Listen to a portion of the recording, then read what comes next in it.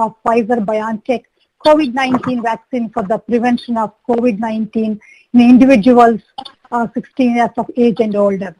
Today's meeting and the topic was announced in the Federal Register notice that was published on November 27, 2020.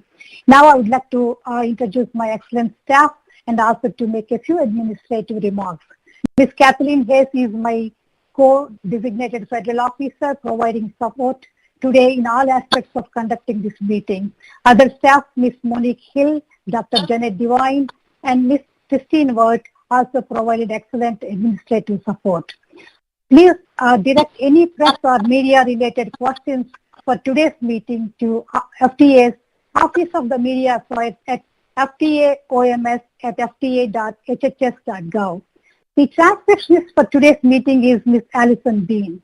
We will begin today's meeting by taking a formal roll call for committee members and temporary voting members. When it is your turn, please turn your video camera, then state your first name and last name and your organization. And when finished, you can turn your camera off so we can proceed to the next person. Please see the member roster slide in which we will begin with the chair. Dr. Monto, can we start with you, please? Thank you. All right, I'm Arnold Monto. I'm professor of epidemiology.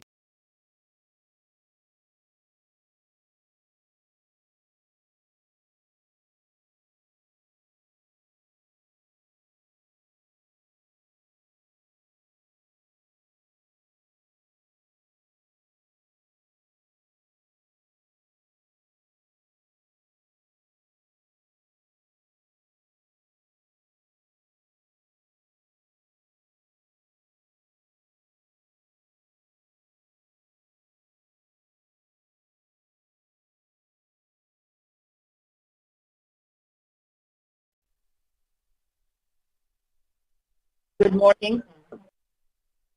My name is Archana Chatterjee. I'm the Dean of the Chicago Medical School and Vice President for Medical Affairs at Rosalind Franklin University of Medicine and Science. I'm a pediatric infectious diseases specialist by background and have an interest in... Thank you. Dr. Cody Meissner.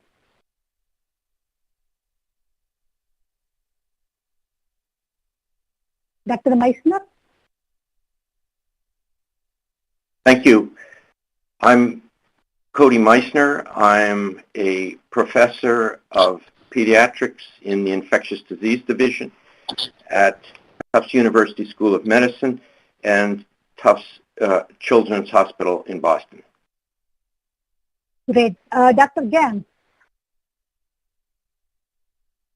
Good morning. This is Dr. Haley Gams. I'm a professor of pediatrics at the Pediatric Infectious Diseases at Stanford University. It's great to be here.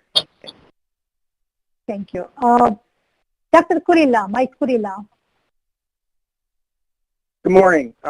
Michael Kurila. I'm the director of the Division of Clinical Innovation at the National Center for Advancing Translational Science within the National Institute of Health. I'm a pathologist by training, and most of my professional career has been involved in infectious disease, drug and vaccine development. Great. Dr. Paul Offit. Hi, I'm Paul Offit. I am a professor of pediatrics in the Division of Infectious Diseases at the Children's Hospital of Philadelphia and the Perelman School of Medicine at the University of Pennsylvania. Dr. Annunziato, Paula Annunziato. Good morning. I'm Paula Annunziato. I lead clinical global development for vaccines at Merck, and I'm here today as the non-voting industry representative. Excellent. Dr. Mr. Sheldon Tobman.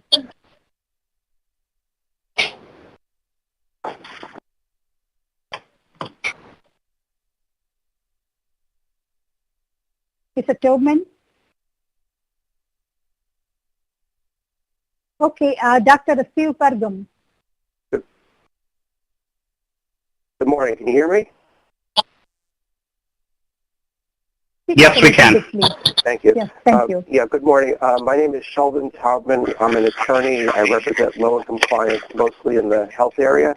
I'm employed by New Haven Legal Assistance Association, although I'm here today in my personal capacity as a consumer representative. Great. Dr. Steve Pergan. Hi, everyone. I'm Steve Pergam. I'm an associate professor at the University of Washington and Fred Hutchinson Cancer Research Center, and I focus on infectious diseases. Mike, can we go to the next slide, please? Great. Dr. Fuller, Ovita Fuller.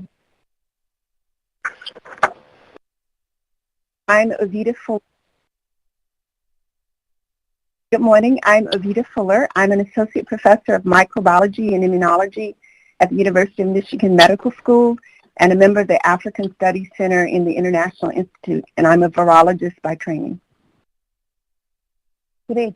Dr. Kim, Captain Kim. Good morning, David Kim. I'm the Director of the Division of Vaccines at the Office of Infectious Disease and HIV/AIDS Policy under the Office of the Assistant Secretary for Health. Great. Dr. Eric Rubin. Hi, I'm Eric Rubin. I'm editor-in-chief of the New England Journal of Medicine, a professor at the Harvard T.H. Chan School of Public Health, and an infectious disease clinician at the Brigham and Women's Hospital. Excellent. Dr. James Hildreth.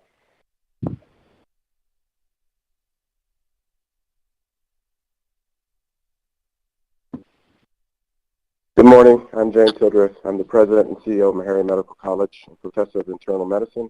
I'm a viral immunologist by training. Thank you. Great. Dr. Janet Lee.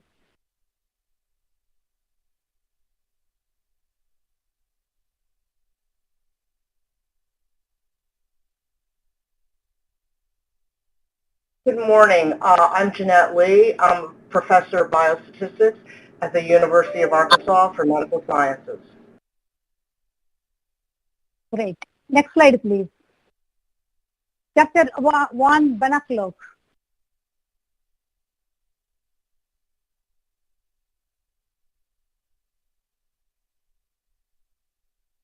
Good morning. I'm Juan Gea Banacloche. I'm an infectious diseases clinician at the Mayo Clinic in Phoenix, Arizona. Great. Dr. Mark Sawyer. Good morning. I'm Mark Sawyer. I'm a professor of pediatrics at the University of California, San Diego, and radiation in San Diego, and I'm a pediatric infectious disease specialist. Excellent. Dr. Melinda Watton. Good morning. I'm Melinda Horton. I'm an adult infectious disease physician by training, and I'm director of the Immunization Services Division at the Centers for Disease Control and Prevention. Great. Thank you. Dr. Ofer Levy. Good morning. My name is Ofer Levy. I'm the director of the Precision Vaccines Program at Boston Children's Hospital and professor of pediatrics at Harvard Medical School. Great. Dr. Pamela McInnes.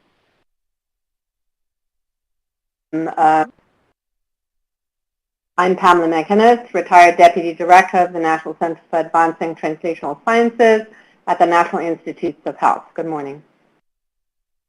Great. Dr. Patrick Moore.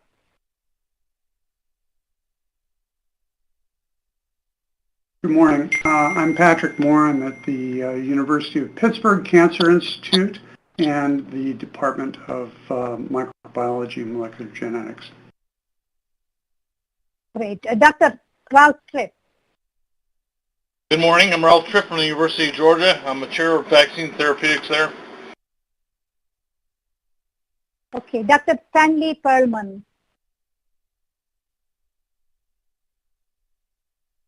We can't hear you, Dr. Perlman.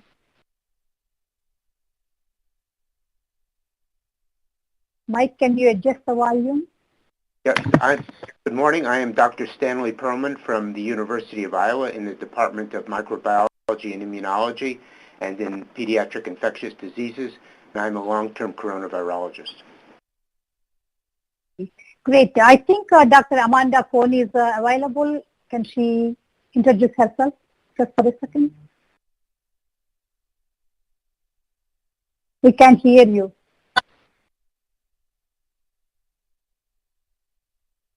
Can you hear me now? Yes. Good morning. Sorry for the technical difficulties. I'm Captain Amanda Cohn, Chief Medical Officer of the National Center for Immunization and Respiratory Diseases, and a pediatrician by training, with expertise in vaccines and pediatrics. Thank you so much. Okay, let's now introduce introductions of the FDA staff. First, I would like to introduce Dr. Peter Marks, the head of the Center for Biologics. Dr. Marks.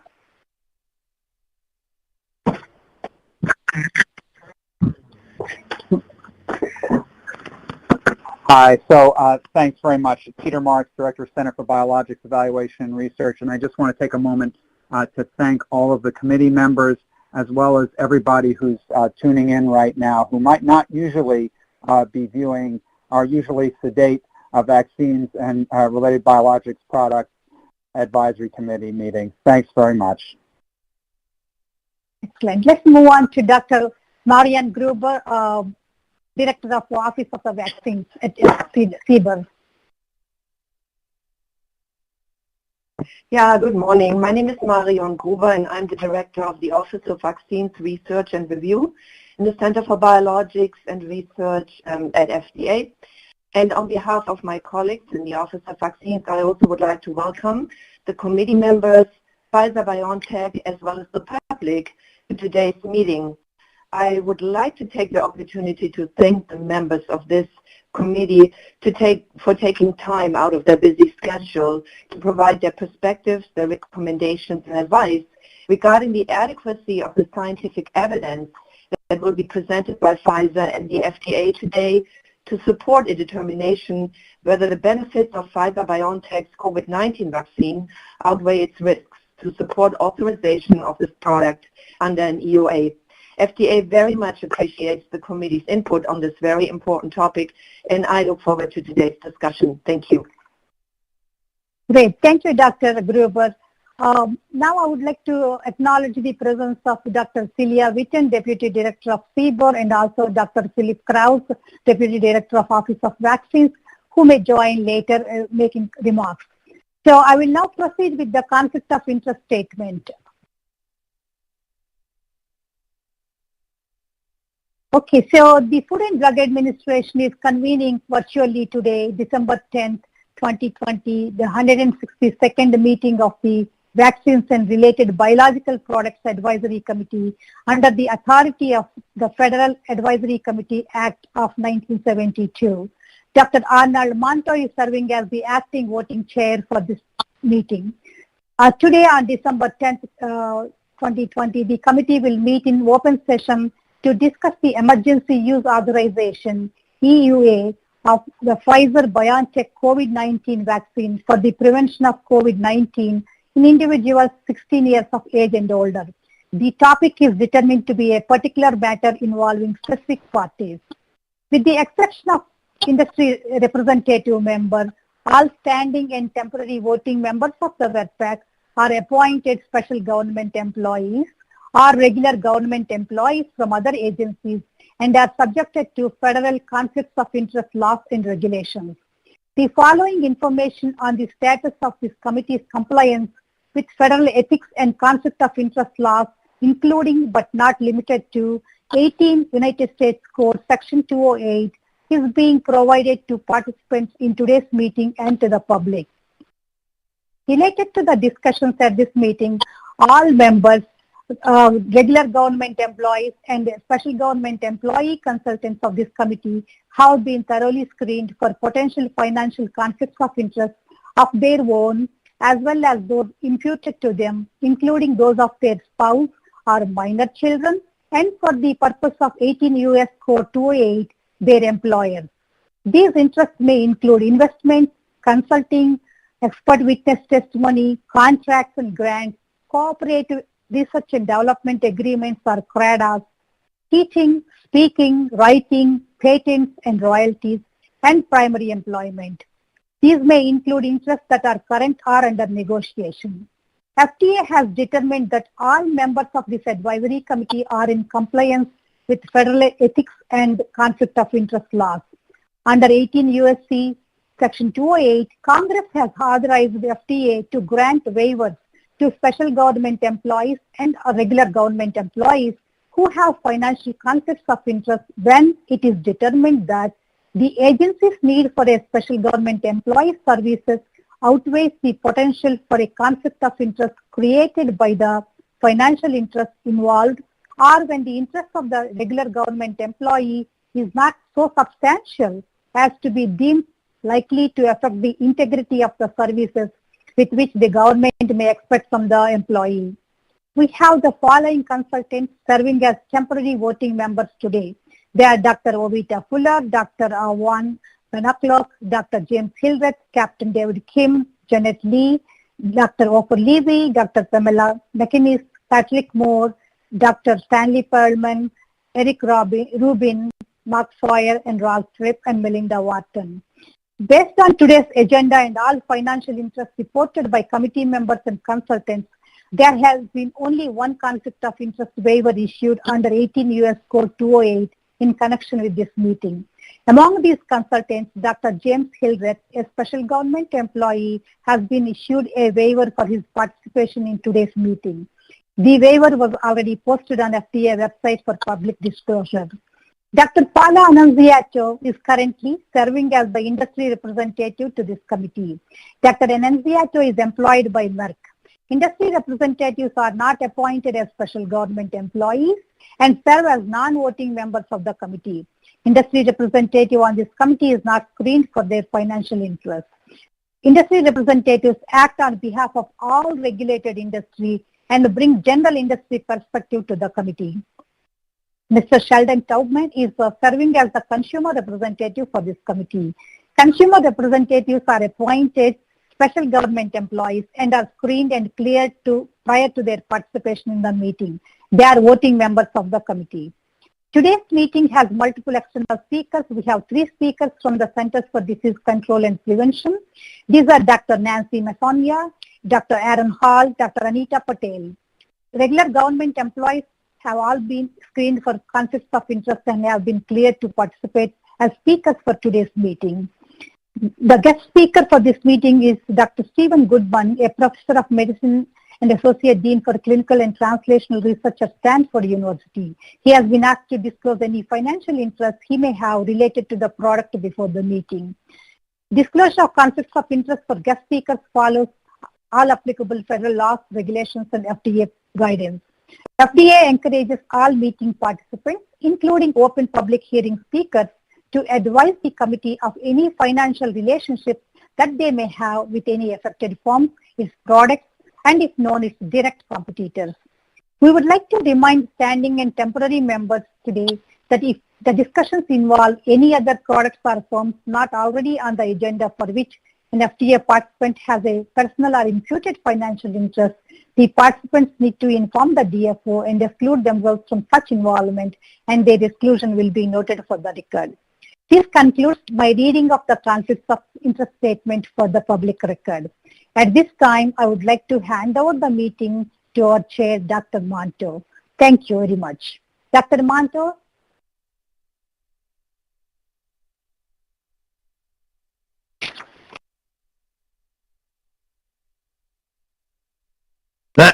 Thank you, Prabha. Here I am. Technical issues, which are going to be one of our biggest problems I predict during the day. Thank you for getting the meeting kicked off. I'd like first, and we're actually running a little early, to call on Dr. Doron Singh of the FDA to talk about the situation that we are facing and the presentation of a description of the emergency use authorization. Dr. Fink. Good morning. I'm Doran Fink. I'm the Deputy Director for Clinical Review in the Division of Vaccines and Related Products Applications within the Office of Vaccines Research and Review, Center for Biologics Evaluation and Research at FDA. The VRBPAC last convened on October 22nd of this year to discuss the development, licensure, and emergency use authorization of COVID-19 preventive vaccines. Since that meeting, COVID cases and associated hospitalizations and deaths have increased substantially in the U.S. and worldwide. On November 20th, Pfizer submitted an emergency use authorization request for the Pfizer-BioNTech COVID-19 vaccine, otherwise known as BNT162b2. This is an mRNA and lipid nanoparticle vaccine administered as a 2-dose regimen 21 days apart. We'll be hearing more about the vaccine and its proposed use in later presentations. The use being requested for emergency authorization is for active immunization to prevent COVID-19 caused by SARS-CoV-2 in individuals 16 years of age and older. The information submitted with the request includes safety and efficacy data from a large, randomized, blinded, placebo-controlled phase 3 trial. And these data will be discussed in detail in our afternoon sessions. Today we will be considering whether to make available to millions of Americans an as-yet investigational vaccine that has been developed, tested, and reviewed in record time, with additional testing still underway in ongoing studies. The American public demands and deserves a rigorous, comprehensive, and independent review of the data. And that's what FDA physicians and scientists, all of us career public health servants, have been doing over days, nights, weekends, and yes, over the Thanksgiving holiday. This is in addition to months of review work already completed on information previously submitted in preparation for an EUA request. FDA has been conducting its comprehensive review of the Pfizer-BioNTech COVID-19 vaccine EUA submission since its submission on November 20th. Our review has included verification of clinical data integrity of Pfizer analyses and also our own independent analyses using data sets that were provided in the submission. We have continued an ongoing review of chemistry, manufacturing, and control information, non-clinical data, and review of clinical assays, including information that was submitted shortly prior to the EUA request. We have been reviewing and revising, along with Pfizer, prescribing information and fact sheets for vaccine recipients and healthcare providers. These will be necessary to inform and instruct vaccine recipients and healthcare providers during use of the vaccine under EUA, and these materials are necessarily informed by our review of the data. We have sent and received back answers to multiple information requests addressed to Pfizer to clarify questions related to the data. And last but certainly not least, we have been preparing for today's VRBPAC meeting. Today's meeting, in which the committee will advise FDA with its own independent assessment of the data, continues FDA's commitment to an expedited review process that is transparent, scientifically sound, and data-driven. The legal authority for emergency use authorization was established in Section 564 of the Federal Food, Drug, and Cosmetic Act. This legal authority allows for FDA authorization of unapproved medical products or unapproved uses of approved medical products to address public health emergencies related to biological, chemical, radiological, or nuclear agents. Issuance of an emergency use authorization requires prior determination of a threat and declaration of circumstances justifying the need for an EUA to address that threat by the Secretary of Homeland Security, Defense, or Health and Human Services. To that end, Health and Human Services Secretary Azar issued a declaration on March 27th of this year justifying emergency use authorization of drugs and biological products to address the COVID-19 pandemic. Once that declaration has been issued, there are 4 criteria that must be met in order to issue an EUA. First of all, the agent referred to in the EUA declaration can cause a serious or life-threatening disease or condition. We know this to be true for SARS coronavirus 2 and COVID-19. The second and third criteria are closely linked. There must be a reason to believe that the medical product may be effective to prevent, diagnose, or treat the serious or life-threatening condition caused by the agent, and the known and potential benefits of the product should outweigh the known and potential risks of the product. There are special considerations for a COVID-19 vaccine anticipated for widespread deployment to millions of individuals, and these will be discussed on my next slides. The final criterion is that there should be no adequate, approved, and available alternative to the product for diagnosing, preventing, or treating the disease or condition. At this time, the only FDA-approved product for COVID-19 is remdesivir. This is an antiviral agent that is approved for treatment of COVID-19, not prevention. Additional products have been issued under emergency use authorization but have not been FDA approved, and none of these products is authorized for use to prevent COVID-19.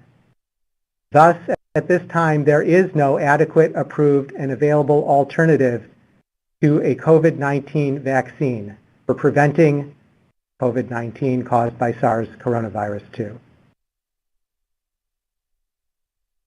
In October of this year, FDA released guidance outlining our expectations for submissions requesting emergency use authorization of COVID-19 vaccines.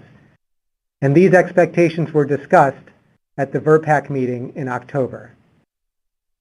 There are 3 main areas covered by our expectations. First, data to demonstrate manufacturing quality and consistency. FDA has reviewed the manufacturing quality and consistency data for the Pfizer-BioNTech vaccine and found it adequate to support emergency use authorization of the vaccine. This will not be discussed in detail further at this meeting.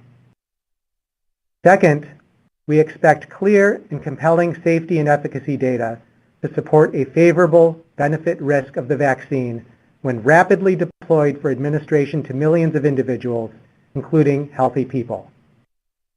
And finally, we expect plans for further evaluation of the vaccine safety and effectiveness, including in ongoing clinical trials, active and passive safety monitoring during their use under EUA, as well as observational studies. In terms of clinical data expected to support an EUA submission for a COVID-19 vaccine, we expect a high bar for efficacy. Efficacy data from at least one well-designed phase 3 trial should demonstrate protection against SARS-CoV-2 infection or disease with a point estimate of at least 50% compared to a placebo. Additionally, the appropriately alpha-adjusted confidence interval lower bound around that point estimate should be greater than 30%. This is to ensure that a widely deployed COVID-19 vaccine will have an appreciable impact. In terms of safety data, we expect these data from throughout clinical development to evaluate reactogenicity, serious adverse events, and adverse events of special interest. And we expect that a high proportion of phase 3 study subjects will have been followed for at least 1 month after completion of the full vaccination regimen. We have an additional expectation for follow-up that I will explain on my next slide. We also expect to be able to review sufficient cases of severe COVID-19 that have occurred in clinical trial participants to assess for signals of enhanced disease and also, if possible, to assess for preliminary evidence of protection against severe disease.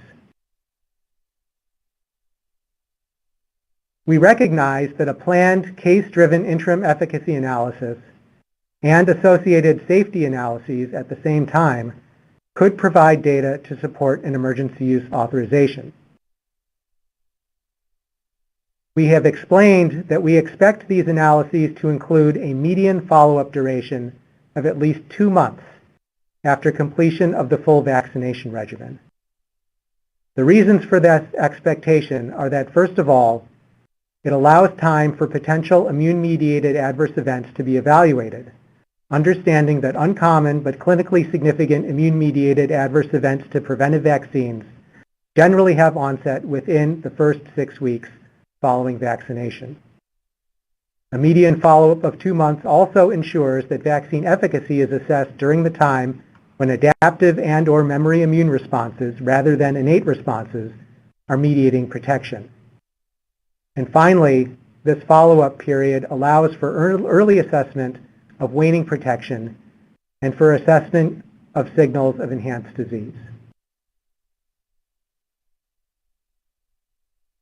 Following issuance of an EUA for a COVID-19 vaccine, we understand and expect that further vaccine evaluation would be needed for ongoing benefit risk assessment to support continuation of the EUA. But equally important, further vaccine evaluation would be needed to accrue additional data to support licensure of the vaccine as soon as possible and/or to inform labeling. This further vaccine evaluation following issuance of an EUA would include longer-term follow-up for safety, including in larger numbers of vaccine recipients and in populations with lower representation than in clinical trials. Further evaluation would also allow for more precise estimation of vaccine effectiveness in specific populations and more robust assessment of effectiveness against specific aspects of SARS coronavirus 2 infection or disease, for example, asymptomatic infection. This further evaluation would also characterize the duration of protection, could investigate immune biomarkers that might predict protection, and of course would be ongoing monitoring for signals of enhanced disease. Issuance of an EUA for a COVID-19 vaccine would be contingent upon the ability to conduct further vaccine evaluation, which would occur through a combination of active follow-up of vaccine recipients under the EUA, passive monitoring for clinically significant adverse reactions using established reporting mechanisms, for example, the Vaccine Adverse Events Reporting System, observational studies, including those that leverage healthcare claims databases, and finally, continuation of blinded, placebo-controlled follow-up in ongoing clinical trials for as long as is feasible, and strategies to handle loss of follow-up in those trials. We acknowledge that placebo-controlled blinded follow-up cannot continue indefinitely as more information about a vaccine's safety and effectiveness becomes available. However, FDA does not consider issuance of an EUA for a COVID-19 vaccine to necessitate immediate unblinding of ongoing clinical trials or offering vaccine to all placebo recipients. Of course, trial participants may choose to withdraw from follow-up for any reason, including to receive vaccine made available under EUA. And it may be possible to offer vaccine to placebo recipients in clinical trials in a reasonable time frame that doesn't compromise the integrity of the clinical trial. And these considerations will be discussed further this morning.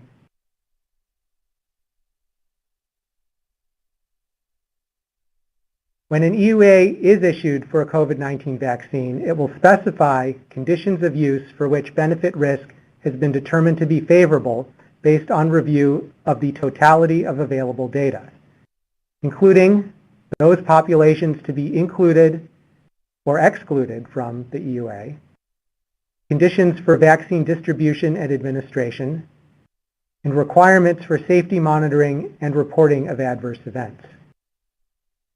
Vaccine made available under an EUA will also include provision of information to vaccine recipients and healthcare providers via prescribing information and fact sheets. These materials will describe that the product remains investigational, will inform about the known and potential benefits and risks, and will also make clear what are the available alternatives and the option to refuse vaccination. Once issued, an EUA may be revised or revoked for a number of reasons. First of all, if circumstances justifying the EUA no longer exist. Second, if criteria for issuance are no longer met. And third, for any other circumstances that arise that warrant changes necessary to protect public health or safety. These other circumstances may be based on new information concerning vaccine safety or effectiveness, vaccine manufacturing or quality, or COVID-19 epidemiology or pathogenesis. The agenda for today's VRPAC meeting will include, following the conclusion of my talk, first, 3 presentations from the CDC, providing an update on COVID-19 epidemiology, plans for vaccine safety and effectiveness monitoring under an EUA, and operational distribution plans for the vaccine under an EUA. We will then hear about considerations for placebo-controlled trial design if an unlicensed vaccine becomes available. Following lunch, we will have an open public hearing, and then we'll dive into a discussion of the data. First, with a presentation by Pfizer, and then an FDA presentation. At the end of the day, we will have a committee discussion and a vote. We have 2 questions that we would like the committee to consider for discussion. These will not be voting questions. First, Pfizer has proposed a plan for continuation of blinded placebo-controlled follow-up in ongoing trials if the vaccine were made available under EUA. We would like the committee to discuss Pfizer's plan, including how loss of blinded placebo-controlled follow-up in ongoing trials should be addressed.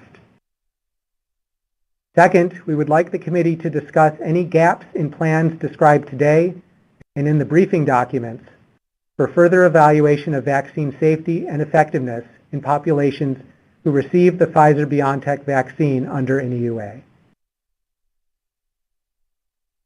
Following discussion of these items, we will have a single question for the committee to vote on. The question is, based on the totality of scientific evidence available, do the benefits of the Pfizer-BioNTech COVID-19 vaccine outweigh its risks for use in individuals 16 years of age and older? This concludes my presentation. Thank you very much.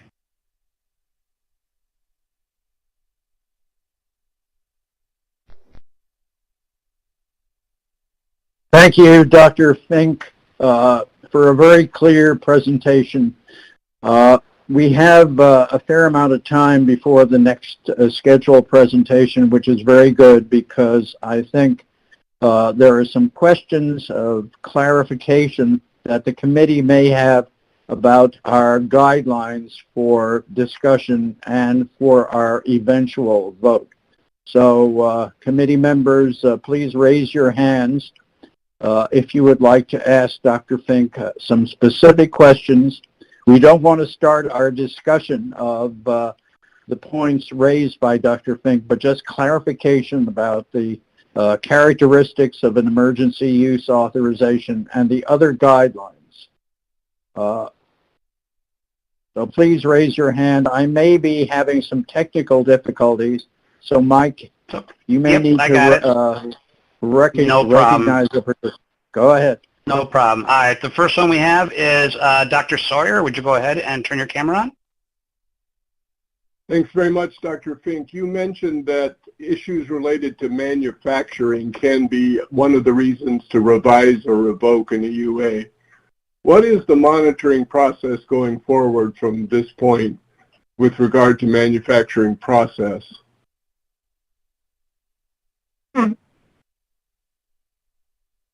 Thank you. So FDA continues to engage with the vaccine manufacturer concerning manufacturing quality and control issues to ensure that these remain adequate to support use of the vaccine under EUA. I'll invite any of my other FDA colleagues to comment further.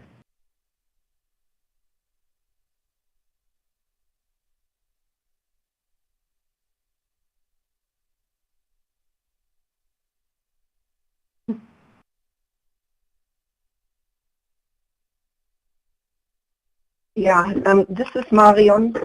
Can you hear me, Mr. Chairman? Yes, we can. We can hear you. Okay, thank you very much. So no, I just wanted to second what Doran just said. It is true that the monitoring of the CMC, that is the chemistry, manufacturing, and control information that is currently available and will, and we of course will get additional data from the manufacturing, from the different manufacturing sites. We will review this information and we will work together with the vaccine manufacturer to make sure that the product that is made and generated is of adequate consistency and quality. So this is work that's going to be ongoing over the next month. Thanks very much.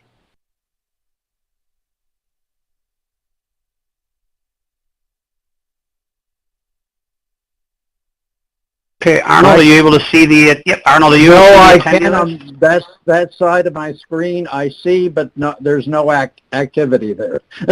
Okay, that's all right. So, while Will you want to have you. why don't you manage the calling on? We'll take care of that.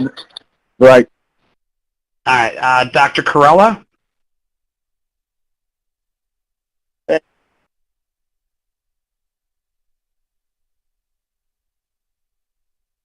You. I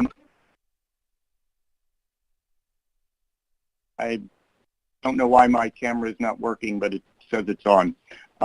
Doran, just trying to understand the question we're being asked to vote on is what Pfizer has requested, but if I understood your talk correctly, the FDA can limit the actual can place limits on the target populations or the specific indications regarding the EUA. My question is, how do you view the investigational status of the product under an EUA?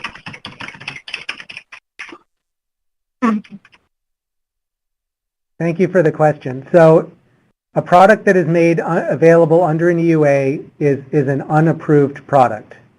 It has not been FDA licensed.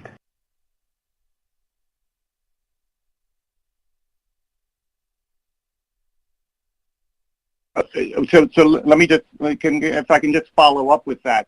So if you limited the EUA to a specific set of populations, even those populations that have the EUA, placebo-controlled trials would still be possible? Well, we will have a discussion on those considerations later this morning, but in FDA's view, issuance of an EUA for a COVID-19 vaccine should not preclude the conduct of placebo-controlled trials. In particular, in situations where that vaccine made available under an EUA is available only in limited quantity.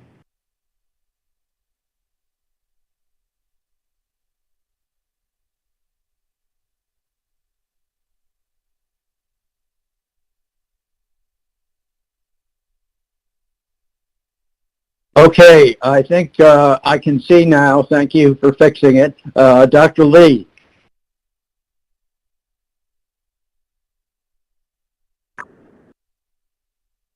So thank you. One of the questions I have is a little bit more general. I recognize we're considering the Pfizer product for an EUA today. However, future EUA applications, if, for example, there is a vaccine that is approved under a BLA, vaccine number 1, let's just call it that, will that make it more challenging for future products to request an EUA?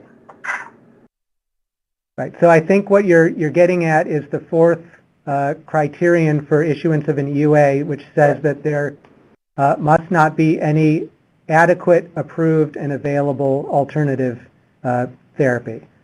Yes, correct. So first of all, if a vaccine is made available under an EUA, it is not approved, and so therefore that would not preclude issuance of an EUA for another vaccine. If a vaccine is approved by FDA, that would also not necessarily preclude issuance of an EUA for another investigational COVID-19 vaccine. For example, if the approved vaccine is available only in limited quantity, then it may not be considered adequate to address the public health emergency. Second of all, if the vaccine that is approved for use only in a limited population, then that vaccine may not be considered adequate to address the needs of the public health emergency for other populations. Thank you.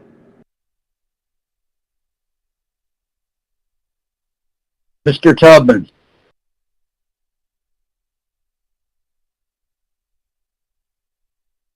Yes. First of all, thank you and the other members of wonderful job. I think the whole country owes you a gratitude for all. You speak a little louder, please. We're having problems hearing. Just thanking Dr. Fick and everybody at the FDA for all the work you've done. Right. Independently reviewing the data. Thank you.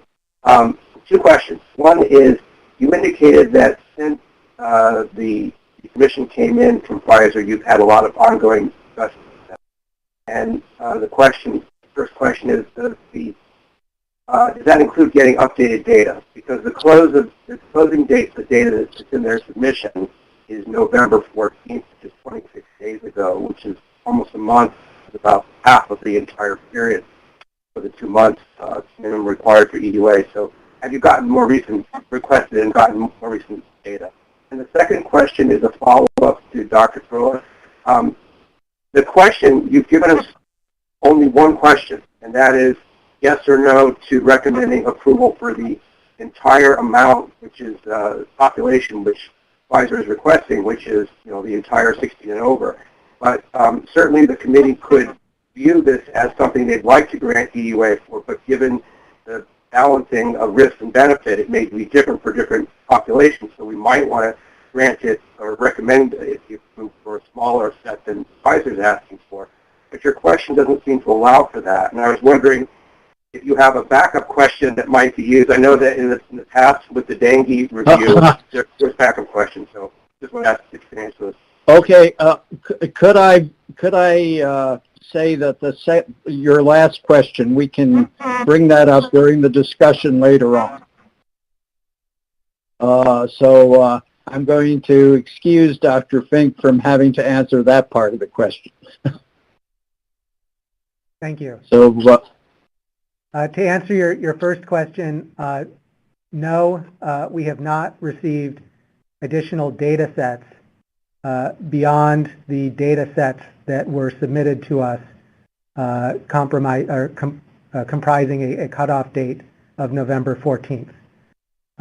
As you can imagine, there is a tremendous amount of work that goes into preparing a data set for submission, and so it really is infeasible for the sponsor and for FDA to be chasing our tails trying to get data sets that encompass more and more data as time goes on. That being said, if the sponsor becomes aware of, or if we become aware of any data that would potentially impact our benefit risk assessment, we do have discussions with the sponsor regarding those data. And we will be able, Mr. Taubman, to ask questions of the sponsor after their presentation later on. So we can revisit this issue. Next, Dr. Perlman.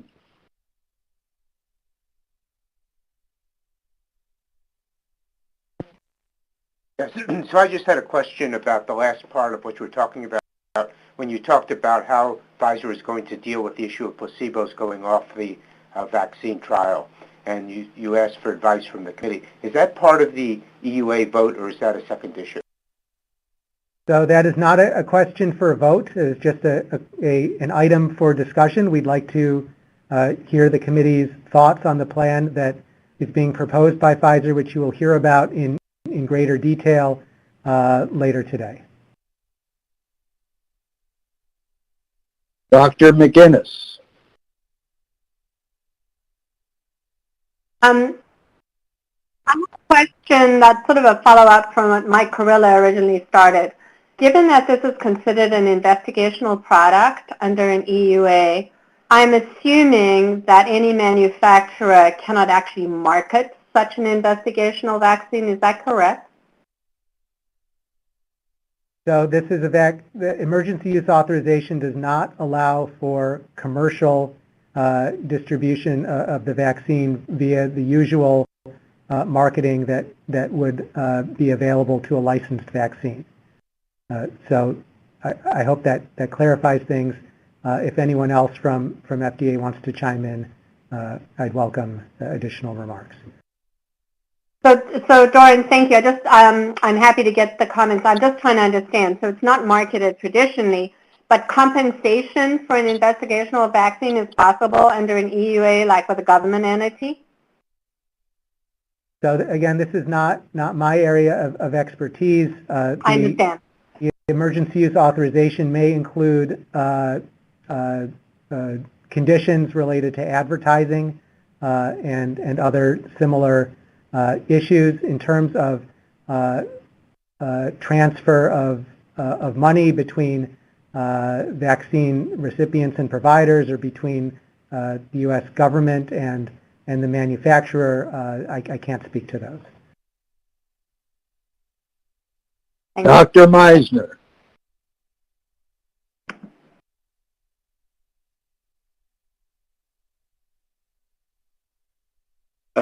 Thank you, Dr. Monto. And I would like to thank Dr. Marks, Dr. Fink, and Dr. Gerber and everyone else at the FDA, because the amount of work that you have done is just extraordinary. And the briefing packets that have been circulated are clear and extremely helpful. So thank you very much for your ongoing work. The question I have for you is,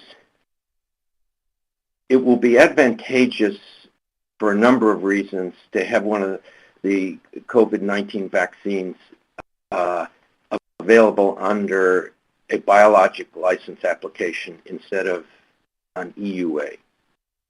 And can you, and I realize it's a difficult question, but can you offer any comments about the route or the pathway forward for the FDA to begin to think about when you've reached a point that you would consider a BLA? Yes. So first of all, we do want any vaccine that is made available under an EUA to continue its testing to allow for its licensure as soon as possible after issuance of the EUA. So this continued evaluation, as I explained in my presentation, I think first and foremost would include some longer-term follow-up of participants enrolled in ongoing studies, as well as safety and effectiveness data coming out of use of the vaccine under the EUA. This additional evaluation would then meet our usual expectations for clinical data to be included in a licensure application. There are some other sources of information that involve manufacturing and facilities and potentially non-clinical studies as well that we would typically require to support a licensure application, but are not absolutely necessary to support issuance of an EUA. Is it possible to predict or estimate when conditions of safety and efficacy might be satisfied for BLA? In terms of the time it would take, yeah, I couldn't predict, but I will say that we typically ask for at least 6 months of follow-up in a substantial number of clinical trial participants to constitute a safety database that would support licensure. Thank you. And finally, Dr. Fuller.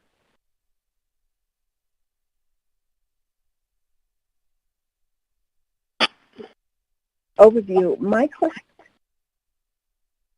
did I understand you to say that the FDA in the October 22nd meeting looked at the manufacturing quality of the Pfizer vaccine and that was satisfactory?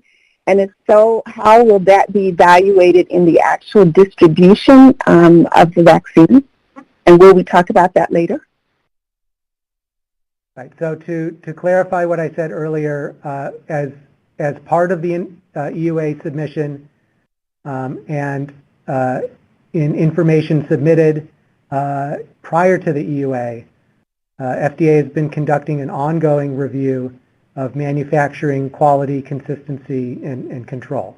And we have found this information to be adequate to support emergency use authorization of the vaccine. We are not intending to discuss details of the manufacturing process, many of which are proprietary, during today's meeting. But as Dr. Gruber and I discussed in response to a previous question, our review of the manufacturing information is an ongoing process and will continue even after the vaccine is authorized, if that is the decision that we make. Okay, thank you. Thank you, Dr. Fink. You kicked us off with a lot of information, which we're going to be coming back to later on this afternoon. I'd like next to call on Dr. Aaron Hall from CDC, who's the co-lead in the Epidemiology Task Force, and he is going to give us an update about the current situation. All right, thank you very much. Good morning. Can you hear me okay? Yes, we can. Wonderful. So good morning. I'm Dr. Aaron Hall, co-lead of the Epidemiology Task Force in CDC's COVID-19 response and chief of the Respiratory Viruses Branch. To help frame subsequent discussions today about COVID-19 vaccines, I would like to provide a brief update on the current epidemiology of COVID-19 in the United States. As of December 8th, over 14.8 million COVID-19 cases and over 280,000 associated deaths have been reported in the United States. The initial peak in early April was driven largely by elevated activity in the New York metro area, followed by a second, larger peak in late July, primarily due to increased activity across much of the southern U.S. Since mid-September, daily counts of new cases have again been on the rise, with even sharper increases since mid-October. Since submission of these slides in advance of this meeting, we have now surpassed 15 million cases and 285,000 deaths nationally, with over 200,000 new cases and over 2,500 new deaths reported yesterday. In addition to reported cases, CDC uses several other systems to track the pandemic, which are compiled in the weekly surveillance summary called COVID View. This weekly report includes the percent positivity of molecular tests for SARS-CoV-2, the virus that causes COVID-19, shown in blue, as well as syndromic surveillance for COVID-19-like illness, or CLI, among ambulatory patients, shown in red. Both of these leading indicators have been increasing since September. Also included in COVID View are weekly hospitalization rates, shown in gray, which are currently at the highest point since the beginning of the pandemic, and also the percent of deaths due to COVID-19, influenza, or pneumonia based on death certificates, shown in green, both of which are lagging indicators that have been increasing since October. One component of the weekly COVID View report is an assessment of COVID-19 hospitalizations through COVIDNet. COVIDNet conducts hospitalization surveillance in 14 states, representing about 10% of the U.S. population.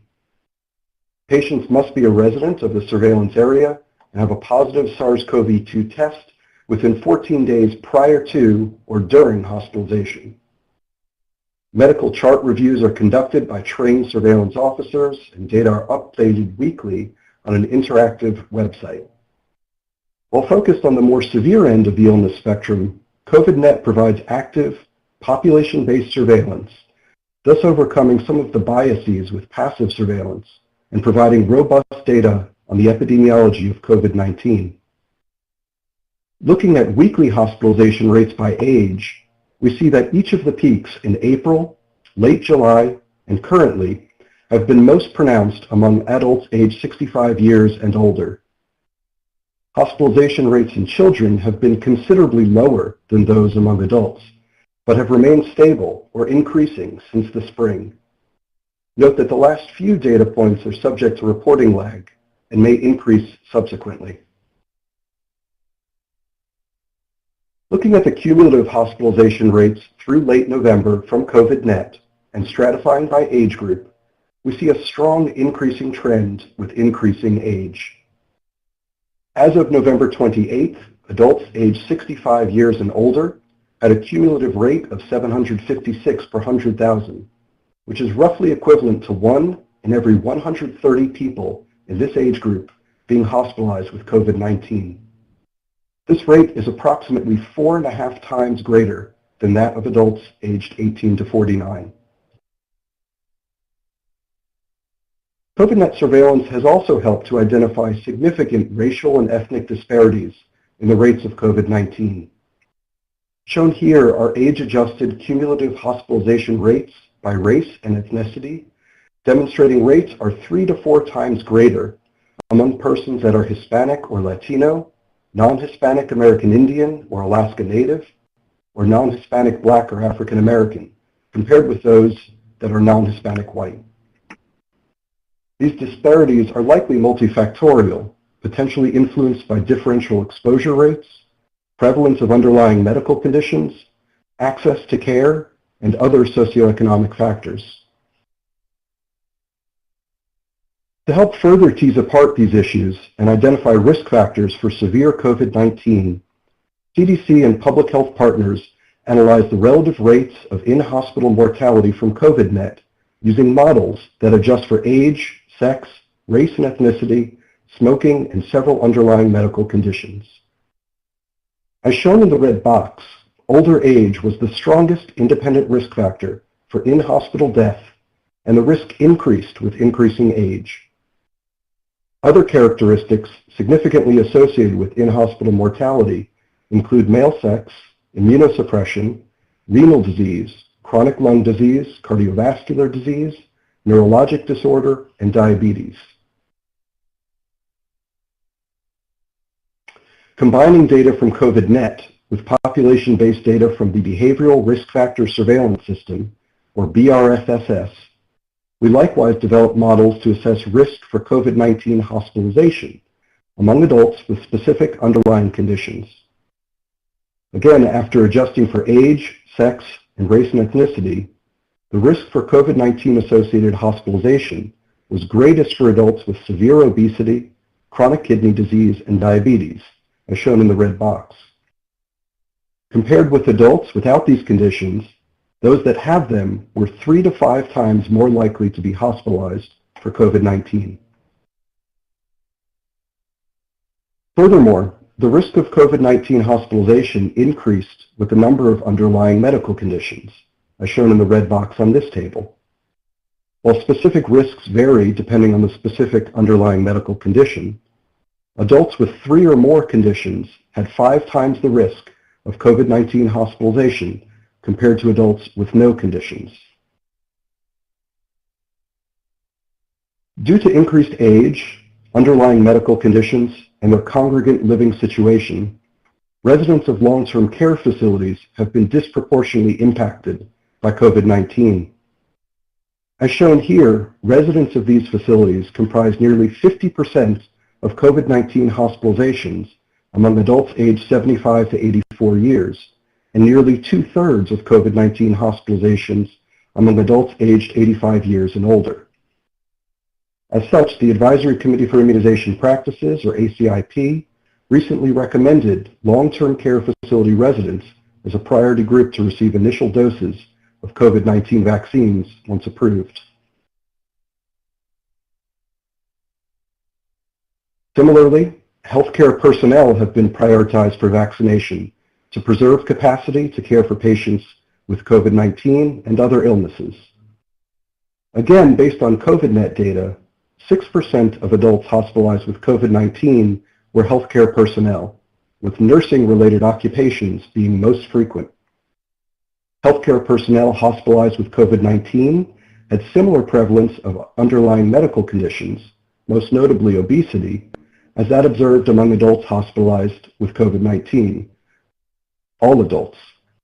Likewise, a similar proportion of severe clinical outcomes, including ICU admission, mechanical ventilation, and death, occurred among healthcare personnel as that across all adult COVID-19 hospitalizations. As we prepare for COVID-19 vaccines, it's important to establish baselines to assess their future impact and maintain ongoing assessment of the total burden of SARS-CoV-2 infections in the U.S. To that end, CDC has implemented a nationwide seroprevalence survey to help track the number of people with evidence of previous SARS-CoV-2 infection, including milder infections that do not result in care seeking or testing for acute infection. These involve biweekly testing of approximately 50,000 residual specimens from commercial laboratories for antibodies against SARS-CoV-2. Through the first few rounds of this survey, estimated seroprevalence has ranged from 0.4 to 23% across U.S. jurisdictions. However, as of late September, less than 10% of specimens from most jurisdictions had evidence of previous SARS-CoV-2 infection. In general, the highest seroprevalence was observed among children and adults aged less than 50 years, and lowest among older adults aged 65 and older. Using a different multiplier modeling approach, which uses reported cases and other data sources to then account for underdetection and underreporting, CDC recently released estimates of the total number of hospitalizations, illnesses, and infections with SARS-CoV-2 in the U.S. This analysis estimated that 1 of every 2.5 hospitalized cases and 1 of every 7.1 non-hospitalized cases may have been nationally reported. Applying these multipliers to reported cases through the end of September yielded a national estimate of 2.4 million hospitalizations, 44.8 million illnesses, and 52.9 million total infections. As the figure to the right shows, most estimated hospitalizations occurred among older adults, while most illnesses and infections were among younger adults. So in summary, now, as of December 9th, over 15 million cases and over 285,000 deaths associated with COVID-19 have been reported in the United States. However, based on seroprevalence surveys and models, the total estimated number of infections is likely 2 to 7 times greater than reported cases. though less than 10% of the population in most states had evidence of previous infection through September. Factors associated with increased risk for severe COVID-19 include older age, racial and ethnic minority group membership, and several specific underlying medical conditions. Ongoing surveillance and epidemiologic studies will help inform further development and implementation of candidate vaccines, including assessment of their impacts, safety, and effectiveness.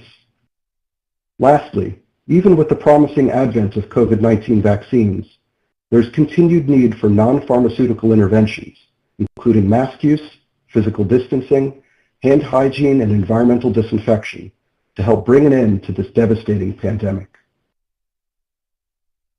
Finally, I would like to acknowledge the thousands of public health professionals that have worked tirelessly over the last 11 months on the CDC COVID-19 response, including the dedicated staff from the Respiratory Viruses Branch.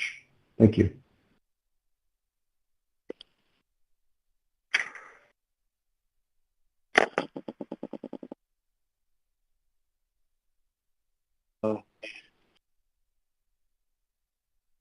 Of COVID.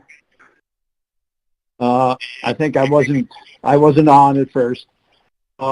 Thank you so much for being clear about the differential impact of COVID-19 in the U.S. population.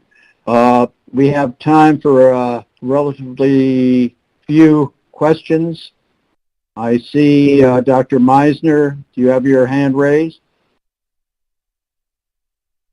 Yes, sir. Thank you very much for that presentation, Dr. Holmes. I would like to ask you about the severity of disease, particularly in older adolescents, that is, individuals who are 16 and 17 years of age, because they have been included in the company's request for an EUA. I assume it's unlikely that hospitalizations and disease are broken down by age, but is it safe to assume that adolescents who are 16 and 17 years of age are similar in the 5 through 17-year-old age group? Yeah, thank you for that question. So, of course, as we refine to smaller and smaller age brackets, the numbers get smaller, particularly in children, where overall we see lower rates, particularly of severe disease, of hospitalization. In general, we do see higher rates of hospitalization among children aged 0 to 5 relative to those aged 5 to 17. Of course, this is potentially confounded by differential rates of care seeking. As you might imagine, there are certainly lower thresholds for care seeking for the very youngest and most vulnerable children. However, as we start to look at the more mild end of the illness spectrum and look at rates of detection of SARS-CoV-2 virus using molecular assays, we do see indication of higher rates of infection among older children, among adolescents, particularly then as we move into kind of older teenagers and people in their young 20s. Much of this may have been driven in part by outbreaks in the fall among institutes of higher education, but the broader impacts in children perhaps are not entirely clear until the full resumption of normal activities ensues in the United States, including in-person education across all schools in the United States. So we'll continue to monitor closely, but thus far the indication is the highest rates of illness, severe illness in young children, but higher rates of infection in older children. Thank you. Dr. Rubin.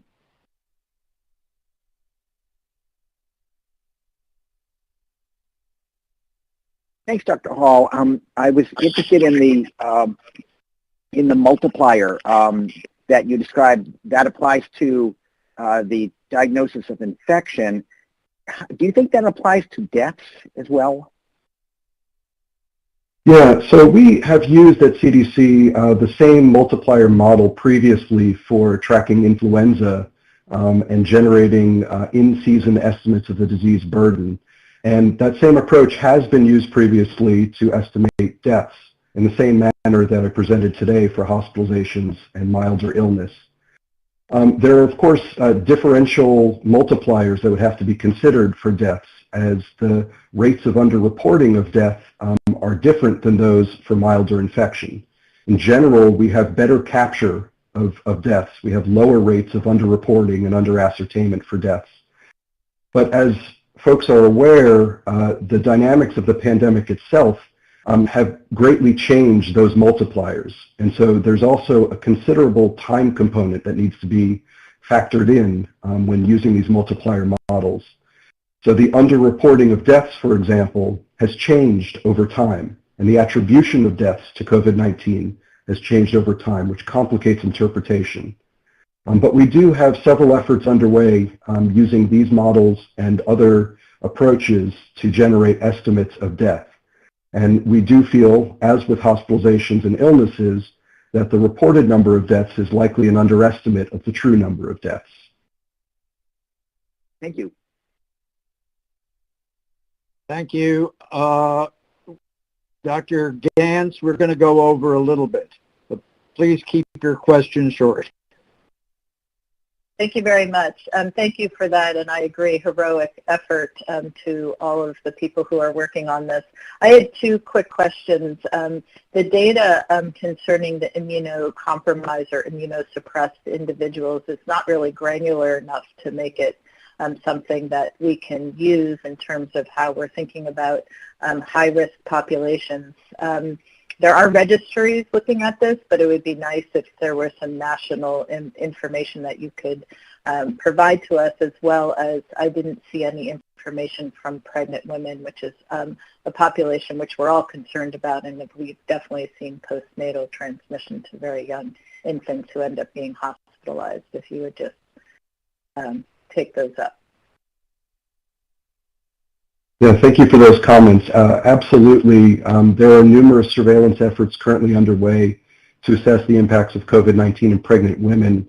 In the interest of time, unfortunately today, I didn't have a chance to present those, but through COVIDNet, as described today, as well as another surveillance system called SETNet, which was established during the Zika epidemic, we have been very closely monitoring the impacts of COVID-19 in both pregnant women and subsequently following up with their infants.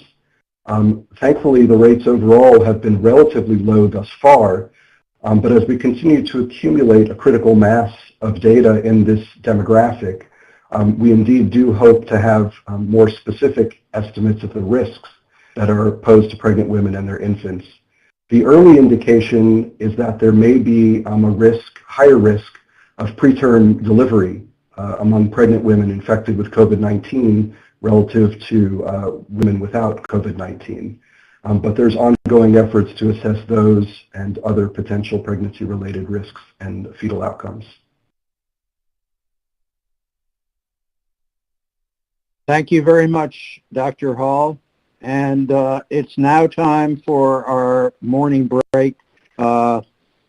We've eaten into the time a little bit, but I do want to start again at 10:30 Eastern, so we can hear from Dr. Messonnier from CDC. See you later.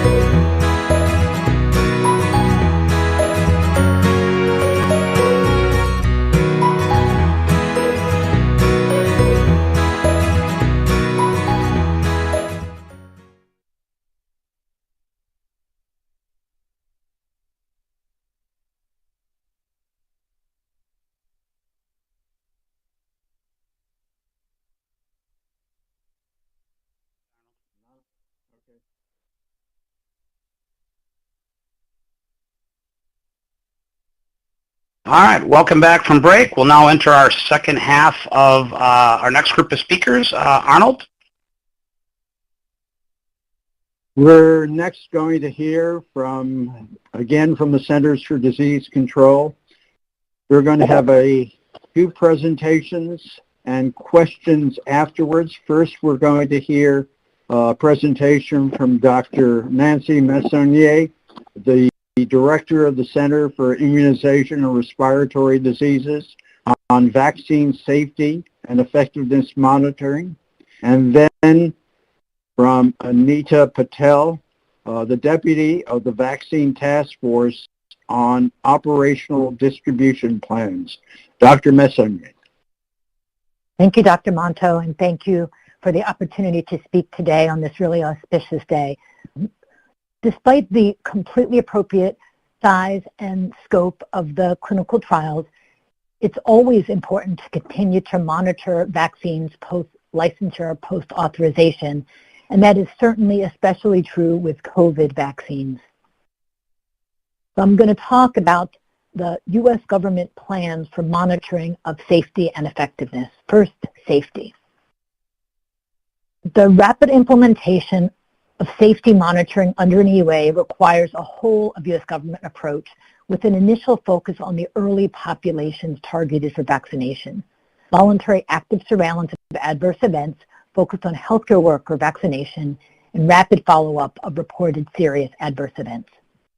As the program continues and more vaccine is given, active surveillance systems will provide increasingly useful information on safety in different populations.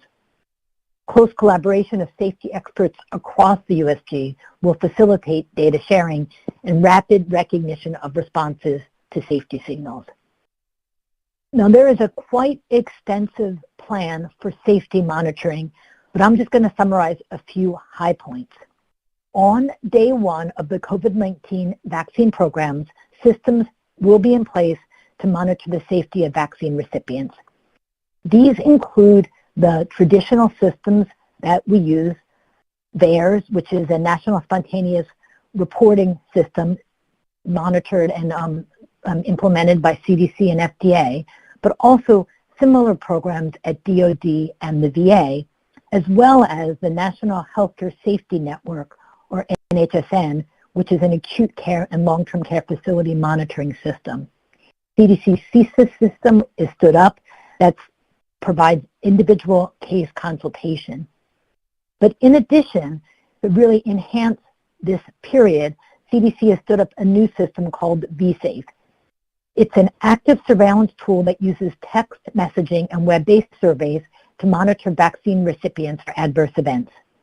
Recipients complete brief surveys up to really intermittent surveys to 12 months following vaccination.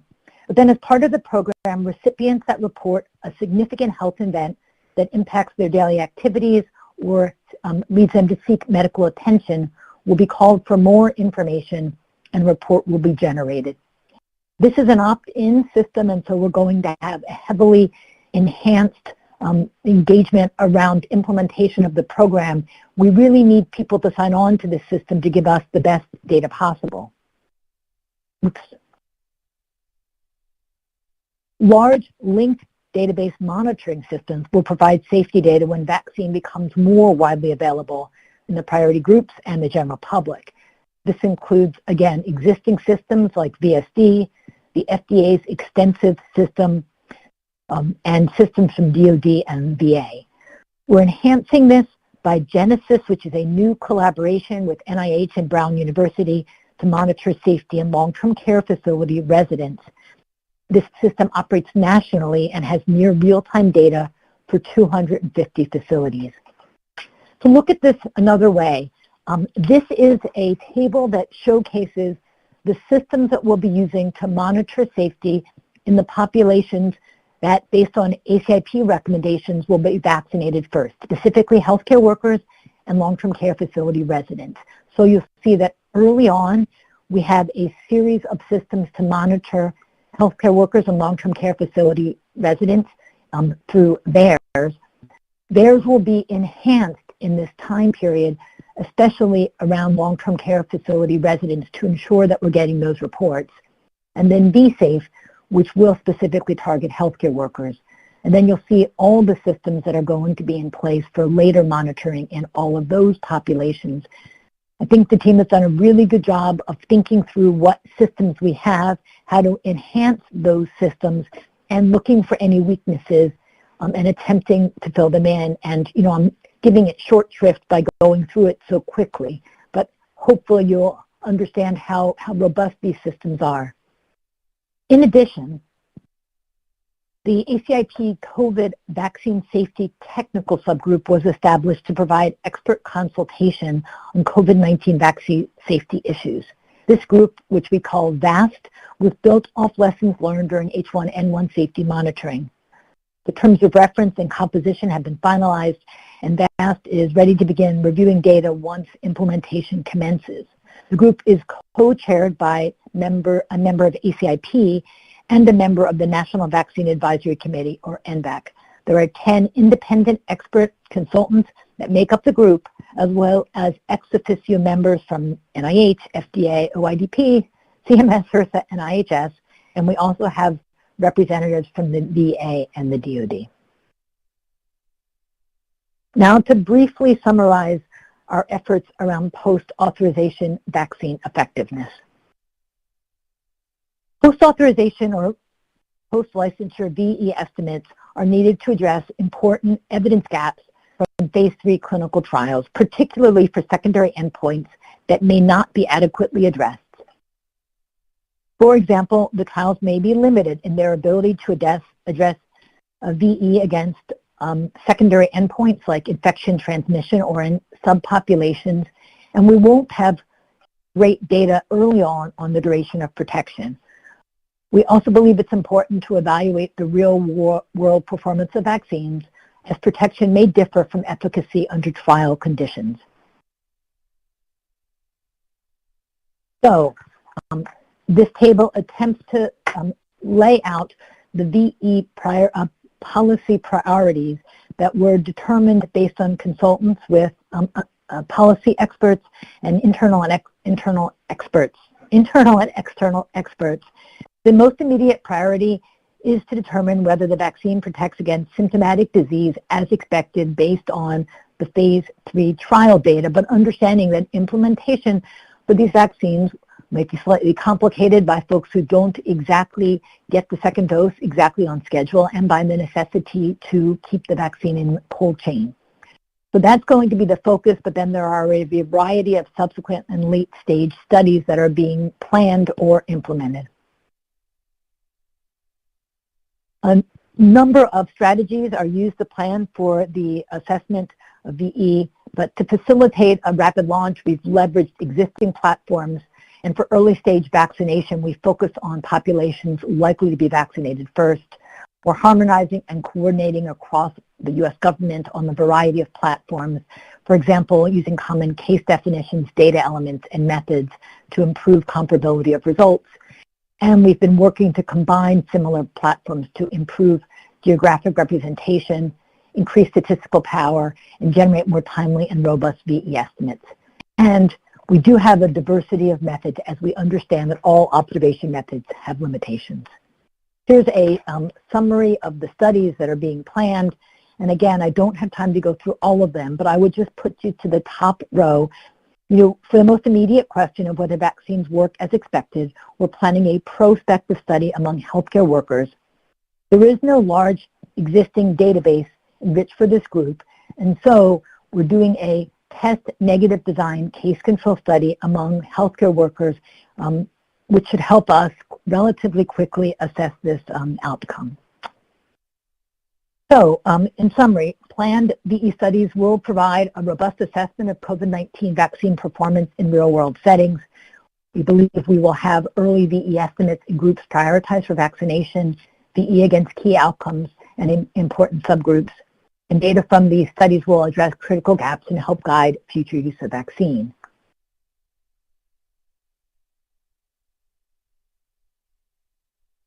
Systems are in place to monitor the safety of COVID-19 vaccination in healthcare workers and long-term care facility residents.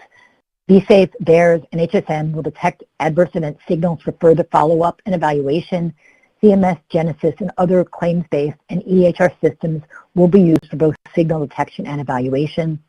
Vaccine effectiveness in healthcare workers is the immediate priority and will address the question of does the vaccine work as expected. We expect those studies to start immediately. And vaccine effectiveness evaluations in older adults, including those in long-term care facilities, are planned and include both test negative design and cohort evaluations. I hope that does justice to all the systems that we're planning and that are in place. Understand that vaccine safety and effective monitoring is a top priority for the U.S. government, and we're committed to ensuring that all these systems are in place and ready to go as soon as the vaccine program is implemented. Thank you. Thank you, Dr. Messonnier. We're going to go directly on to Dr. Patel's presentation, and then we'll have questions afterwards, so we have plenty of time. Dr. Patel.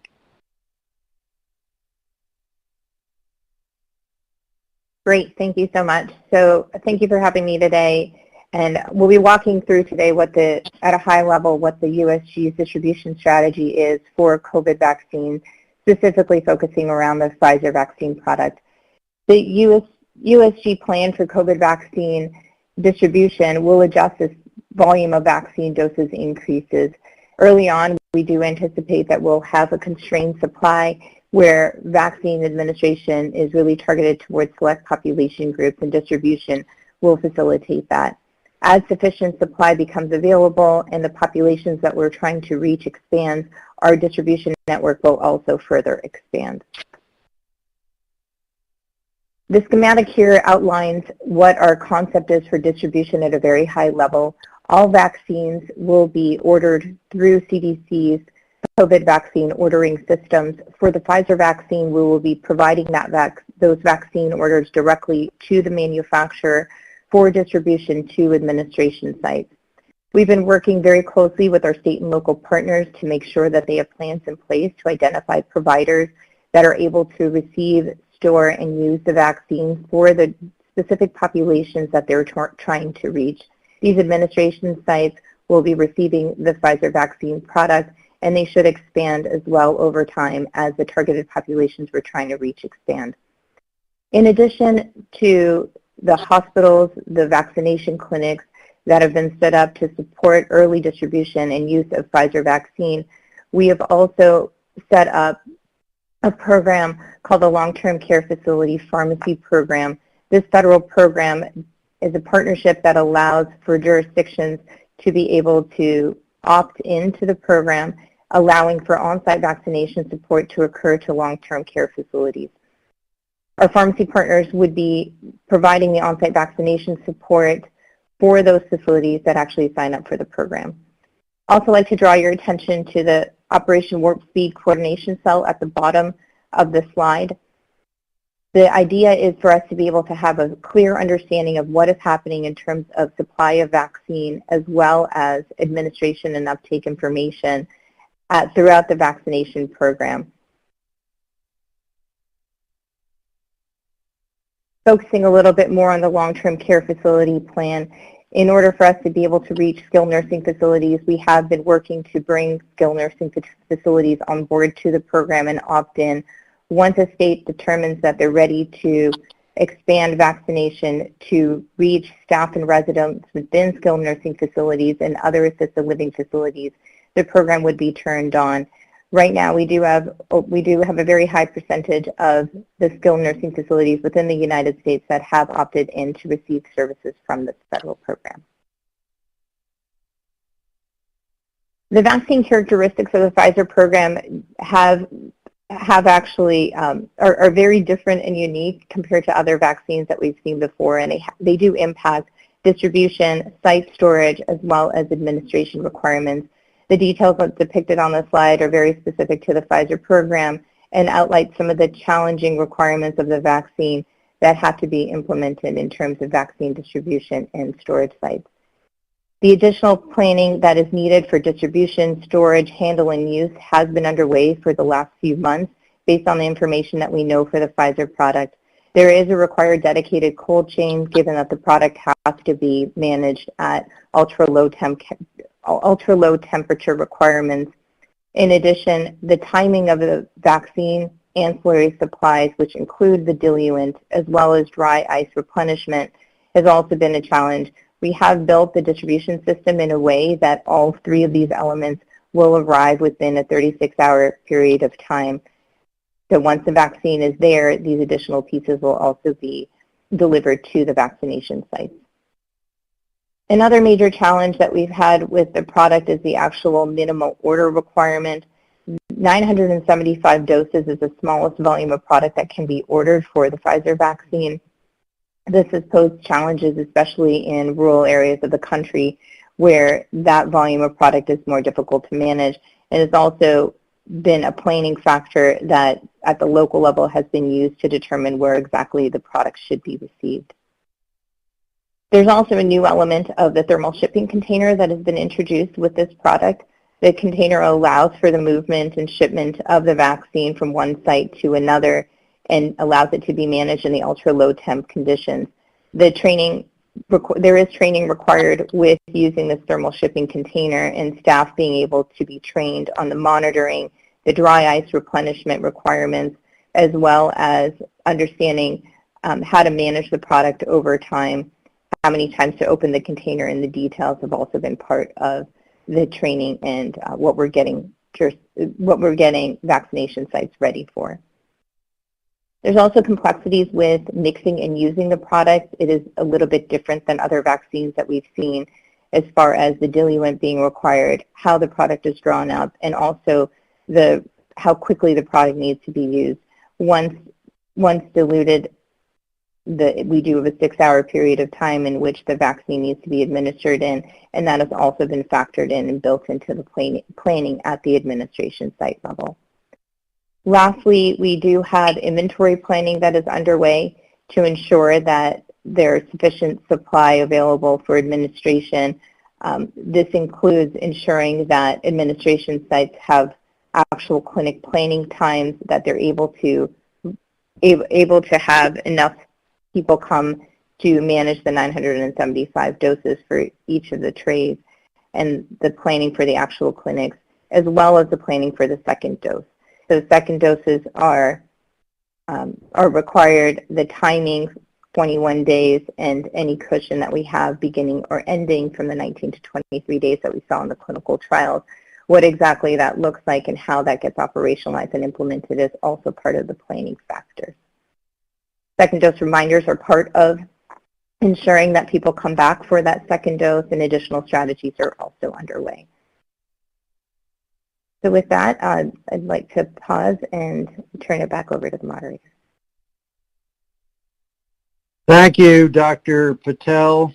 We're going to have time for just a couple of questions at this point. Dr. Levy. Hello. I have a brief question for Dr. Messonnier. First of all, thank you so much for your presentation. It was very helpful. You needed to move very quickly through some very important information about the safety surveillance systems that are in place to monitor the progress of coronavirus vaccine. I did have a question. You described a number of interlocking national systems that would mirror vaccine safety. I wanted to know if there's any consideration or plans for also integrating these systems with international efforts at monitoring coronavirus vaccine safety. For example, World Health Organization, WHO. There's also an international network of special immunization services and others. So that's my first question. My second question has to do with vaccine effectiveness. You mentioned some key subgroups that you'll be monitoring vaccine effectiveness in. Those all made good sense. It went by quickly, but I didn't see teens or maybe even eventually younger children listed among those special populations, but I would imagine they would be of interest as well, and I'd value your comments on that. Thank you. Thank you for easy questions. The answer to both questions is yes. There's actually a WHO coordinated group looking at sharing data for both safety and effectiveness and coordinating across the globe on that. In addition, we are working directly with collaborators in the UK and in Canada to make sure that we're sharing information as quickly as possible. And we're already gearing up to help a number of countries that are for immunization campaigns. The answer to the second is definitely yes. I didn't put it on the slide because authorization for those groups was not really up for discussion today, but certainly it will be really important to be able to monitor both safety and effectiveness in an enhanced way in those groups. Yeah, period. And the final question from Dr. Kurilla. After that, we'll have to move on.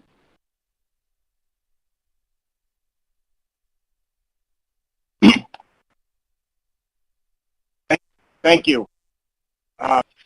This is for Dr. Messonnier. You described a very comprehensive assessment, aggregation, collation of a lot of safety signals, and I'm wondering, the intention for that group, is that to provide ongoing advice to the people who would be distributing the vaccine, potentially administering it, public health officials, or is that primarily to be focused towards the FDA in terms of refinement of the EUA itself? What's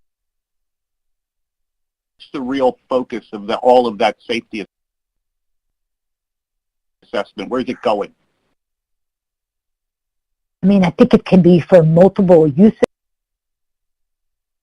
However, our standing up of an ACIP work group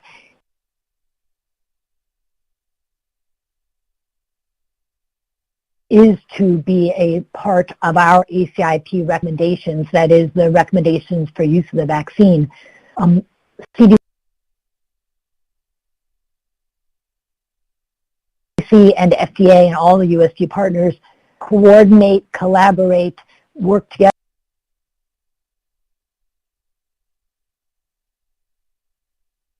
in the safety landscape every day on all our routine vaccines. And as you look at our systems, you'll see how intertwined they are. So any information, for example, that we get will be shared quickly with the FDA, as well as putting these systems in place so that our advisory committee can review it. I also might say that CDC and FDA are also discussing a contract with NASEM, the National Academy, so that we also have them to provide expert independent review of vaccine safety issues that may arise in the COVID-19 vaccination program. So in addition to everything we've set up, we're also setting up that collaboration contract with NASEM so that we also have them ready if we need to help adjudicate a safety signal. Thank you. Thank you. Well, thank you to both of our CDC. Thanks, Tom.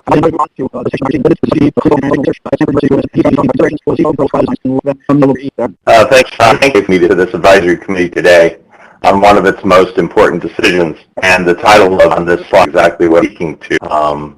There we go. So what are these considerations? Well, there are two, and they're intertwined.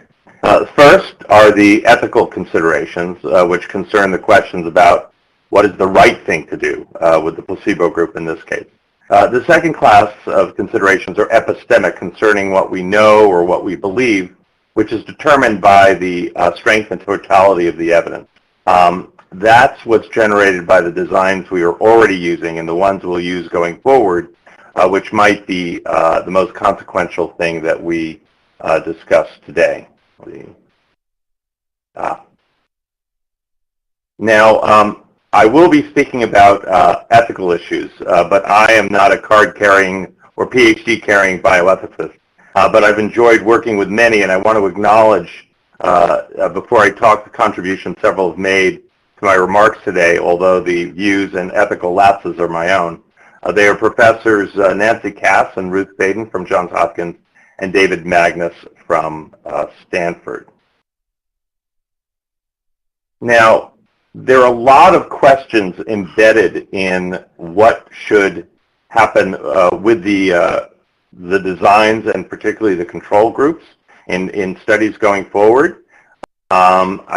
This slide outlines a lot of sub-questions, but I think the title of the presentation pretty much captures it. If an EUA for this and other vaccines are granted, what do we do with the placebo control groups in this trial and potentially in ongoing and in upcoming trials for the next vaccine? Now, I want to start with a set of ethical preliminaries. I'll start with something that seems very basic, but I can't tell you how many committees I've been a part of and that I've watched whose conversations have founded on this simple issue. We're going to be dealing with ethical dilemmas here, but it's worth thinking about what an ethical dilemma is. So an ethical dilemma is not a choice between right and wrong. That's what we write to advice columnists for. An ethical dilemma is a choice between two actions that are both ethically justifiable under different moral frameworks or principles. In that sense, it's a competition between two right actions, which of course is exactly what makes it a dilemma. We face this in every clinical trial, particularly on data monitoring committees, the tension between actions that are good for an individual, which in the current setting might mean giving them a vaccine immediately, and what's best for society, which might mean holding off on that vaccine so placebo-controlled randomized trial can continue. Resolution of ethical dilemmas always requires compromise that balances the competing dictates and minimizes physical harms or ethical wrongs which are caused by unfairness, violations of autonomy, or actual personal or societal harm. Now, to continue, our ability to conduct clinical trials, which is to experiment on each other, is something that society gives us permission to do. We don't need that permission to do chemistry or biology experiments. And because the procedures and oversight for RCTs are so structured and standardized, it's easy to forget how fragile that permission to conduct RCTs is. But anybody who's worked as an institution whose research enterprise has been completely shut down because of a single ethical lapse knows that this trust can never be taken for granted. And it's continually earned and re-earned through fair and transparent processes to determine what's acceptable. And that's what we're doing today and why it's so important that we're doing it in public. Now, final preliminaries, which is ethical acceptability depends often on context or background conditions. Offering a placebo subject the vaccine can be judged quite differently depending on whether the evidence, we have about efficacy and safety, and whether or not that participant can actually get the vaccine outside of the trial. And both of those are part of the context today.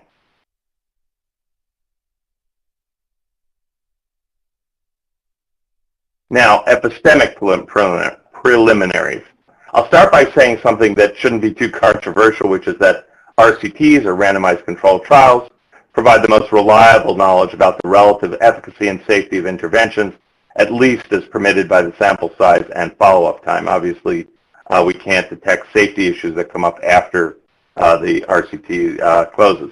A second principle is that reliable knowledge can come from non-randomized designs, and Dr. Messonnier just introduced us to some of those. This includes exactly the kinds of things she described: vaccine safety surveillance, all of epidemiology, quasi-randomized designs, natural experiments, and understanding of biologic mechanisms. These can play a critical role. And finally, there are many things to learn about these vaccines. We've talked about some already.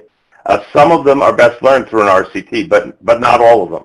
And there are many things we can learn from these other designs that do not require RCTs. Now, finally, in this stage setting, there should be no bright lines. That is, bright lines are almost always unjustified, and they are the enemy of ethical and epistemic compromise. In ethics, this means we can't allow one moral framework or principle to trump another. We can argue about how one principle takes precedence over another, but it's not helpful to hear assertions like, it's unethical to deny an effective vaccine to a placebo recipient. Asserting that anything is unethical effectively shuts down the debate, and it also demonizes people on the other side. And I found it extremely healthy for committees not to use that word at all. There's a corollary in epistemology where we can have reasonable discussions about what we can learn and what we can't learn from randomized and non-randomized studies, but saying things like you can't learn anything from a study without randomization is both obviously not true and inimical to a balanced solution.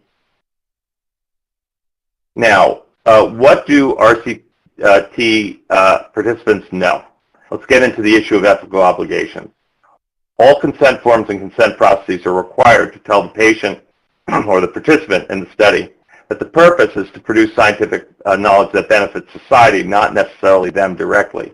They're also told, or they trust, that they won't be exposed to known serious harms not listed in the consent, and that they can withdraw at any time for any reason, and that they'll be given information arising during the trial that's highly relevant to their decision to continue. This is exactly what is in the Pfizer consent. In quite plain language, I've put it up here. I won't take the time to read through it, but it's quite explicit, and we have no reason to believe that the study was misrepresented in any way. Here in the highlighted area, you can see you're free to stop participating at any time, and the study team will tell you in a timely manner if new information is learned that would change your mind about continuing in that study, and that certainly would be an EUA. Now let's talk about, I'm sorry, skip the slide there, whether there's special obligations to placebo recipients. Obviously they have exactly the same, we have the same obligation to them that we have overall to the trial. They're free to withdraw. And because of that, the trial structure investigators shouldn't actively deny them vaccine in any way if it became otherwise available to them through a social prioritization and local circumstances. And this is consistent with the FDA position stated earlier. We'll come back to this. I would also argue that the investigators are not obligated to provide immediate vaccination in the trial before their turn of the participant is called outside the trial. First, this is not what they signed up for. And you know, there are many prioritization criteria out there by very, very good groups. And I haven't seen one that includes trial participation as a basis for jumping the queue. That is not considered a reason to get it before somebody else who might deserve it or need it because of higher risk or other considerations. But it should be reasonable when a trial participant becomes eligible through societal priorities and local ability that they are then can be provided vaccine in the trial context. So in a sense, they jump to the front of their own line. And that also binds them to the trial. It's a form of reciprocity, and it facilitates further follow-up. Now, what are some issues related to the COVID-19 context that will have relevance to these decisions? The first is the most obvious. We're in a pandemic. It's a public health emergency, which magnifies potential consequences, both positive and negative, and knowledge or ignorance and the consequences of knowledge or ignorance and of action or inaction. I would say that some rules that apply in peacetime might have to be modified in war, and we're in a bit of a war right now. But I want to focus specifically on the health risks to individuals. Given the recent numbers, not yesterday's, which are particularly terrible with over 3,000 reported dying, but those in the last few weeks, a randomly chosen U.S. citizen has an average risk of dying from COVID in the next 6 months, that is by the end of May, of roughly 1 in 1,000, and the risk of hospitalization of roughly about 1 in 200. These numbers obviously vary widely by individual, and they don't include the harms from non-fatal COVID, but they're highly ethically relevant, and let's start to talk about that. So if the maximum, if the risk of death in the U.S. in the next 6 months is around 1 in 1,000. That means the maximum benefit of the vaccine for an individual, at least with respect to mortality, is also 1 in 1,000.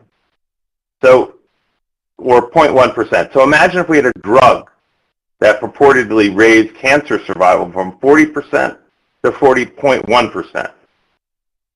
If there was more to learn, and we do have that here, that's a setting where we would typically allow many placebo-controlled trials. We see this in meta-analyses all the time, with multiple trials, placebo-controlled trials of agents with therapeutic benefit orders of magnitude larger than this. So while this risk obviously has huge population impact, in terms of trial ethics, it's not the kind of risk that incurs a great ethical debt to the placebo group or a prohibition on further placebo-controlled trials. Also, unlike a therapeutic drug for patients with a disease who can't change their own prognosis, many, but not all individuals can take actions that reduce their own risk of death from COVID, like masks and social distancing. So as long as there's still important things to learn about the vaccine, placebo-controlled trials should not be regarded as unethical. However, a big however, they might be infeasible. And that is a big issue because people may not be willing to either remain in the study or to enroll. But it's very important to not conflate the feasibility with the ethics. Now, in terms of the vaccine context, what we know, I'm actually not going to spend my time on this. You're going to hear, you've already heard a lot about the Pfizer vaccine. The only one I want to highlight is that if a participant wants to unblind themselves in the trial, they can, if they have the resources and knowledge about which antibody test, commercial antibody tests would unblind them. Some of them are to the spike protein, which would unblind them. Others are to the nuclear capsid, which might not. Now, in terms of the vaccine context or background conditions, what we don't know, well, this has actually already been covered. There's a whole raft of things that we don't know yet and that we want to learn, both from continued RCTs and also from observational studies. Now, I want to outline a possible adverse scenario. If placebo participants who want vaccine when otherwise available and eligible are not given access within the trial in the name of scientific rigor, there may be many who respond to appeals by investigators not to seek vaccine, even if available to them. And to them, this argument doesn't apply. And we've seen that willingness to hang in studies with placebo controls in many other trials of even greater personal consequence. So it's not at all unlikely that there would be a sizable number of people who wouldn't do that on appeal. But some participants at higher risk will want the vaccine as soon as it becomes available to them. And if they can't get it through trial mechanisms, many will lose trust in the investigator and the trial itself, may leave the trial without further follow-up. They may seek vaccine outside the trial. And as more vaccines come on the market, perhaps they'll get another one that's available regionally with very uncertain effect.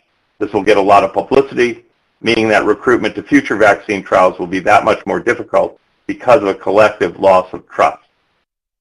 So some might appeal to the experimental status of the vaccine under the EUA as justification, as ethical justification for maintaining a placebo control.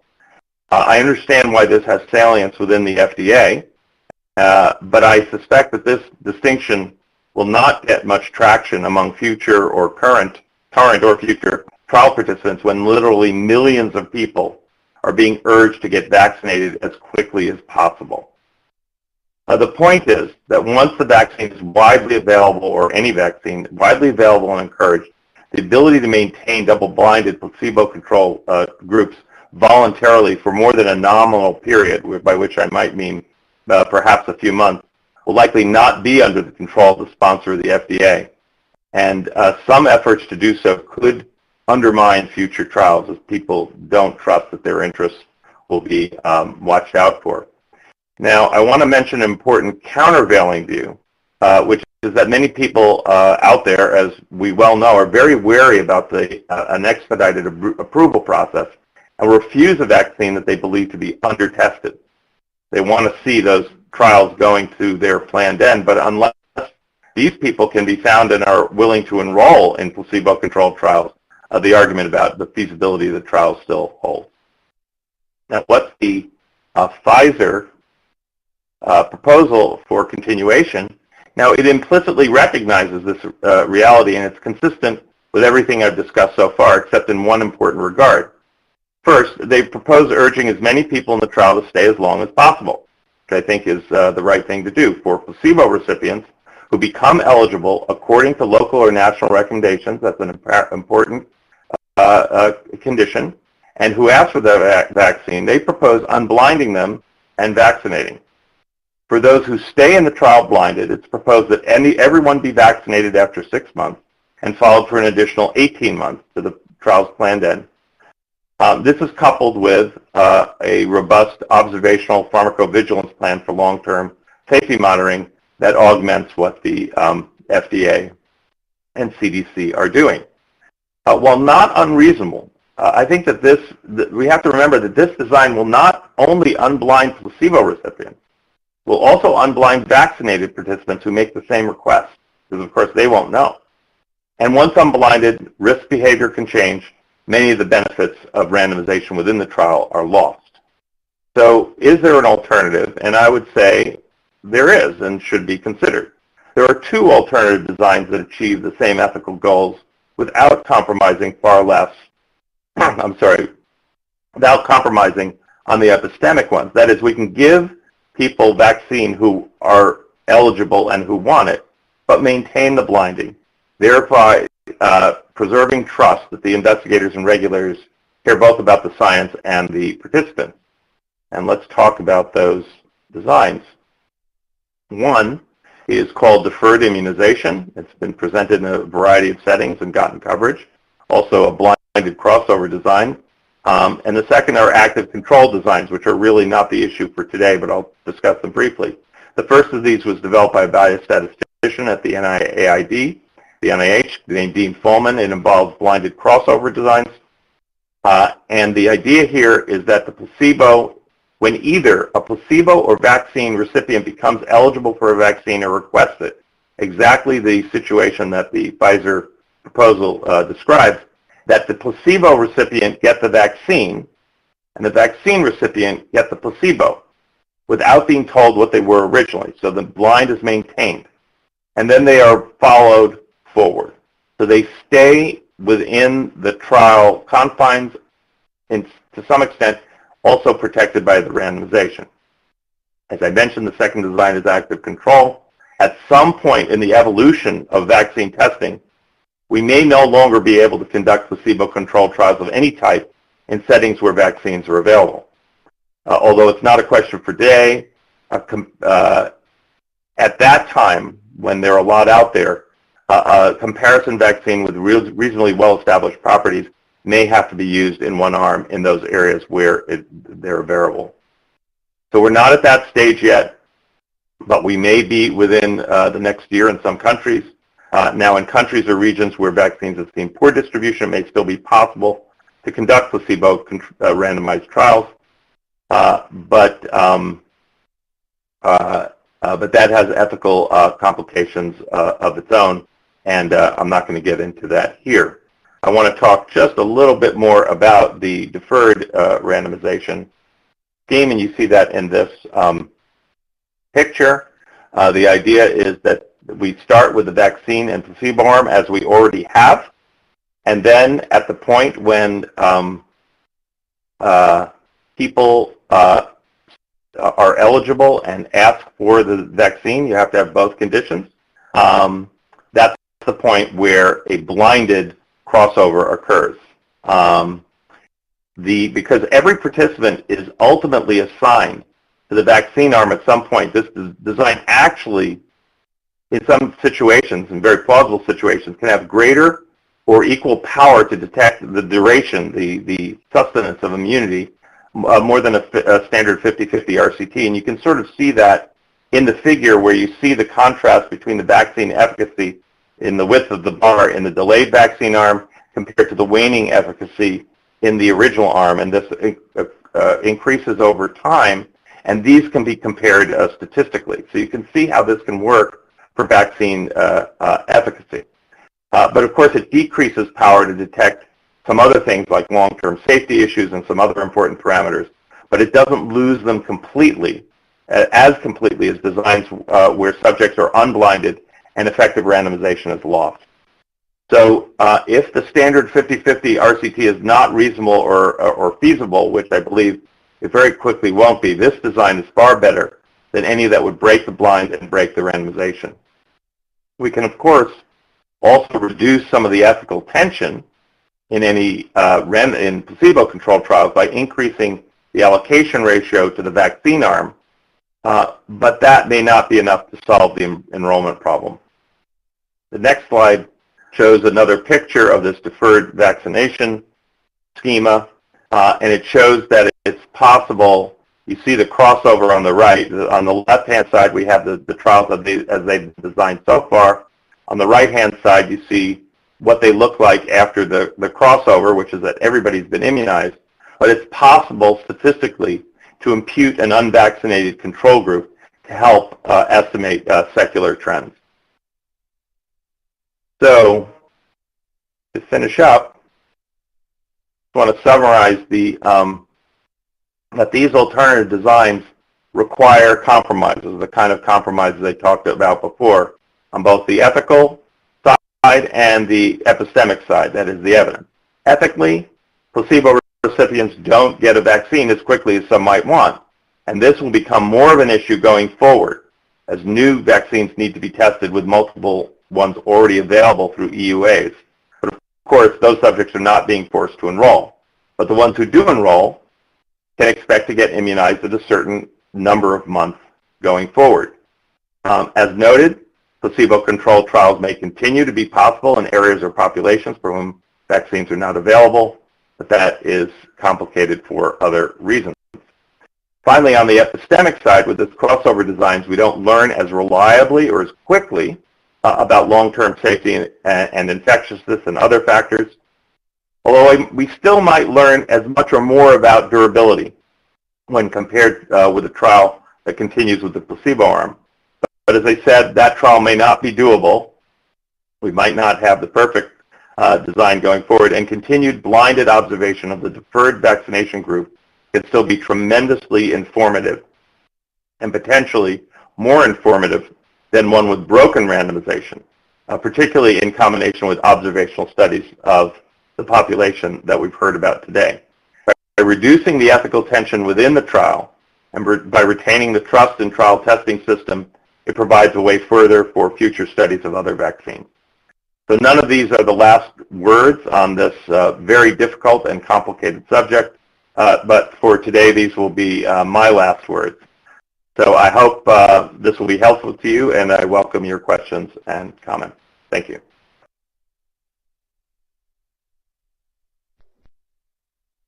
Thank you, Dr. Goodman. You've given us a lot to think about and to discuss. I just wanted to start by raising one question. With the blinded crossover design, when would that take place? When an individual becomes reaches the priority listing for their group, or would that be at the time of issuance of the EUA? So this is a subject of tremendous controversy and discussion.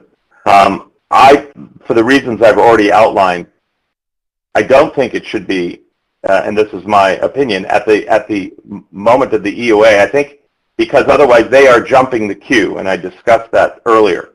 I believe it should be when for those subjects, they come up on the social priority, they come up as they would come up in terms of priorities for the vaccine, and it's available to them in their area. That is, they can get it outside the trial.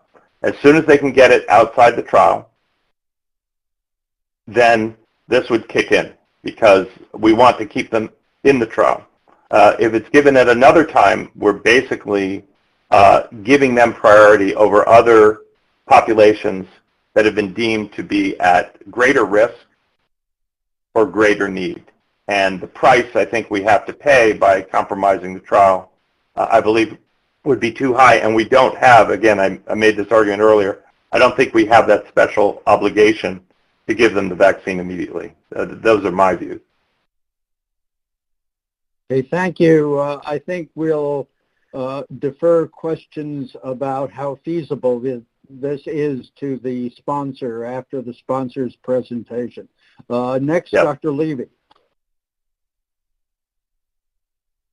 And please unmute and show yourself if you'd like.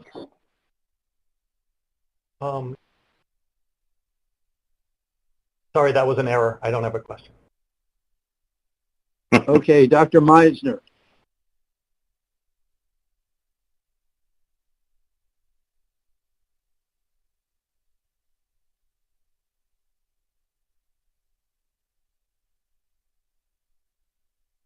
Go ahead, Dr. Meisner.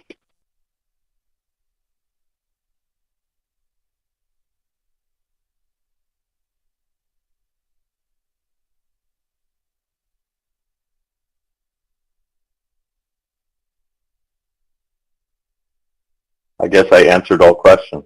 All right. Should we go to the next one? Yeah, Dr. Chatterjee.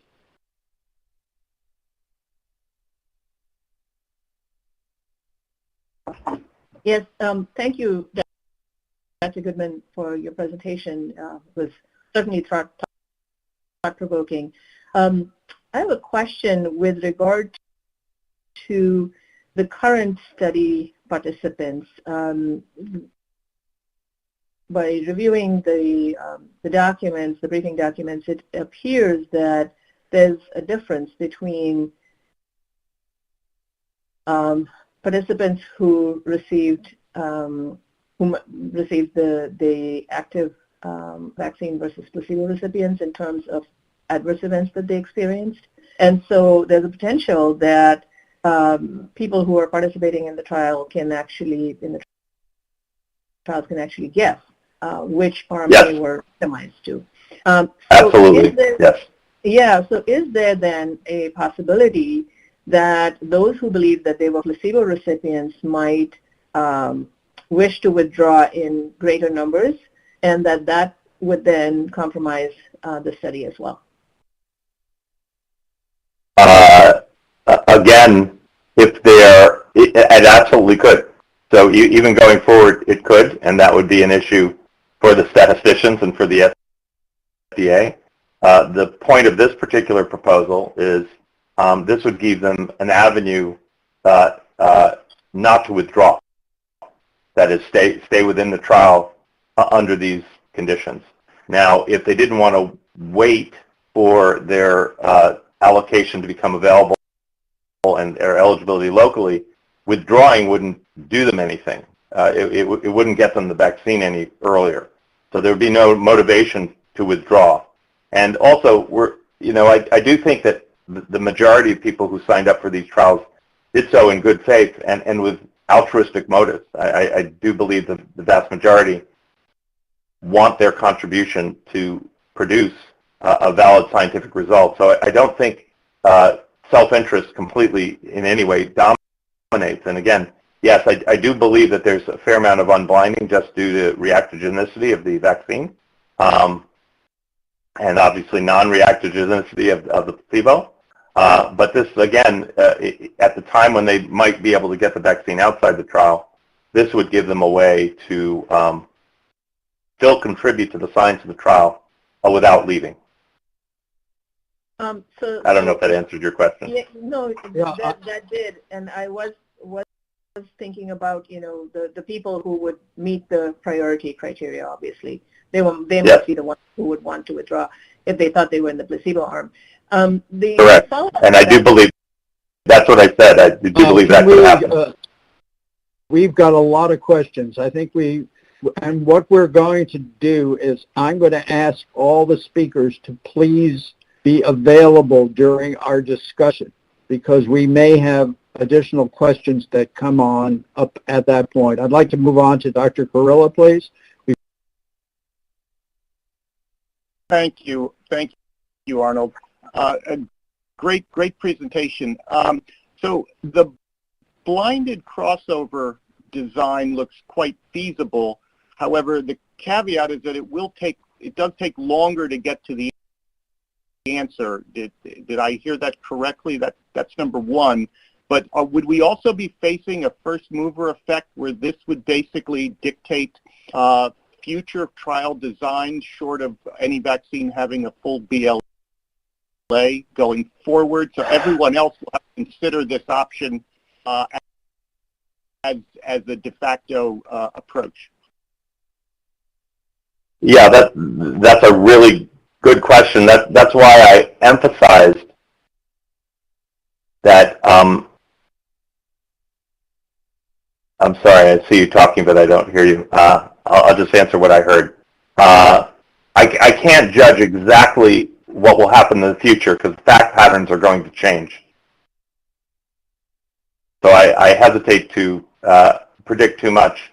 It is possible that this might represent, as we go forward, a default design that reduces the ethical tension of these trials as vaccines, as I mentioned, become available in the area of potential enrollees in the trials. And what we'd then be asking them to do is not completely deny themselves a vaccine, which they could just go out and get if they themselves are eligible, but just defer it for a few months. Might be 2 months, 3 months, 4 months, and that might be less of an ask. I can't say whether it will become the default. Again, it's going to be a while before enough vaccines of any type, no less just this one, are rolled out, even in the U.S. Remember also that these trials are going on all over the world. So the U.S. Places where they will not always be occurring in places where vaccines are otherwise available for quite a while. So it is possible we might evolve. I mean, I do see that there's going to be a staging where there's going to be a point or places where we cannot any longer do the placebo-controlled randomized trial. We might move to this, and then ultimately, as I said, and it might be a year or two from now, have to move to active controls. That's the evolution I see. Whether you're committing to this design going forward, harder to say. That's very complicated. And again, it's going to depend a lot on vaccine distribution and what we learn about these vaccines. If there start to be safety signals that we're not seeing right now, that could change the dynamic dramatically. Thank you. I'm just going to allow one more question because we have to start at noon, which is difficult to. So Dr. will be the last question, and we're discussion as part of, we'll really want to pick where we've left off on some of these issues at that point. So Mr. Taubman. Yes, thank you. I really appreciated the presentation. On the blinded crossover design, so I understand this, basically you solve the problem of maintaining blindness. You don't have to unblind, but you do lose placebo. That group, the group that's been put into that blinded crossover system, they won't have a placebo group anymore to care for purposes of. That's right. You lose the contemporaneous placebo. That's right. You retain the value of having had a placebo at the beginning, though, because of the deferral, and that if there's a waning, particularly on the issue of waning immunity, obviously that difference might continue over time. So you retain some of the value of having a placebo at the beginning, but not all of the value, because things like particularly safety and other issues which might not be contingent just on the specific timing of when you got the vaccine, you will probably lose that or diminish that. You don't completely lose it. It depends on the characteristics of what it is you're measuring. There are many things we can look at still with this design, but that's why it has to be these designs coupled with the observational designs outside, which is obviously both what Pfizer has proposed, but also what the CDC and the FDA are also doing. So there's many things that can be learned outside the trial that we might have been looking to the trial to provide now will be depending more on observational designs if we move more to these trials. So we don't lose all the benefits of the placebo group, but we do lose some of them. But that may not be a practical option, which was my point.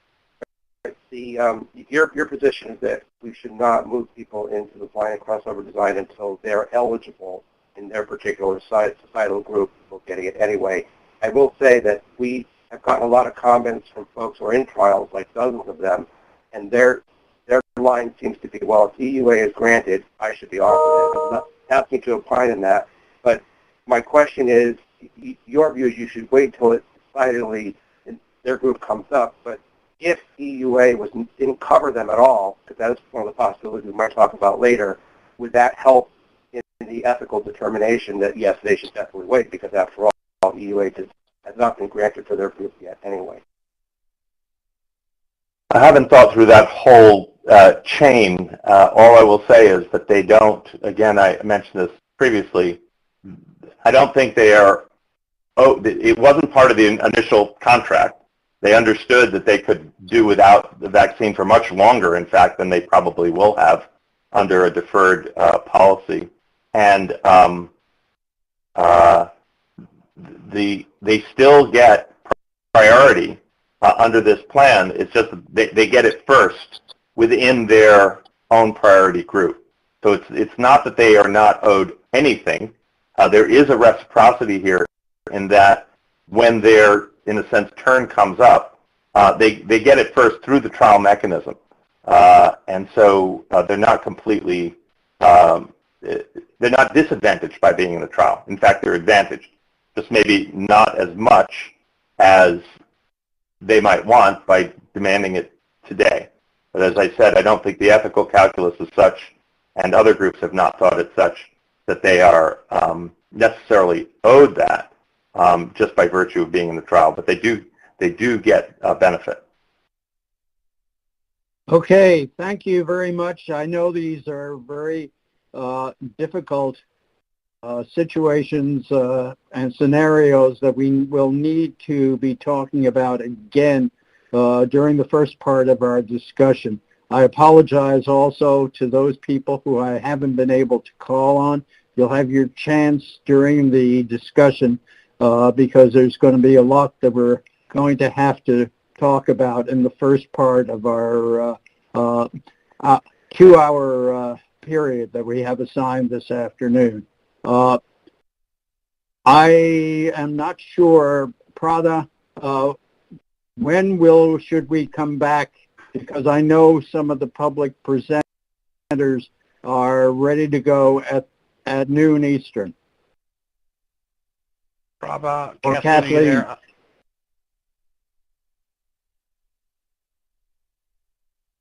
So we're scheduled to come back at, we're originally scheduled to come back around 12 o'clock, but we still have to call in all the public speakers. So let's just schedule it for right now, as long as Prabha, are you there?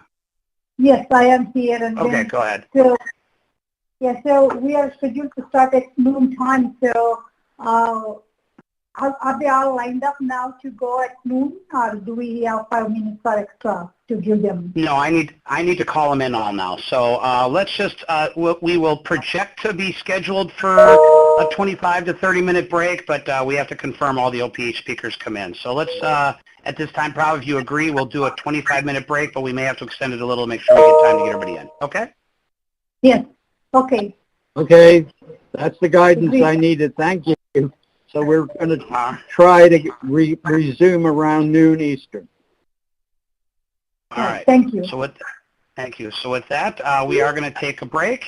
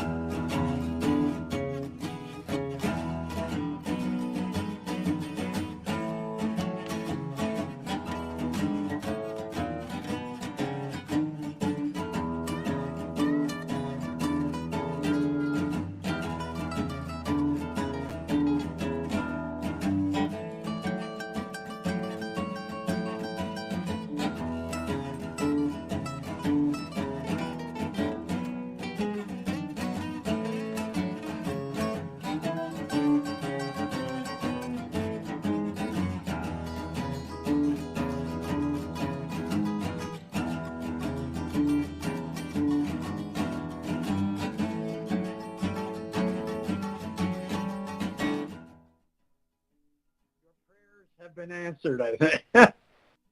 Hold on, Arnold. All right, and welcome back to the 162nd meeting of the Vaccines-Related Biological Product Advisory Committee break. I'd like to now hand it back over to Arnold. Arnold, are you ready? I am. I'd like to welcome everybody to the open public hearing session. Please note that both the Food and Drug Administration and the public believe in a transparent process for information gathering and decision making. To ensure such transparency at the open public hearings session of the advisory committee, FDA believes that it is important to understand the context of an individual's presentation. For this reason, FDA encourages you, the open public hearing speaker, at the beginning of your written or oral statement to advise the committee of any financial relationship that you may have with the sponsor, its products, and if known, its direct competitors. For example, this financial information may include the sponsor's payment of your travel, lodgings, or other expenses in connection with your attendance at the meeting. Likewise, FDA encourages you at the beginning of your statement to advise the committee if you do not have any such financial relationships.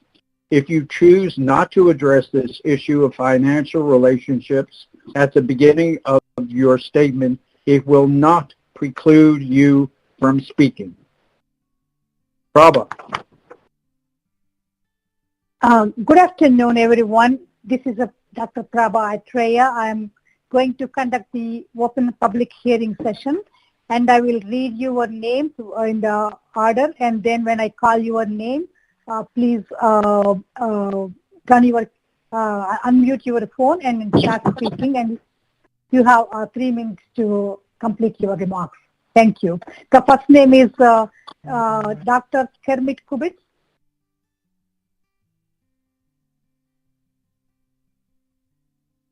To the vaccine advice. Hello, these are my comments to the Vaccine Advisory Committee on the BNT162b2 coronavirus vaccine. Cover efficacy, structured benefit risk, and follow-up. I have no conflicts except for a lot of elderly relatives. Next slide.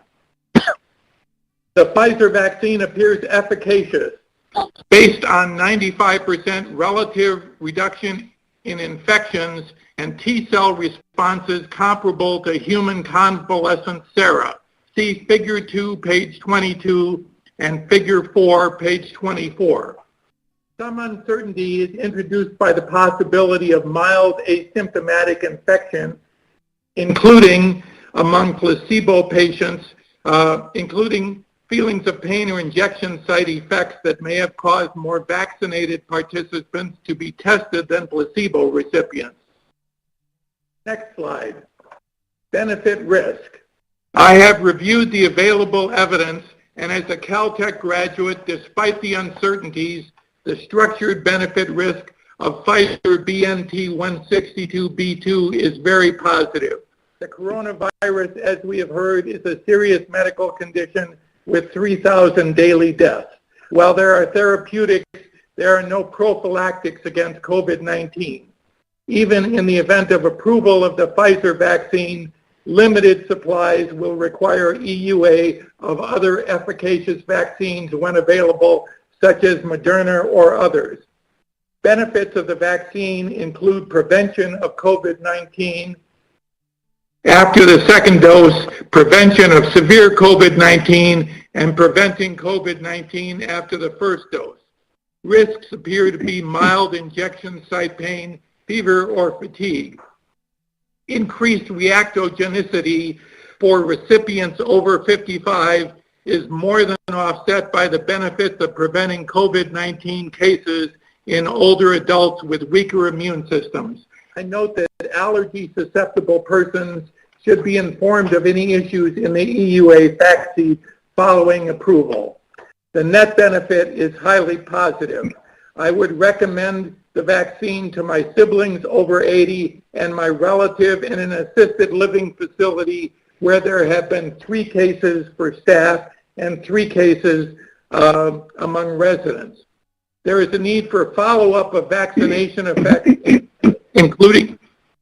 including how long after immunization patients are protected, whether the vaccine prevents infections which cause further transmission, and how any violations of cold chain supply, dilution, shaking, or administration affect efficacy. Thank you, Dr. Fink, Dr. Gruber, Secretary Azar, Dr. Hahn, and Dr. Messonnier. They need this vaccine yesterday. Okay, great. Thank you. The next speaker is Diana Zuckerman. Yes, hi, can you hear me? Yes. I'm Dr. Diana Thank you. I'm Dr. Diana Zuckerman, President of the National Center for Health Research. Next slide. Our center scrutinizes the safety and effectiveness of medical products, and we don't accept funding from companies that make those products. My expertise is based on my postdoctoral training in epidemiology and as a faculty member and researcher at Vassar, Yale, and Harvard, and also previously a fellow in bioethics at Penn. I've also previously worked at HHS and the U.S. Congress. Next slide. Today I'm going to focus on 2 major concerns on how we can improve the data that are already available. Number 1, the 2-month median follow-up is just too short to have long-term safety information and long-term efficacy information, so it's essential that the randomized controlled trial be continued. Number 2, there's a lack of diversity in COVID cases. There were 0 Black cases in the vaccine group and only 7 Black cases in the placebo group, and there were 0 cases that were ages 75 and up in the vaccine group and 5 in the placebo group. And it was very disturbing. Wall Street Journal did a chart saying that it was 100% effective for Black patients, for example. So that's one of the reasons why we need more people so we have reasonable data. Next slide. There are also too few severe cases to draw any conclusions. There were only 4 severe cases after the 2nd dose. That's just too few to conclude anything. Next slide. Long-term patients were not, long-term care patients were not in the study. There were about 800 people ages 75 and over in the study, but only 5 were cases. So we want to save their lives, but how can we ensure informed consent to nursing home patients when we have no data to provide? And how many frail elderly or their family members can make an informed decision based on so little information? Next slide. We need long-term data to fully understand if the benefits outweigh the risks for frail patients and for all races and ethnicities and for all patients. And that's why continuing the randomized controlled trial is so important. Next slide. In conclusion, the EUA is not approval, and it should have more restrictions than you'd have for approval. So FDA should require continuation of the RCT while targeting EUA to priority populations, especially healthcare workers. I agree, don't let anyone in the placebo group jump the queue. Second, EUA should not allow off-label use for non-priority groups, whether they're celebrities or anybody else. Off-label use could potentially occur under FDA's expanded access program. And last, FDA should delay access to vaccines by the placebo group unless they are in the priority populations. And I am concerned that the blinded crossover would be would be informative if the vaccine is not long-term efficacious. But if it was efficacious long-term, we would lose that information in a blinded crossover. Thank you very much for the opportunity to speak today. Great. Next speaker is Peter Doshi.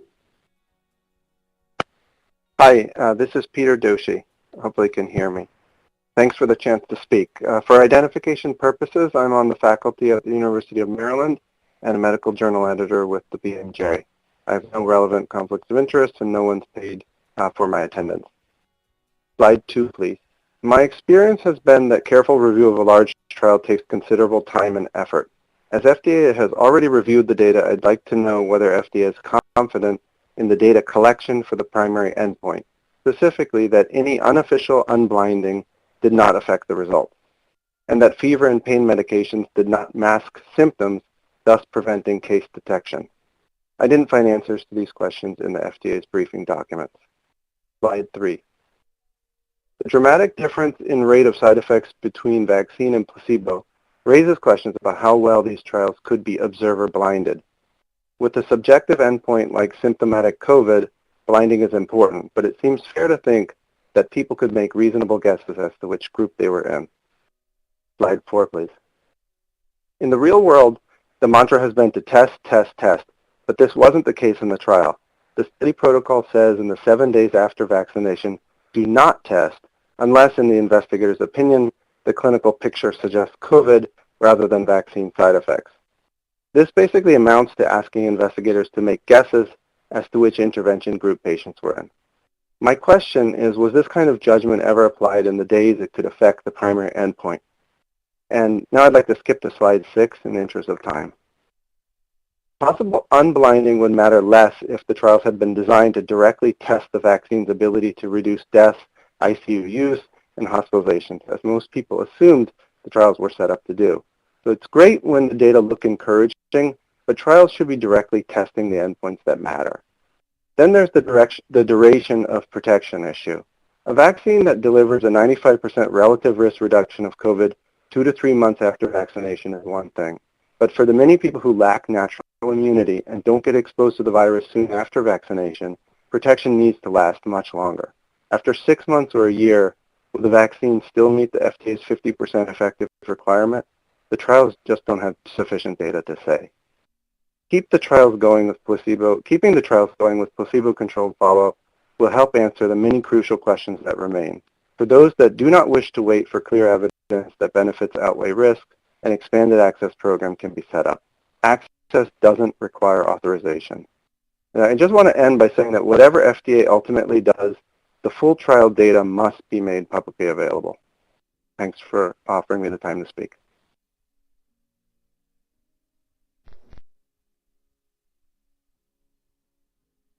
Okay, the next speaker is Rasi Hassad. Thank you. Thank you. I am Rafi Hassad, a professor at Mercy College with expertise in epidemiology, statistics, and mental health. I hereby declare no known or potential conflict of interest. Next slide. This vaccine is reported to have an impressive overall efficacy rate of 95%, consistent across key demographics. However, the primary efficacy endpoint of the trial was symptomatic COVID-19 infection. Participants who may have developed asymptomatic infection were not identified in this trial. Therefore, if as expected, an emergency use authorization is issued, the spectrum of COVID-19 infection that this vaccine is efficacious against must be emphasized. Next slide. Adequate statistical power is necessary for differentiating between an actual vaccine effect and one that occurred by chance.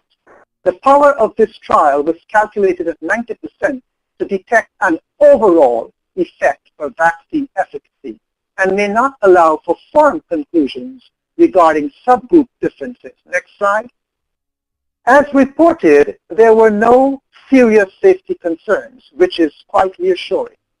However, there were frequent mild and moderate adverse effects, which are recognized as common side effects of vaccines. Next slide.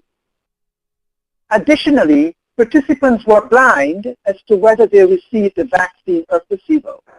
But given the common awareness of vaccine side effects, unintentional unblinding may have occurred, and this can potentially inflate estimates of vaccine efficacy. Next slide. In conclusion, The potential benefits of this vaccine outweigh the identified risks. Therefore, I support the issuance of an EUA with the stipulation that the vaccine can protect against symptomatic disease. But at this time, it is not known if it prevents infections and transmission. Contraindication for those with a history of severe allergic reactions is plausible and should be included in the EUA as well. The continuing need for non-pharmaceutical interventions, particularly mask wearing, should also be noted. Finally, ongoing monitoring of this vaccine is imperative. Thank you.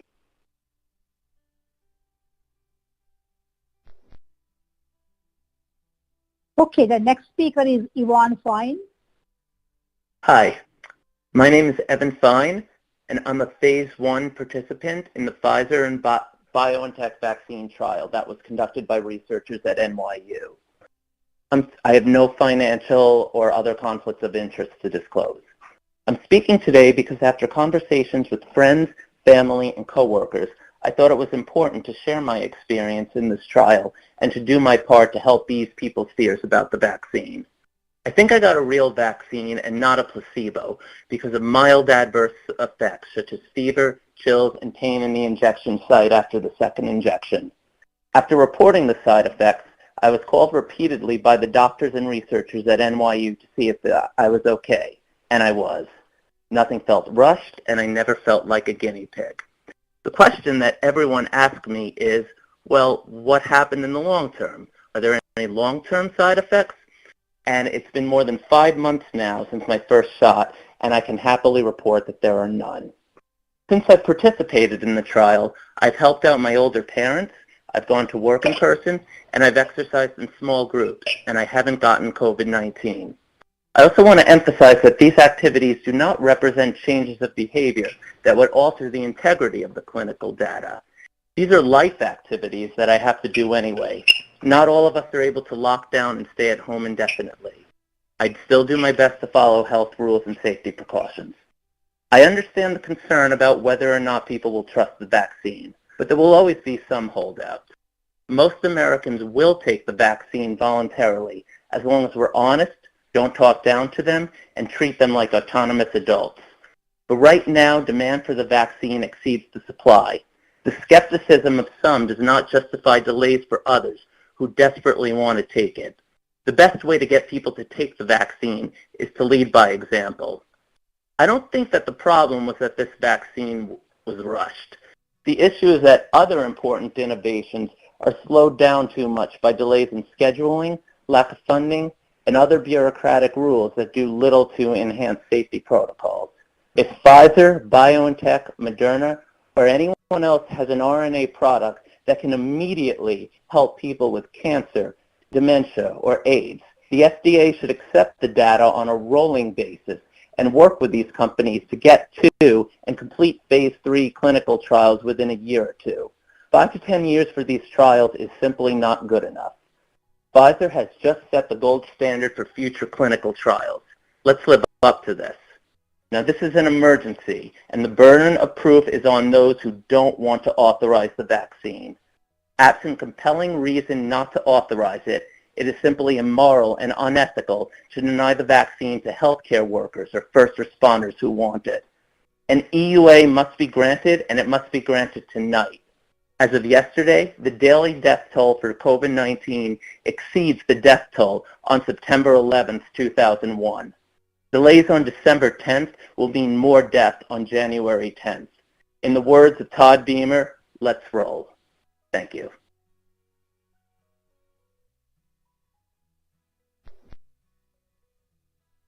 Thank you. The next speaker is Angela Rasmussen. Thank you for allowing me a few moments to speak. I'm a virologist and affiliate at the Georgetown Center for Global Health Science and Security. I'm also, I have an advisory relationship with Siemens, but I have not been compensated to appear today. I'd like to offer some comments on how serology testing might better inform our knowledge of how these vaccines are working after they are rolled out to the public. So this expedited process has moved considerably faster than the typical vaccine development timeline, and as such, we are inherently limited on the breadth and scope of data that's available on duration, durability, and effectiveness of the immunity, as well as the variability of different vaccinees' respective immune responses. Due to exclusion criteria in the clinical trial itself, there's also limited data available on minority and underserved populations, as well as pediatric populations, pregnant women, and the elderly. And we don't really know a lot about how these broader populations will develop antibodies to the vaccines. With the limited supply of vaccines, at least initially, it's going to be really critical to determine who has already been infected with SARS coronavirus 2 in order to conserve the vaccine for equitable access for others in the same priority category. Because this rollout will be so highly visible and pivotal, we really need to address potential problems such as outbreaks in nursing homes, hospitals, schools, or at other at-risk populations due to a failure to seroconvert. And serology testing could really help limit all of these issues. Next slide, please. Serology testing could help at different phases also before and after vaccination. So prior to vaccination, serology testing could assist in prioritizing individuals for vaccination, as I just mentioned, also establishing a serological baseline in the population, and help ensure that a scarce supply of vaccines initially reaches the most vulnerable people. Shortly after vaccination, it can confirm initial neutralizing antibody responses to the vaccine. It can also help ensure that antibody response clears the threshold for protective immunity. And over the longer term, 3, 6, and 9 months after vaccination, it can confirm the persistence and duration of immunity. It can also provide the means of bridging bridge trials to additional populations and subgroups. Finally, it can assess the protective efficacy of vaccination by distinguishing antibodies from vaccination versus antibodies from natural infection. So by looking for anti-nucleocapsid antibodies, you could actually determine if people who have been vaccinated have been infected after being vaccinated. And finally, annually after vaccination, we can assess better the persistence and duration of immunity. It can also inform the requirements for future vaccinations that are developed on an accelerated timeline such as this one. Thank you so much for allowing me time to speak. Thank you. The next speaker is Jared Krupnik. Your next presenter. Great, thank you. Before I begin, your next presenter, Dr. David Berger, alerted me that he can't get back into the conference. If you could resolve that for him, so thank you. So slide number 1, please. My name is Jared Krupnik. I'm the president of Uniting for Action and the founder of the Vaccine Considerations Project. I don't have any conflicts of interest to share. Slide number 2, please.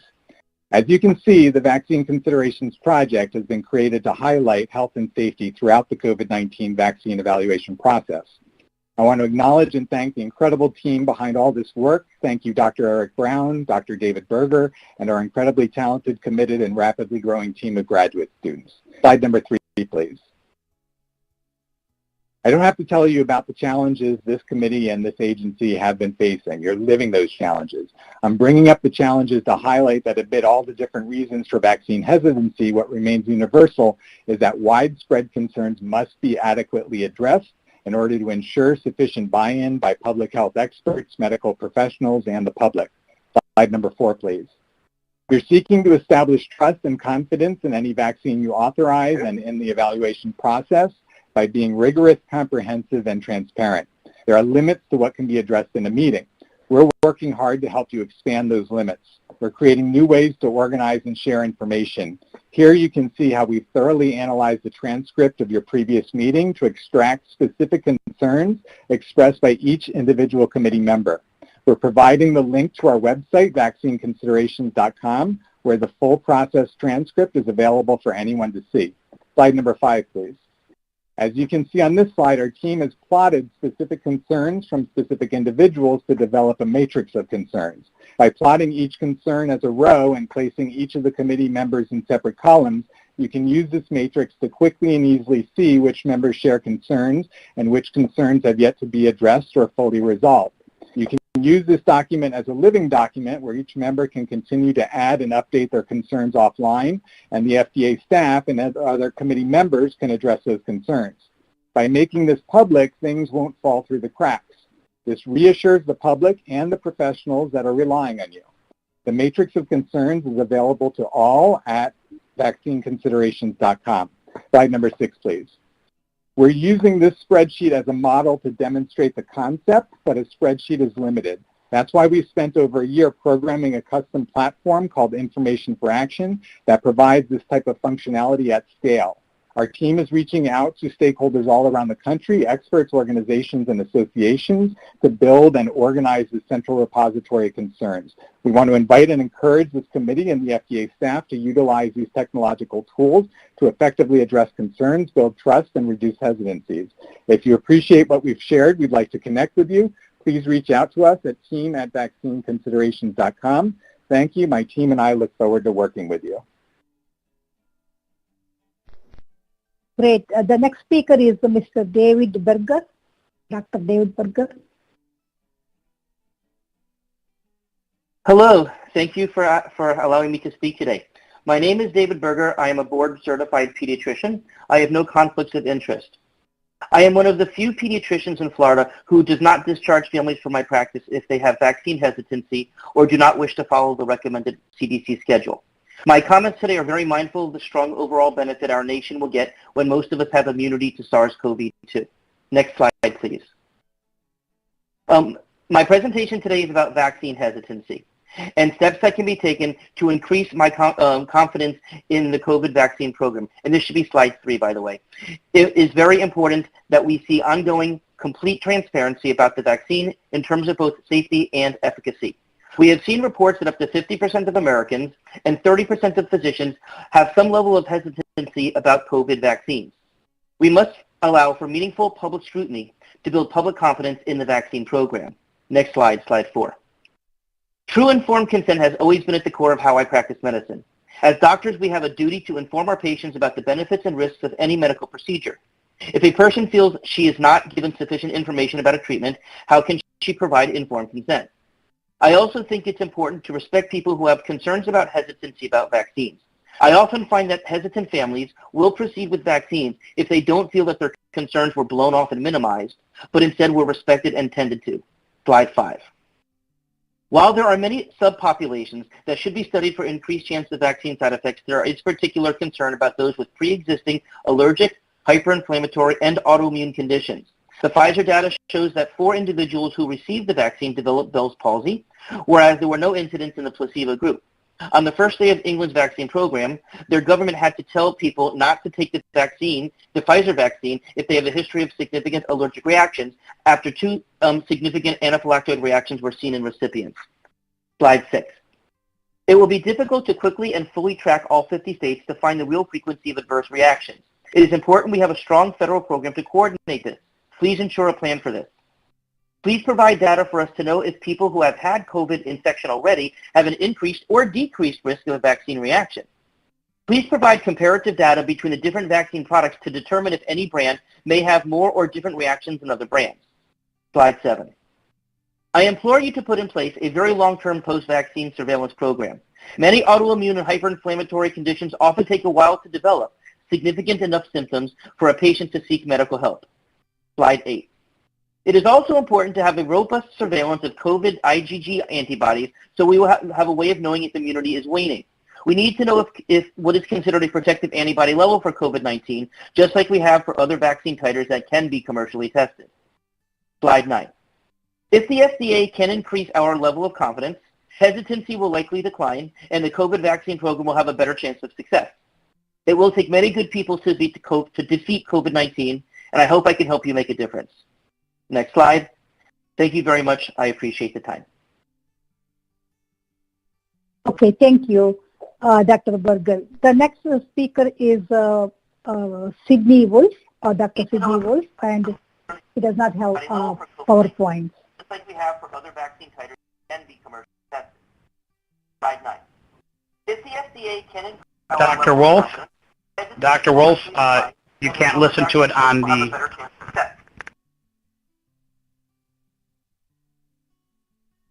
Dr. Wolf? Yes.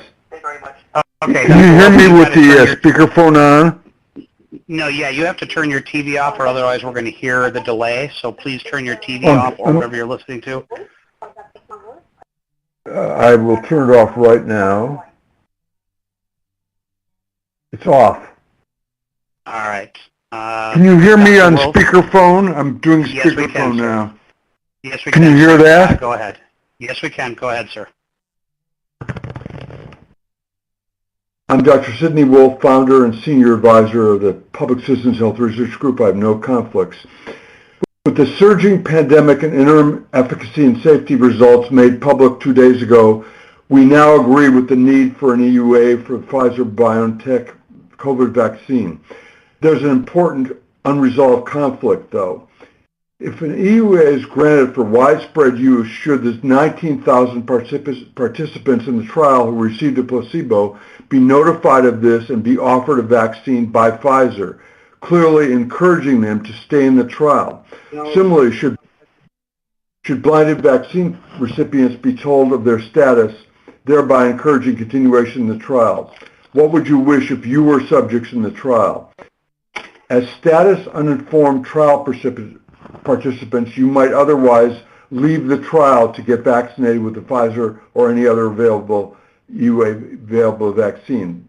The unblinding vaccine providing proposal has important advantages. First, once an EUA is granted, the ethical obligation, as Pfizer says, to both inform all placebo recipients of their status and offer them vaccine within the context of the trial is met.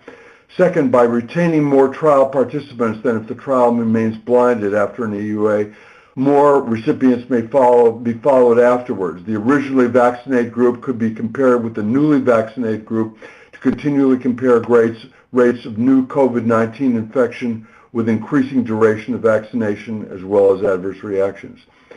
FDA has said that it doesn't consider availability, as you have all heard, of a COVID-19 vaccine under an EUA in and of itself as grounds for immediately stopping blinded follow-up in an ongoing trial or offering a vaccine to all placebo recipients. During the October 22nd meeting, during Dr. Doran Fink's presentation, someone asked what about the problem of retaining placebo patients post-EUA, and Dr. Fink responded, with regards to mitigating the risk of dropout from ongoing clinical trials, we do share that concern. I don't have any specific remedies to offer at this time. We've asked the vaccine manufacturers to think carefully about how they would ensure clinical trial retention. Pfizer has stated in the briefing document, quote, it intends to continue the pivotal phase 3 study with participants in both the vaccine and placebo groups as originally allocated for as long as possible, emphasize that. Nevertheless, we have an ethical responsibility to inform all ongoing study participants of the availability and eligibility criteria of the vaccine made available under an EUA. They would accommodate those trial participants wishing to leave the trial by revealing which group they are in, but they can receive the vaccine only when practically eligible, depending on the government-specified priority group and the available supply. But Pfizer's real preference, and this is in the briefing documents, is that such placebo individuals are vaccinated within the study in order that both safety and efficacy data can continue to be collected. We believe this approach will minimize the number of current participants who withdraw from the study. If you were in the trial, would you prefer being unblinded only if you wish to leave the trial to seek possibly available but needed vaccine, or being automatically unblinded given Pfizer's vaccine if in the placebo group, or happy to find out to wrap it up to stay in the trial? Thank you. Thank you. The next speaker is Kim Witzek. Yes, Good afternoon. My name is Kim Witzek, and I'm speaking on behalf of Woody Matters, a drug safety organization started after the death of my husband, due to an undisclosed side effect of antidepressants. We represent the voice of families who live every day with the consequences of the current drug safety system. I am also on the board of directors for USA Patient Network, an independent patient voice advocating for safe, effective, and accessible medical treatments. Right now, the world is looking for hope so they can get back to normal. Too many lives and livelihoods have been lost. Like many of us, we put blind faith and hope in the system that ultimately failed us. I have several concerns about rushing novel vaccines to market.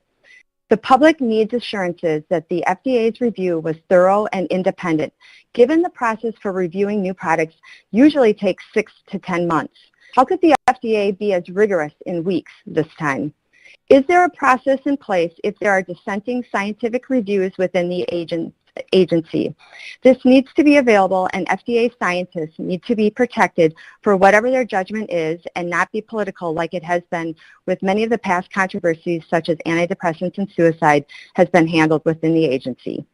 Transparency is everything. Assuming FDA approval, then all trial data must be released and made public. This also includes the process information like Pfizer's Data Monitoring Committee, who determined it was safe. Is it public? If not, it should be. We also need a transparent process for catching safety signals and communicating with the public. It needs to be real time like we saw in the UK yesterday with the allergic reactions, and not reported in weeks, months, years later like history has shown. Post-market monitoring will be more important than ever. We really don't know what short and long-term harms are given the short duration. Will FDA be staffed to handle the large task of closely monitoring that will be needed? Like MAUDE, the medical device reporting system, which includes patient narratives in the reporting, the FDA needs to do the same for the VAERS. Narratives can help tell a more complete story than just the data without giving away important patient details. Finally, I have huge concerns with possible unblinding of placebo participants and giving them the actual vaccine, as Pfizer CEO alluded to be willing to do. If this happens, we lose our control group. In closing, I'm directing this comment to the news media. You have a huge responsibility to dig deeper, ask critical questions, and not be just an extension of the manufacturer's PR department and accept press releases like the Wall Street Journal article did earlier this week and included a Pfizer supplied chart showing efficacy by subgroups where blacks had 100% efficacy. This should have sounded alarms and begged for additional questions, and then they would have dug deeper and realized there weren't a whole lot of blacks in the trial. Please seek out independent researchers, scientists, and others without political or financial agendas. Ultimately, the public is the real-world clinical trial. It is one big human experiment. The only ones that have 100% immunity in this will be the pharmaceutical companies. They get all the benefits of sales without any of the legal liability should something go wrong. I'd like to thank you for your careful consideration of my comments. I know firsthand the importance of your advisory committee work. Thank you. Okay, the next speaker is Ms. Ligda D. Hi, thank you. I'm from AIDS Action Baltimore and the AIDS Treatment Activist Coalition. I have no conflicts of interest. The answer to both agency questions on COVID-19 prevention and the risk-benefit ratio are clearly yes, in my opinion. Many of the issues submitted in my written comments have been addressed in the sponsor submission. One important ethical issue involving maintaining participants on the placebo arm after EUA has been discussed. I think it is very reassuring that the sponsor is proposing that the placebo participants be permitted to decide whether to remain on the placebo or to receive the vaccine within the study at the appropriate time. The crossover design will hopefully ensure that the study will not crash. Crossovers are nobody's favorite, but an unblinded crossover is probably much more feasible here. Lay people have no understanding of the nuances discussed today. Acceptable designs that will confirm initial EUA data and protect current participants and suspicious future potential participants promoting public trust are essential. I do have a few important remaining concerns. The DART study for pregnant women should be much further along by now. Also, the sponsor is essentially claiming that safety and efficacy have been established across race and ethnicity. The analysis of 3,800 phase 2-3 participants includes only 0.5% Native Americans, 9.3 Black or African Americans, and 28 Latinx people. The Native American and Black or African American numbers are especially concerning in these key populations who are disproportionately affected by and who experience greater adverse COVID-19 related COVID morbidities and death. While my community appreciates the eventual inclusion of people with HIV, HPV, and HCV per Amendment 6, the mere 120 people with HIV enrolled is abysmal. The sponsor has submitted 0 separate data on people with HIV, HPV, and HCV, or people over 75. Thus, there is absolutely no data to guide vaccine use in these populations. This is especially concerning for people with HIV, as there is mounting evidence of disparate adverse co-infection outcomes. VRBPAC should recommend that the sponsor conduct post-EUA research to establish safety and efficacy in significant numbers of people over 75, in people of color, and people with HIV, HPV, and HCV where feasible, without excluding them from any indication. Finally, I hope we don't begin by lagging behind in the enrollment of people in color in COVID-19 research. I sincerely hope Pfizer will include consumers in its vaccine expert safety subcommittee and will convene community meetings to discuss trial designs as well as vaccine education and accrual and retention issues. This practice has served both the HIV community and sponsors very well over many years of successful and mutually beneficial drug development. Thank you and the FDA for such dedicated service and for the opportunity to comment. Great, thank you. Next speaker is Peter Lurie. Good afternoon. I'm Peter Lurie, President of the Nonprofit Center for Science in the Public Interest and an Associate Commissioner at FDA from 2014 to 17. I have no conflicts of interest to disclose. I would like to thank the FDA for conducting its review in a transparent manner and for committing to the advisory committee review process, particularly under concerted political pressure. I just want to address 2 issues today. First, based on the data accrued to date, the Pfizer product demonstrates a striking degree of efficacy in preventing confirmed COVID-19, one that is shared across a variety of demographic, clinical, and other subgroups. Now, I agree with the FDA reviewers that there is no evidence of a major safety signal. However, the extent of more minor adverse events is notable. These include injection site reactions, fatigue, headache, all in over 50% of subjects, and chills in almost a third, all substantially elevated compared to rates in the placebo group. I do not believe that these events should stand between this product and authorization, but I do think the rates of these events are sufficiently elevated to merit open and even-handed discussion with patients. We are already facing significant levels of vaccine hesitancy, and if patients are not forewarned about these adverse events, the word will surely spread rapidly, potentially exacerbating the hesitancy problem. I also welcome FDA's identification of the disproportionate numbers of Bell's palsy cases and hypersensitivity-related adverse events observed in the treated group as matters that should continue to be monitored, including in the post-marketing phase. The second issue relates to trial design now that at least one safe and effective vaccine has been identified. The issues are complex, but we ought to be able to agree on this. No subject who has put their body on the line in a vaccine study should be at a disadvantage in terms of vaccine access as a result of their participation. Yet some observers appear to be advocating for extended periods of blinded follow-up even after authorization. This position is hard to justify ethically if it is inconsistent with public health recommendations at the time, particularly with rapidly rising case rates and the reported levels of effectiveness for the Pfizer and Moderna vaccines. So let me propose the following framework, which I think we can all agree on, at least most of it. 1, subjects should be informed if any vaccine candidate is authorized, not just the one in their trial.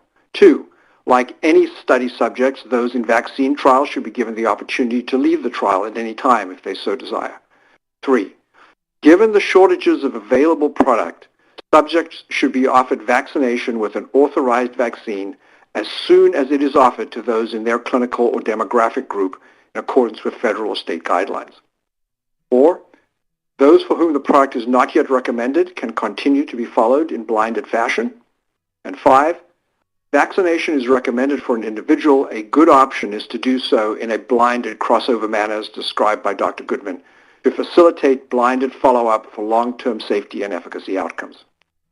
I believe that this will facilitate the collection of essential data while honoring the contributions of the tens of thousands of people whose altruistic efforts have brought us to where we are today.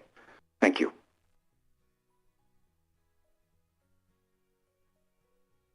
Okay, thank you. The next speaker is Andrew Spiegel. Yes, thank you. Thank you for allowing me the opportunity to provide comments on this most important day. My name is Andrew Spiegel, and today I present in my role as chair of the World Patients Alliance. I have no disclosures.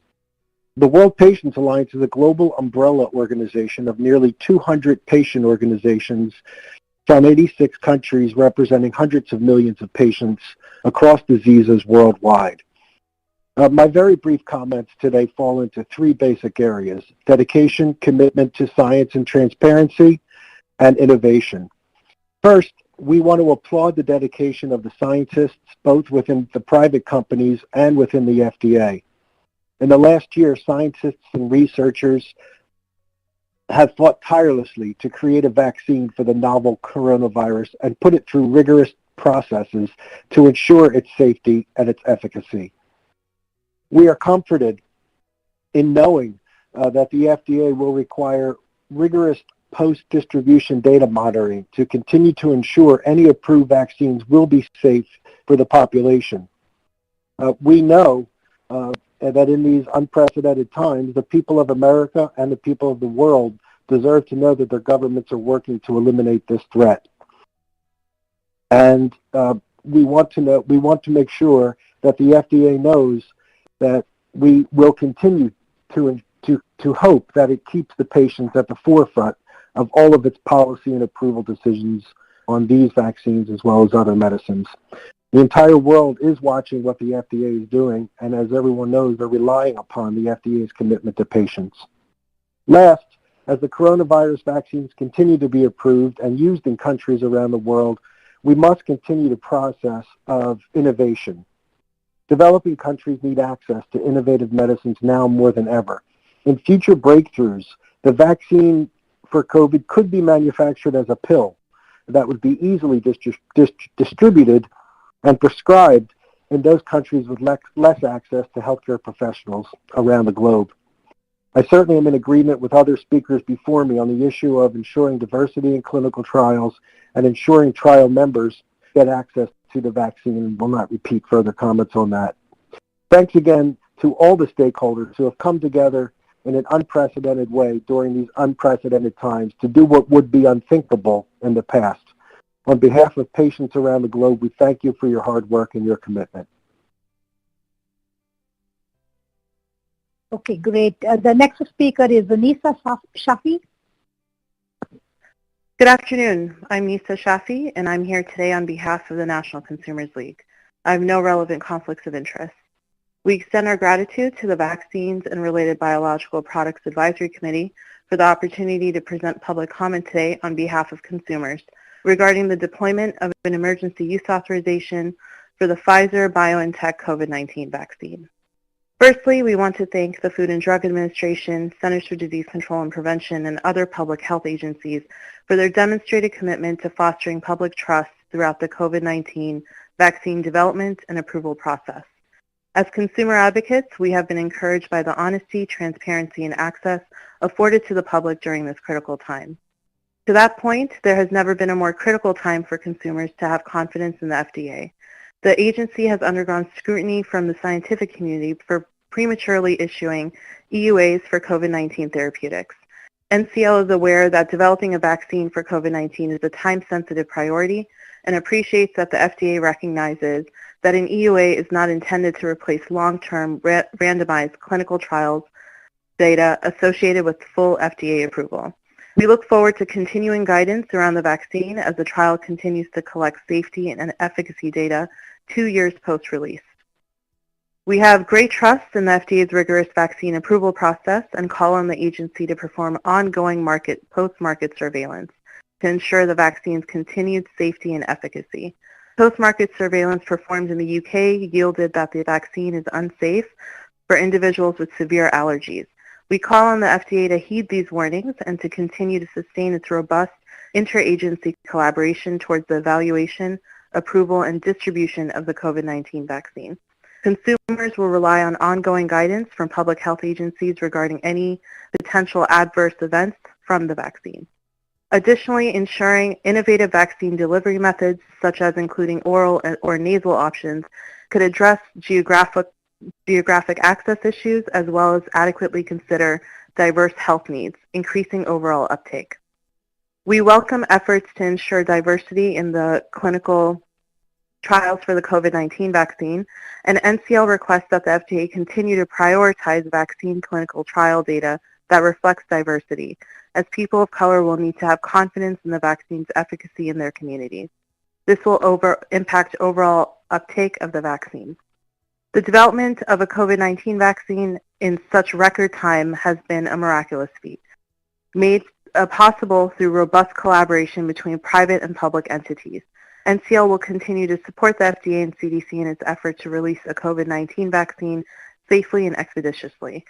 Thank you to the committee for your consideration for our views on this important public health issue. Okay, thank you. The next speaker is Julie Omahundro. Good afternoon. I'm Julie Omahundro, unaware of any conflicts of interest. I will cover key points in the comments I submitted and leave you to read through those as you please. They were submitted under the banner of the Regulatory Watch Cat and easily identified by a cute black cat.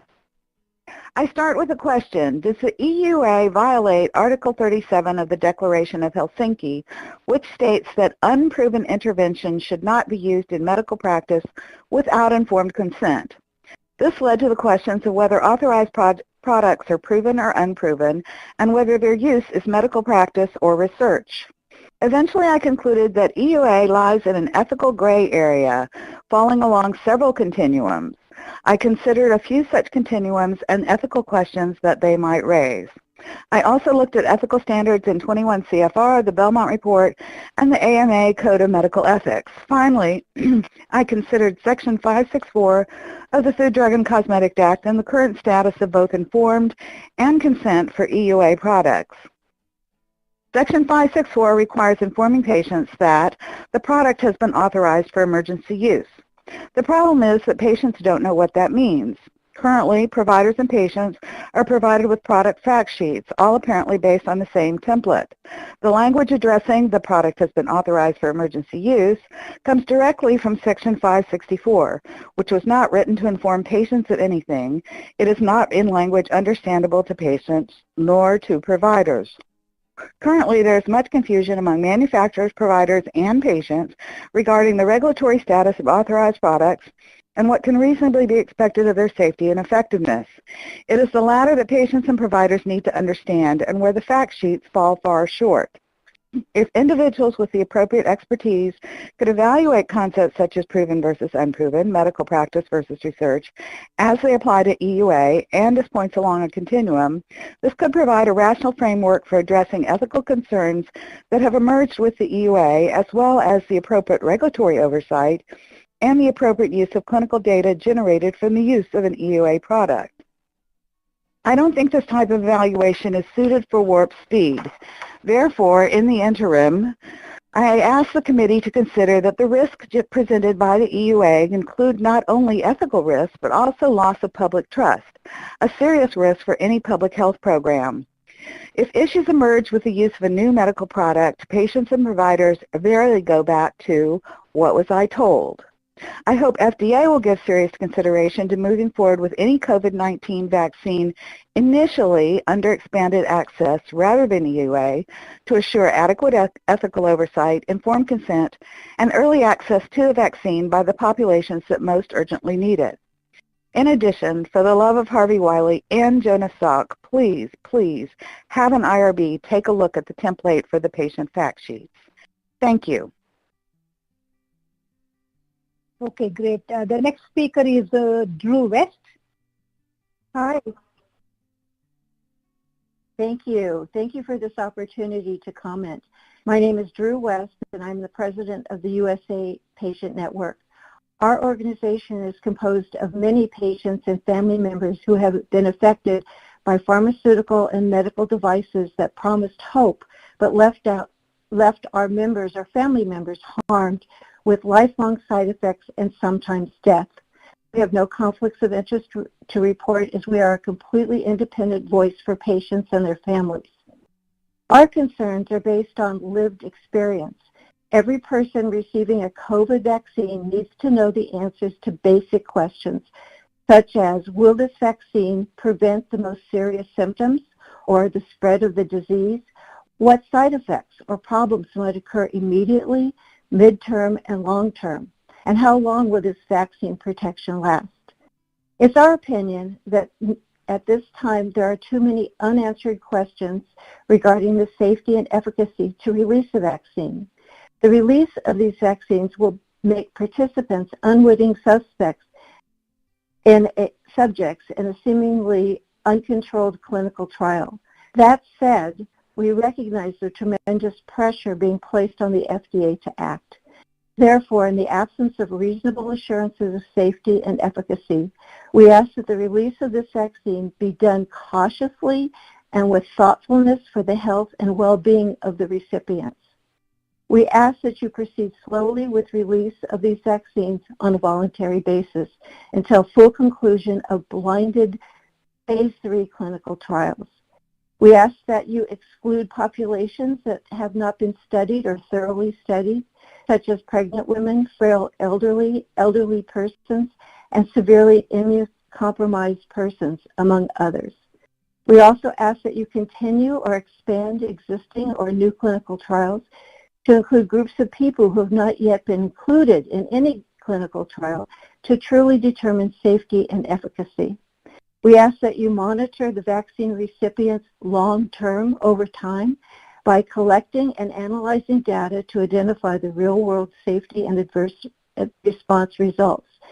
This includes giving clear instructions and encouragement to vaccine recipients on what, where, and how to report adverse response events, not just reporting to their doctors.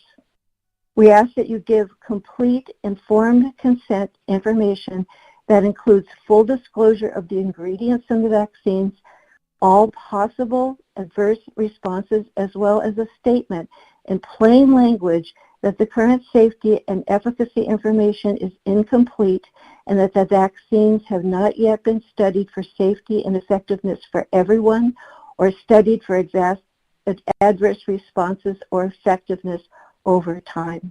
We thank you for hearing our concerns. Okay, great. Thank you. The next speaker is Sarah Christopherson.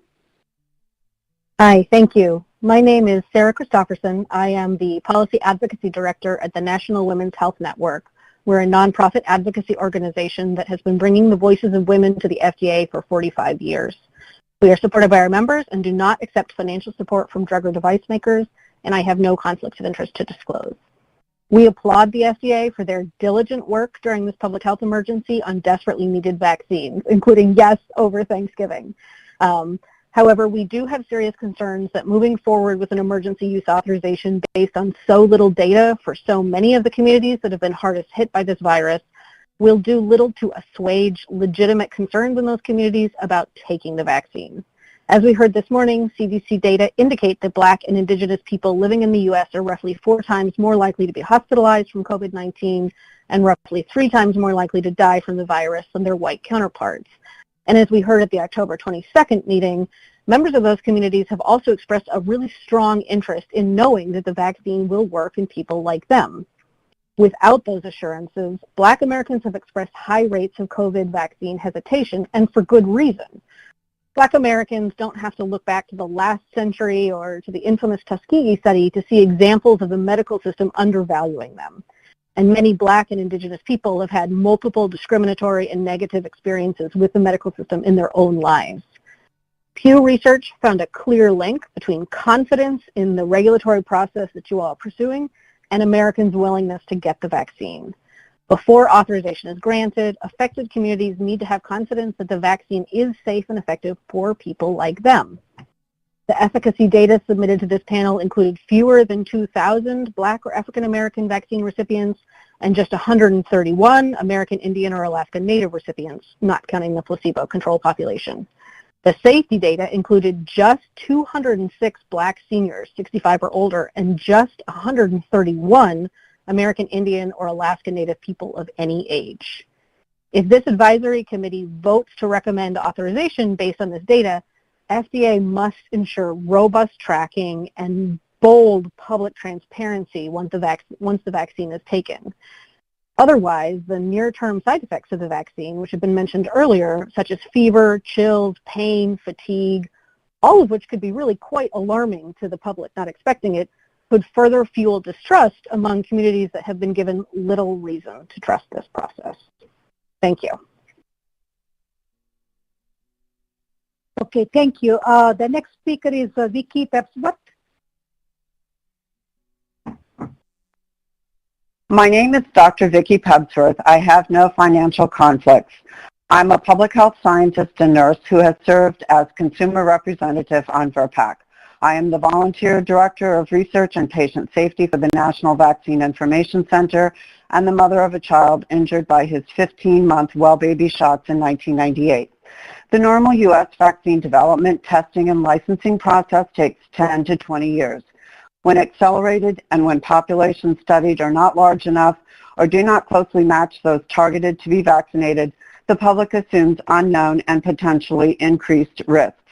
Under the emergency use authorization, COVID-19 vaccines can be approved but remain experimental and unlicensed, while manufacturers are shielded from liability if the vaccines cause harm. The EUA fact sheet prepared for the public must be transparent and fully disclose known and unknown risks of the Pfizer-BioNTech COVID-19 vaccine to guarantee fully informed medical decision-making and to ensure public confidence.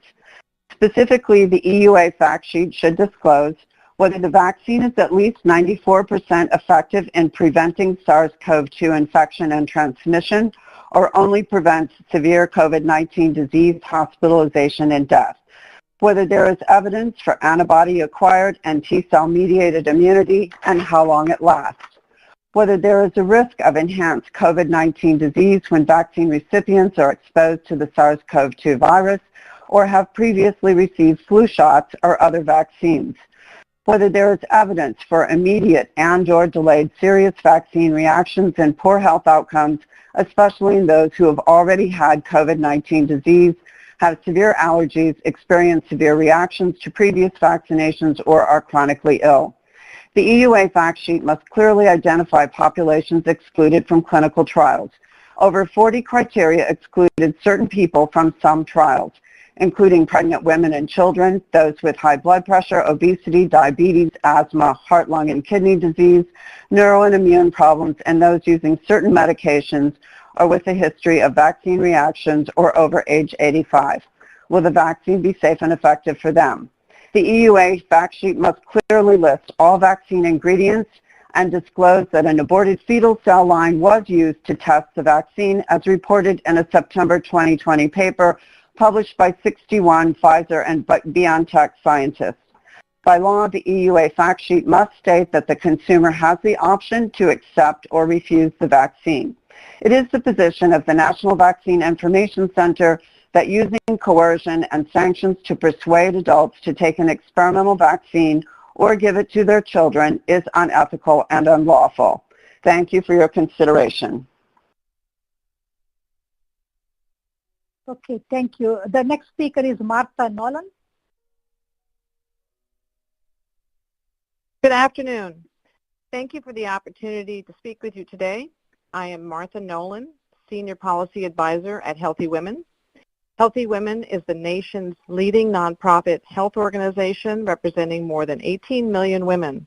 We provide consumers and healthcare providers with accurate, evidence-based information about diseases and conditions, innovations in research and science, and changes in policy that affect women's access to treatment and care. I'd like to first thank you for the thoughtful and important work you are doing today and all that you've been doing throughout the pandemic. The discussion today is truly historic, and I commend all of you for your leadership and careful consideration of the data that is before you. Whether today or in the future, as COVID-19 vaccines are authorized by this body, I know that we are all cognizant of the challenges that lie ahead in terms of public trust. The science being presented today is truly remarkable, and the transparency of this meeting and the sharing of information from all of the companies as they work to develop COVID-19 vaccine candidates is the first step in bolstering public trust. As you're aware, recent surveys among the general public, but also somewhat surprising among healthcare workers, reveal concerns around the safety of COVID vaccines and many myths and misconceptions. When you look at communities of color, the level of skepticisms are even higher. All of us who work in public health must look to address this issue, and working together will be particularly critical. That is why Healthy Women is co-leading an effort with more than 60 other public health organizations representing patients, caregivers, and families, diverse communities, healthcare workers, older Americans, veterans, frontline workers, and scientists who work together to alleviate the concerns and hesitancy associated with the COVID vaccines. The COVID-19 Vaccine Education and Equities Project's missions is to educate and raise awareness of the importance of the COVID-19 vaccination for public health, the economy, and the broader society, as well as leading the conversation to ensure equitable access to authorized and approved vaccinations. The key to getting our lives back to normal here in the U.S. and across the globe hinge on the success of COVID-19 vaccinations. But we also know that vaccines are only as effective if they are trusted and taken by a majority of the population. We look forward to continuing our work to help build that trust, and thank all of you again for the work you're doing to ensure that the coming vaccines are safe and effective. Thank you. Okay, great. Thank you so much. The next speaker is Mitchell Warren. Thank you so much. My name is Mitchell Warren, and I'm the Executive Director of AVAC, a nonprofit organization founded in 1995 to accelerate the ethical development and global delivery of HIV vaccines and other new prevention options. And in March, we joined with several organizations to establish the Global COVID Advocates Advisory Board. I have no conflicts to declare, and we accept no funding from pharmaceutical companies. AVAC enthusiastically welcomes the safety and efficacy data of the Pfizer-BioNTech mRNA vaccine candidate being presented today. This is terrific news, to be sure, and a triumph of science and partnership. While the data to us do clearly warrant an EUA, they also require the maximization of additional data collection to address a number of remaining questions and issues that need to be addressed. One, the critical importance of distinguishing between an EUA and licensure under a BLA, and for you all to help ensure that continued data collection and a clearly articulated pathway and timeline for a BLA is provided. Two, there continues enormous need for the inclusion of diverse populations in COVID vaccine trials generally, and the data under review today provide limited information about the safety and efficacy data in diverse populations, including people living with HIV, other immunocompromised people, and those who are pregnant and breastfeeding. It is essential that specific requirements and timelines be articulated so that these key populations are not left behind. And I want to underscore my colleague Linda D's earlier comments on the critical importance of equity, diversity, and inclusion in research and review. With only 2 months of follow-up data as per EUA guidance, and it is essential that future BLAs include at least 6 months of follow-up. Therefore, continued blinded follow-up of the trial is warranted, while recognizing that some trial participants will want to exercise their right to leave the trial and, if from the placebo group, seek vaccination. If an EUA is granted, it will be urgent for the FDA and the companies to rapidly develop clear information, including an explicit reconsent process to outline the benefits, risks, and rights of maintaining in the blinded trial for both public health and personal benefit, and strongly encourage the committee to endorse the deferred blinded crossover design proposed by NIAID and presented earlier. In addition, we encourage the FDA to urgently issue guidance to other developers who will need to address this issue. Fourth, perhaps the biggest unknowns remain the durability of vaccine efficacy and whether the vaccine prevents asymptomatic disease and will limit transmission. A clear plan to collect and communicate information to inform answers from within the ongoing trial as well as in the design of additional trials, is essential and should be clearly articulated when any EUA is announced, and should be strategically linked to other vaccine developers to jointly identify correlates, bridge data to other populations and platforms, and track use. As we've seen repeatedly in this pandemic and throughout HIV, clear evidence-based information is key. In conclusion, AVAX applauds this mRNA vaccine and both its VRBPAC and FDA for its commitment towards transparency, independence, and evidence-based scientific decision-making. This process is not just about authorization or approval. It is a beacon of independent review and transparency that will help to foster the trust necessary to rebuild confidence in vaccines, in science, and in our public institutions. Thank you for what you're doing today and throughout this process, and thank you for the opportunity to present, and looking forward to continued engagement with scientific and regulatory processes that move with speed of trust. Okay, great. Thank you. And I think we are almost come to a closure. We tried the last person requested, and then we are unable to reach her out. So I think we can conclude because we already have past 10 minutes past the actual time for the next presentation. But before we go to sponsor presentation, the director of the Center for Biologics, Dr. Peter Marks, would like to make a few comments. Then we'll go to sponsor presentation. Thank you. Dr. Marks, you are on. Thanks very much, Prabha. I just want to take a moment here to offer some thanks to various people. First of all, thanks to anyone from the public who's tuning in today. I think having this as a transparent process is very important as one of the steps we're taking to try to enhance vaccine confidence across the country. I also want to take a moment to thank all of the advisory committee members and the speakers today. Their contributions are immense, and we'll look forward to their discussion later on today.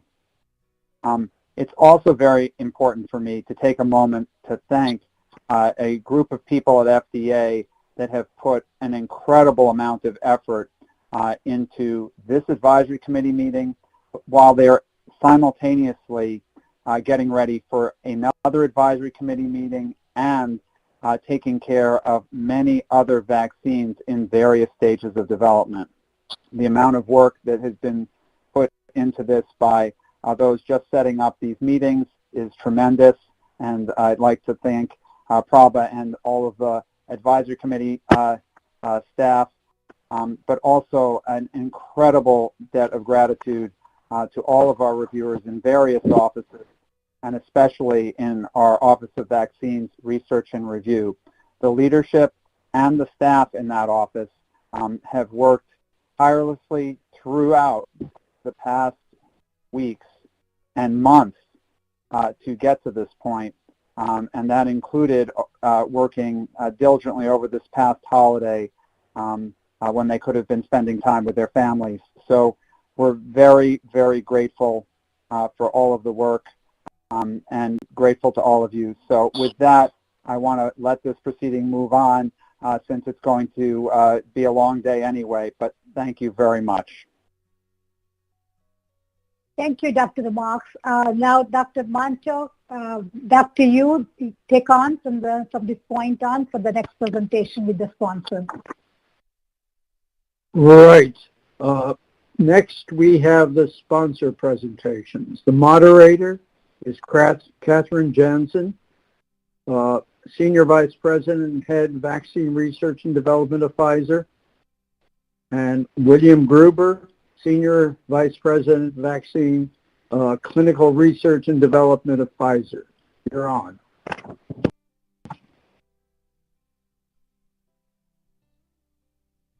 Good afternoon, members of the committee, FDA, and ladies and gentlemen in the audience. It is a real pleasure to be here today. I'm Dr. Catherine Jansen, and I'm a Senior Vice President and Head of Vaccine Research and Development for Pfizer. I would like to thank the FDA for organizing the VRBPAC and the VRBPAC chair and members for their time. Pfizer and our partner BioNTech are pleased to be here today to discuss our candidate mRNA COVID-19 vaccine program in the context of requesting and emergency use authorization. Our presentation today will follow this agenda. After I give a brief introduction, Dr. William Gruber, Senior Vice President, Vaccine Clinical Research and Development, will review the development program for our vaccine, including non-clinical, clinical safety, and clinical efficacy data. After this, I will come back to review the benefit-risk and provide conclusions for our presentation. We are also pleased to have a principal investigator with us to answer any study-related questions.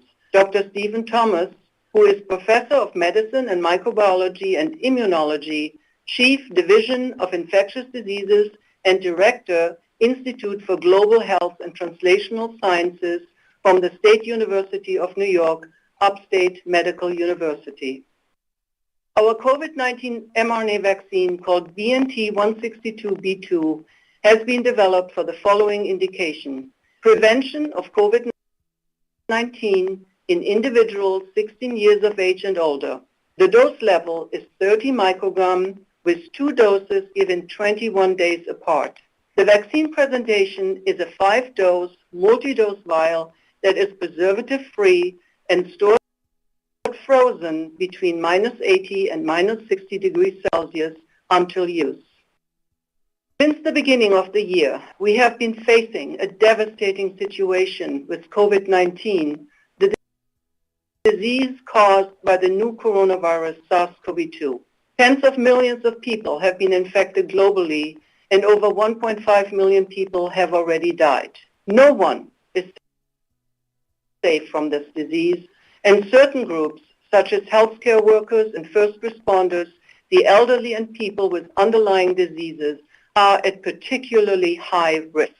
It is now becoming very clear, particularly with the recent increasing rates of COVID-19 globally and in the United States, as discussed earlier by Dr. Hall, that we need a safe and efficacious vaccine to stem this devastating pandemic while also deploying other prevention strategies, such as infection control, including mask wearing and social distancing. SARS-CoV-2, the virus that causes COVID-19, is a new beta coronavirus that emerged late in 2019 in China.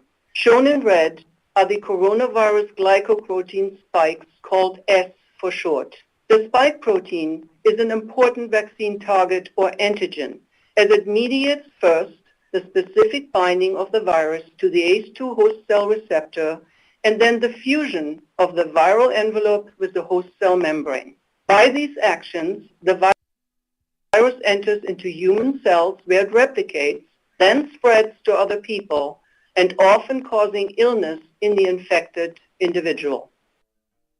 Data available from other coronaviruses, such as SARS and MERS, had established that antibodies to S can block the binding of the virus to cells and prevent the infection of the human cell.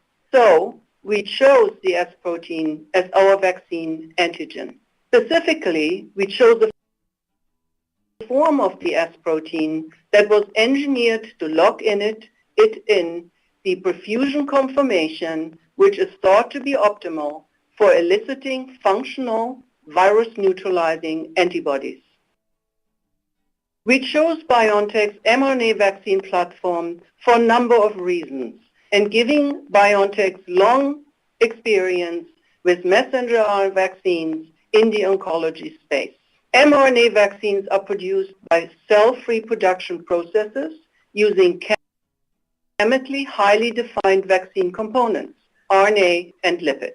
mRNA vaccines can induce broad immune responses, well suited to address a new pathogen in a situation where there's no or limited knowledge of what correlates with protection. The mRNA vaccine platform lacks unwanted viral or vaccine platform antigens that may lower a vaccine-induced immune response. As a consequence, mRNA vaccines can be boosted repeatedly, an important consideration when persistence of vaccine immunity is not yet known. Given that mRNA vaccines are essentially synthesized They can be developed and scaled up quickly, a clear advantage over cell-based production processes when developing a vaccine in a pandemic setting. So how does an mRNA vaccine work? We have a deep scientific understanding of how such vaccines work. The mRNA codes, that means harbors the information for the vaccine antigen, which is a form of the S protein. The mRNA is stabilized to formulation with lipids to form what we call lipid nanoparticles, or LNPs. The LNP formulation is further optimized to allow efficient entry of the LNPs into human cells. This LNP is also optimized to be able to enter antigen-presenting cells that are efficient at stimulating a broad immune response, which we desired, given that we did not know, and still do not know, which response best correlates with protection. Inside the cell, the mRNA is released from the LNP. Just like any other messenger RNA in a cell, the mRNA from the vaccine can direct the synthesis of a protein by the cell's own production machinery. And since our vaccine codes for a form of the SARS-CoV-2 spike protein, that protein is also produced. Once produced, the whole S protein and its smaller fragments are presented to the human immune system that recognizes the protein as foreign, resulting in stimulation of T helper cells or CD4 T cells that activate other T cells and antibody-producing B cells. The antibodies can bind to the S protein on our SARS-CoV-2 and neutralize the virus, which means the virus is no longer capable of infecting a cell. Also produced are CD8 T cells that can eliminate virally infected cells. An important feature of mRNA vaccines is that they stimulate effective B cell and T cell memory responses. This ensures longer-term protection from viral infection and disease. An additional advantage of the mRNA platform is that the vaccine induces a Th1 biased CD4 positive T cell response that is linked to protection from viruses and thus minimizes a theoretical risk of vaccine-enhanced disease. The Th1 biased response is characterized by secretion of cytokines involved in fighting a viral infection, such as interferon gamma and IL-2. So in a nutshell, the immune responses induced by the mRNA vaccine are similar to what you may get in response to a viral infection. But, of course, the mRNA vaccine is non-infectious and cannot cause disease. When we started our COVID-19 vaccine partnership with BioNTech, we had the choice of a number of different mRNA vaccine candidates, different flavors of the mRNA, and different forms of the spike protein. Given the enormity of our mission, clinical data were important to us in deciding on the right candidate for a COVID-19 vaccine. So we evaluated not just one, but 4 different candidates in phase 1 to be able to make real-time scientific decisions to select the best candidate based on the following major selection criteria.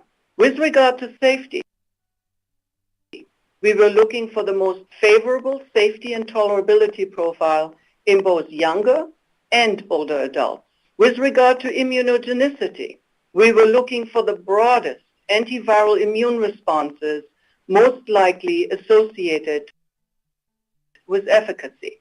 And with regard to a rapid pandemic response, we were looking for the candidate that could be developed and produced most efficiently.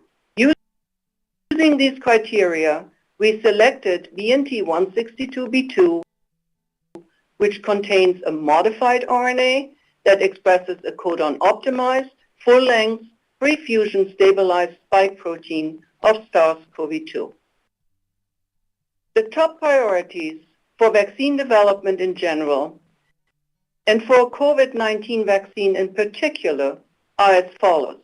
We must demonstrate that the vaccine is highly effective, meaning that it can help prevent COVID-19 in at least the majority of vaccinated people. We must demonstrate that the vaccine is safe with a robust safety data set generated in a very large pivotal efficacy study. And we also must demonstrate that we can consistently manufacture the vaccine to the highest standards. Throughout 2020, we have been asked often, how can this be done in a year or less, when the process normally takes many years? Well, vaccine development or anything else in a pandemic setting is not normal. It requires a completely different way of thinking and a strategy of parallel versus sequential R&D. Instead of waiting for preclinical and clinical data to emerge, substantial efforts and resources were poured into process development and manufacturing scale-up well before any clinical data were available. This has been an unprecedented investment early in development. In planning clinical development, we worked with the FDA and other regulators on a seamless trial which collapsed phases 1, 2, and 3 clinical development, also in an unprecedented way, with close to real-time communications and decision-making without ever stopping the trial. We are grateful to FDA and other regulatory agencies who have lent us their enormous support to work on these seamless development timelines. With substantial work on the mRNA platforms already done at BioNTech, we were able to quickly start clinical development and advance to phase 2-3 start at the end of July this year. And we had support from CDC to provide real data on regional SARS-CoV-2 and COVID-19 attack rates in the United States to optimize our selection of trial sites. Last, but certainly not least, with the dedication of investigators and site staff, as well as the motivation of tens of thousands of trial participants, we were able to enroll over 40,000 participants in a record 6 weeks, give them each 2 doses of vaccine, and ensure their safety while conducting the trial with strict compliance and uncompromising quality. And now, let me introduce for you the clear and compelling data package you will hear about today that we believe satisfy the FDA guidance for COVID-19 vaccine emergency use authorization. We have submitted all of the information required to meet the EUA guidance, and you will hear about them this morning. As for manufacturing data, FDA has reviewed the CMC data submitted to date for our vaccine and has determined that the CMC information is adequate to ensure the vaccine's quality and consistency for authorization of the product under an EUA.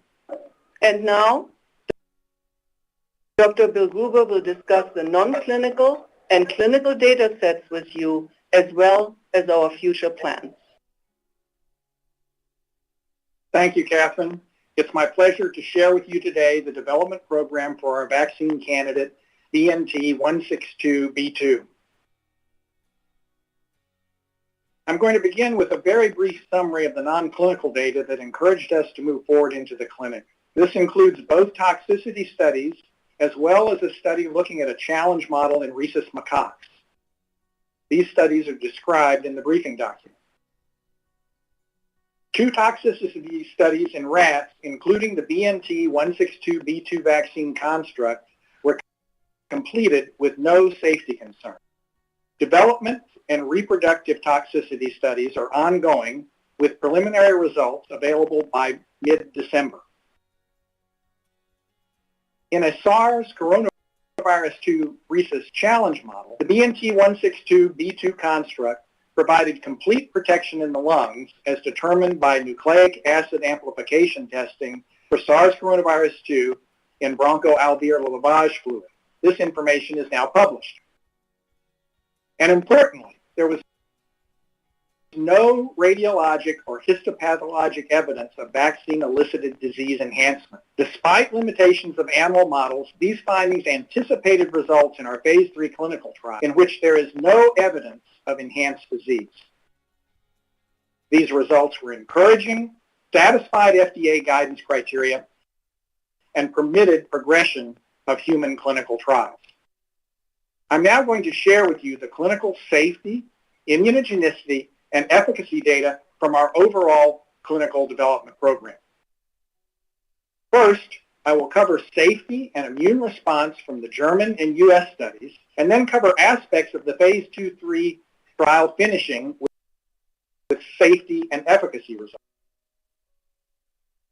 So let's begin with the two phase 1 studies.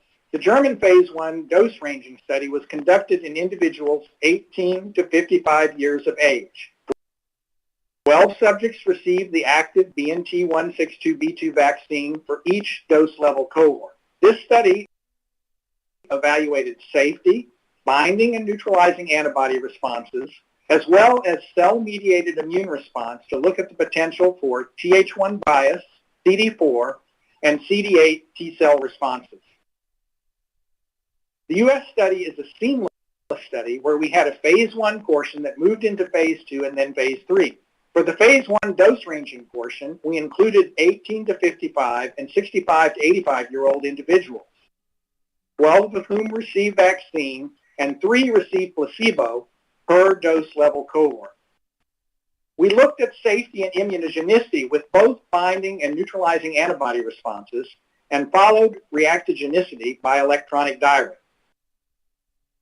These individuals will continue to be followed for a full 2 years after the second dose. The results from the phase 1 experience have now been published, and you have details in your briefing document. I'll just summarize for you briefly the reactogenicity from phase 1. Mild to moderate injection site pain was observed frequently and was consistent with local reactions observed with other commonly licensed and recommended adult vaccines. Fever and chills, along with other systemic manifestations, were observed. Reactogenicity was generally higher after dose 2 than dose 1, and reactogenicity events after each dose of the vaccine in older adults were milder and less frequent than those observed in younger adults. Now I'd like to summarize for you the antibody responses in phase 1 to 2 30 microgram doses of the chosen BNT162b2 vaccine, focusing on the neutralizing antibody titers from the U.S.-based trial. These results have been published in a peer-reviewed journal and are described in your briefing document. By day 28, or 7 days after the second 30 microgram dose, true 50% neutralizing antibody responses are observed. GMTs are shown at the top of each column. Antibody responses are well maintained out to day 52, approximately 1 month after dose 2, in both this younger 18 to 55 years of age group and the older 65 to 85 years of age group. GMTs are again shown at the top of each column. The GMTs in vaccinated participants range from 1.5 to 3.8-fold higher than the virus-neutralizing GMT of 94 observed in a panel of 38 convalescent sera labeled HCS. So this was very encouraging to us, that we were achieving a functional antibody response that could be associated with protection. It was also very important for us to examine cell-mediated immune response to be confident that we were getting a Th1 biased CD4 and strong CD8 T-cell response. These are data from the German trial. This first panel shows gamma interferon intracellular cytokine analysis data. We see a substantial increase in gamma interferon, very consistent with Th1, and at levels above responses following natural infection, labeled HC. If you look at the middle panel, you can see a relatively higher proportion of S-specific CD4 cells expressing gamma interferon, IL-2, or both, compared to a lower proportion expressing IL-4.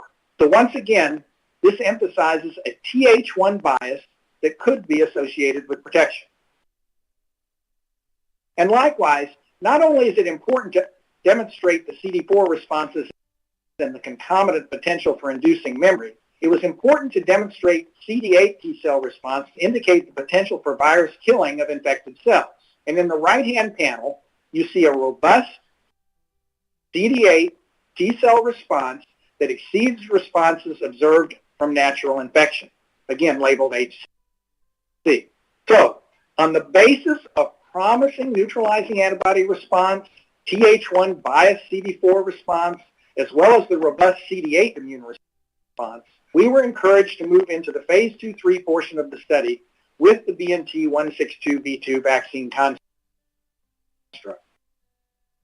Outlined here for you at a very high level are the fundamental elements of the trial, where our goal is to enroll approximately 44,000 healthy subjects. Stable chronic disease is allowed because we find it important to make sure that those individuals with underlying diseases are included. They stand to have the greatest benefit from a vaccine because of their high morbidity associated with COVID-19. We also have included individuals with stable HIV, hepatitis B, and hepatitis C virus infections. At least 40% of participants are 56 years of age or older. This is important because we recognize that this population is also particularly vulnerable to severe disease. We also recognize the importance of conducting this study in people of color. So we have adopted an approach that assures a diverse racial and ethnicity profile, including Black and African American populations, Asians, and Hispanic Latinx populations. We've excluded immunocompromised individuals because it's yet to be determined if different dosing might be required in this population. And as you'll see later, we plan to evaluate those populations in future studies. So here are the demographics displayed for the full population data cut on over 43,000 subjects as of November the 14th, with good representation of gender, race, ethnicity, and age, with even splits between vaccine and placebo recipients. The age breakdown is highlighted to show the different age groups above and below 55 years old, and in the older 65 and above age groups. Note that over 9,000, or 20.9% of the 43,000 participants were over 65 years of age. So now let me share with you the safety data from our phase 2-3 portion of the clinical trial. I wanted to highlight something familiar to members of the VRBPAC committee. We have ongoing safety reviews by an independent data monitoring committee of unblinded safety data, and in fact, these are occurring weekly. This makes sense in the context of a rapidly enrolling trial with this new vaccine candidate. The DMC consists of 4 adult or pediatric infectious disease experts and 1 statistician, all with expertise in assessing vaccine safety, immune response, and efficacy. And the DMC, as recently as this past week, has identified no safety concerns during the duration of the clinical trial and has recommended that the study continue as planned at all of their safety reviews. This figure summarizes the safety database population submitted to the FDA for this review. Starting at the bottom, there are over 43,000 study participants with safety data collected in the trial as of the data cutoff on November the 14th.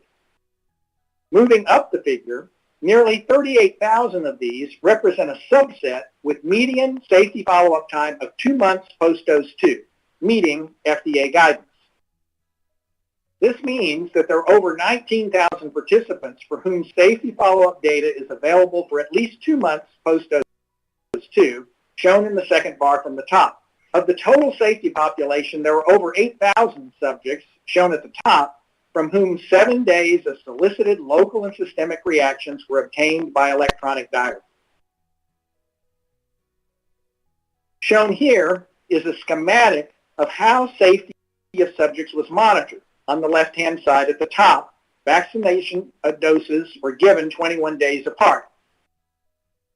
The first dose of vaccine was followed by very intense active surveillance for potential COVID-19 symptoms that would trigger a telehealth or in-person visit and nasal swab. This was done both as a safety measure as well as to evaluate efficacy. Individuals could either be swabbed at the investigative site or obtain a self-swab. We were very intent, of course, on otherwise tracking safety comprehensively, and you can see at the bottom left of the slide that we used an electronic diary to address common reactions seen after vaccine administration, encompassing at least 6,000 subjects and at least 500 in each of the countries that are included in the trial. We also captured non-serious adverse events 1 month post-dose 2. We will actively collect serious adverse events for at least 6 months post-dose 2, and deaths and related SAEs out to the end of the trial at 2 years after the second dose. So now let me share with you electronic diary data related to local adverse events. This represents data that were captured over 7 days after dose 1 and dose 2 in 16 to 55 and 56 to 85-year-olds. I think you can quickly appreciate, looking at the two panels, which represent dose 1 and dose 2, that for redness, swelling, and pain at the injection site, the type of local reactions are very consistent to those seen with commonly licensed and recommended vaccines with very little redness or swelling. Pain was largely mild to moderate in severity. No grade 4 local reactions were observed. Again, a very satisfactory safety profile as far as local reactions are concerned. We also, of course, used the electronic diary to look at systemic events. The orientation of this slide is different in that we are looking first at events 7 days after dose 1. In those who received the vaccine on the top panel compared to those who received placebo on the bottom. Looking at both the 16 to 55-year-olds as well as the 56 to 85-year-olds, you can see that the reactions fall within a tolerable range compared to other adult vaccines. I would highlight fever and chills because these appear to be the most discriminating, as you can see, compared to placebo, but both were within an acceptable range. Now we are looking at systemic events 7 days after dose 2, and you can see a somewhat higher incidence of fever and chills, as well as other systemic manifestations compared to placebo. The only grade 3 or severe solicited adverse events greater than or equal to 2% in frequency after the first or second dose were fatigue at 3.8% and headache at 2% following dose 2.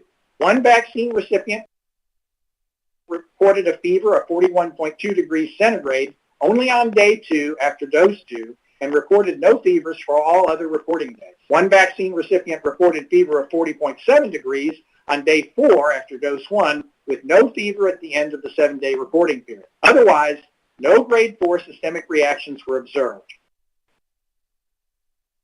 There was a difference between younger individuals and older individuals. Younger individuals tended to have more reactions. But in all age groups, the vaccine was well tolerated and the reactions were within an acceptable range. If we consider how these events peak and decline over the 7-day post-dose 2 period in the BNT162b2 group, it can be seen that the duration is short-lived. Participants are vaccinated on day 1. Fever, the leftmost dark blue bar, typically appears on the day after vaccination and lasts only a single day. Otherwise, systemic events, shown as the other colored bars, peak at day 2, then rapidly decline over the next 2 days in both age groups. We captured spontaneously reported adverse events by system organ class in the nearly 38,000 subject subset for which median safety follow-up was 2 months after dose 2. This slide shows adverse events by system organ class occurring in 1% or more of the study population. More details are included in your briefing document. The most common adverse events observed were general disorders and administration site conditions. As shown in the footnotes, the top 4 classes of unsolicited reactions in this nearly 38,000 participant data set mirror the common reaction captured by electronic diary in the 8,000 participant subset previously described. For example, these include reports of injection pain, fever, myalgia. For nervous disorders, the highest proportion is headache. For GI disorders, not diarrhea and vomiting. When we exclude those terms reflecting local reactions and systemic events typically occurring within 7 days of vaccination, we see a more even split of adverse events between the active vaccine and placebo. Apart from general disorders and administration site conditions, where the predominant remaining event is unspecified pain in the vaccine group, 2.4% versus 0.2%. In general, adverse events by system organ class are infrequent and within range of such reactions reported after other licensed vaccines. Rounding out this part of the safety review, serious adverse events shown here by system organ class are consistent with what we typically see in populations that not only include 40% of individuals being older than 55, but over 50% of the population being obese and or having at least one underlying comorbidity. SAEs have been balanced between vaccine and placebo recipients. These include observed serious adverse events of special interest designated by the CDC, which are few in number and comparable between vaccine and placebo recipients.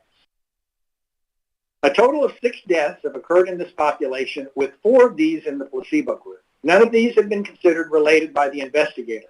Further description of these deaths and the full safety data available as of November the 14th are included in your briefing document. So in summary, the tolerability and safety profile of the BNT162b2 vaccine at 30 micrograms administered as a 2-dose regimen 21 days apart is favorable, and no clinically significant safety findings other than mostly mild or moderate reactogenicity have been identified. I'd now like to turn to our efficacy evaluation. So let me now summarize how we went about determining efficacy for the first primary efficacy endpoint. Again, the vaccine doses were administered 21 days apart. And to qualify for the first primary efficacy endpoint evaluation, individuals needed to have no evidence of prior or current infection before each dose. And that was determined either by obtaining a swab at the time of each dose to identify evidence of SARS coronavirus 2 by nucleic acid amplification testing, or obtaining a blood specimen for N-antigen antibodies at the time of the first dose to indicate evidence of prior infection that may have preceded vaccination by months. So this allowed us to be confident that the individuals for the purpose of this primary endpoint had no evidence of prior or current infection at the time of each dose. And again, this is important because this is the group that we would all anticipate is most vulnerable to SARS coronavirus 2 disease or COVID-19.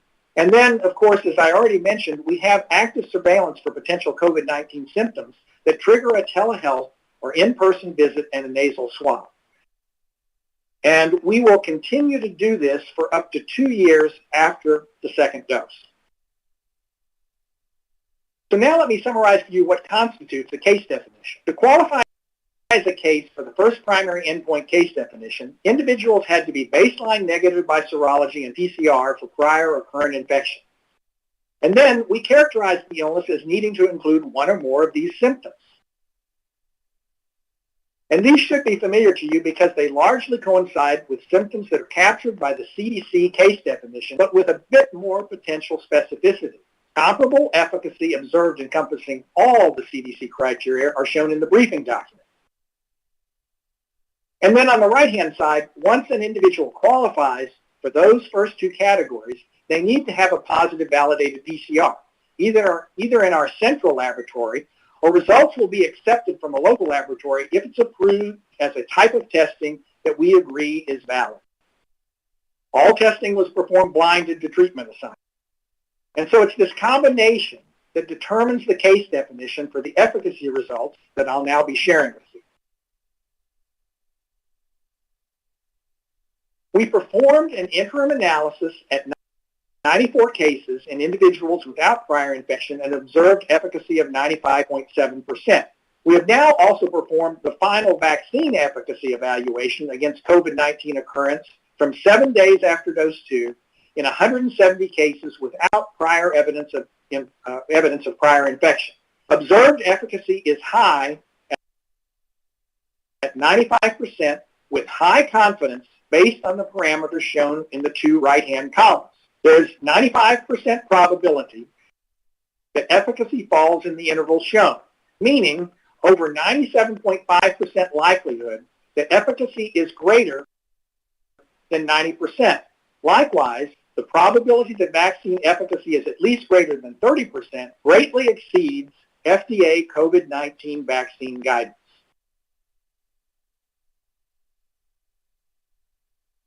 This efficacy trial is not powered to evaluate efficacy based on age, stratum, gender, racial, or ethnic group. Nonetheless, we think it would be useful for the VRBPAC committee to see vaccine efficacy broken down by these parameters. As you can see, observed efficacy was high, regardless of age, and consistent with overall results. 15 cases were seen in adults 65 to 74 years of age, and only one was in the vaccine group. 5 cases were observed in participants greater than or equal to 75 years of age, and all were in the placebo group. Likewise, as shown on this slide, efficacy was high in both males and females, and efficacy was high across racial and ethnic groups. Comparable high observed efficacy was observed across white, black, African American, other racial groups, and likewise also across Hispanic and non-Hispanic ethnicity, with lower bounds of the confidence intervals above 80% across these ethnic groups. There were also comparable values of observed efficacy seen across geographies. This efficacy trial was also not powered to evaluate efficacy based on risk groups. Nonetheless, we think it would be useful for the VRBPAC committee to see vaccine efficacy broken down by these parameters. The risk groups included individuals with body mass index greater than or equal to 30 kilograms per meter squared, and or those with Charlson comorbidity index, which included malignancies, chronic pulmonary disease, chronic cardiovascular disease, diabetes, renal disease, and many others. As you can see, observed efficacy was high regardless of whether the participants were at risk or not, consistent with overall results. Likewise, as shown on this slide, efficacy was high across age groups with and without risk, as well as those with or without obesity. If we break out comorbidity, we see that regardless of category, past history of malignancy, cardiovascular disease, pulmonary disease, diabetes, or additional category of hypertension, point estimates of observed efficacy remain high, and for some, the nominal lower bound of the confidence intervals are well above 0. Hence, we can be confident that the vaccine is likely to work well in older or debilitated individuals. Likewise, we have now evaluated efficacy against COVID-19 from 7 days after dose 2 in those with and without prior infection, the second of our 2 primary endpoints. Efficacy remains high at 94.6% with similarly high confidence based on the parameters shown in the right-hand columns. It was also important for us to define severe cases both for evaluation of safety and for determinations of efficacy. And for this, we use the definition of severe COVID-19 based on FDA guidance, and that's summarized here for you in bullet form. ICU admission, clinical signs of severe disease, organ or respiratory failure, and death are key features. Using the FDA definition of severe disease, let's first look at the top table.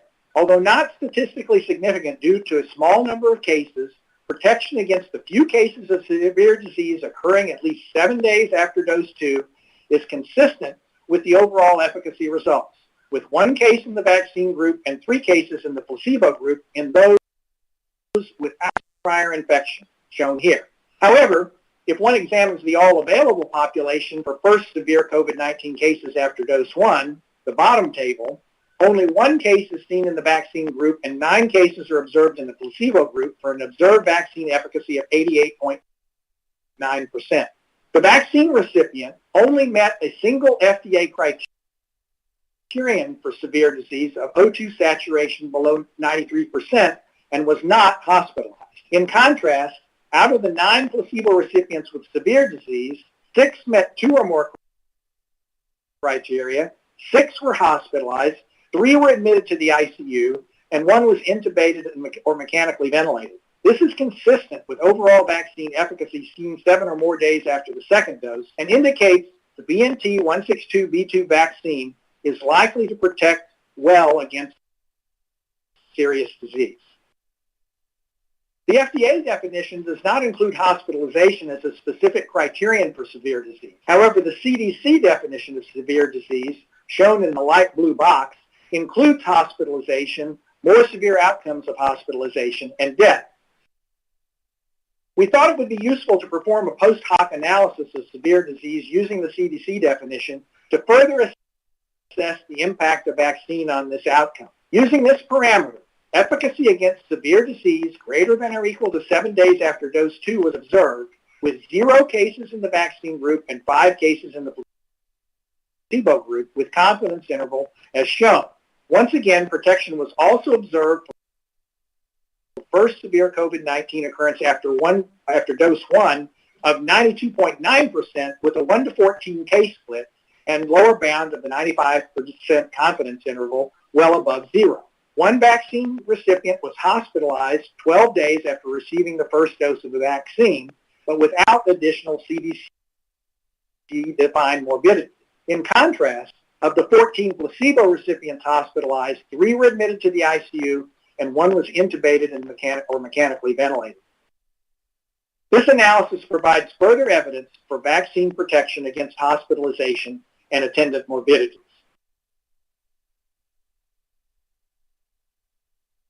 This curve shows the cumulative incidence of all available COVID-19 cases beginning after dose 1.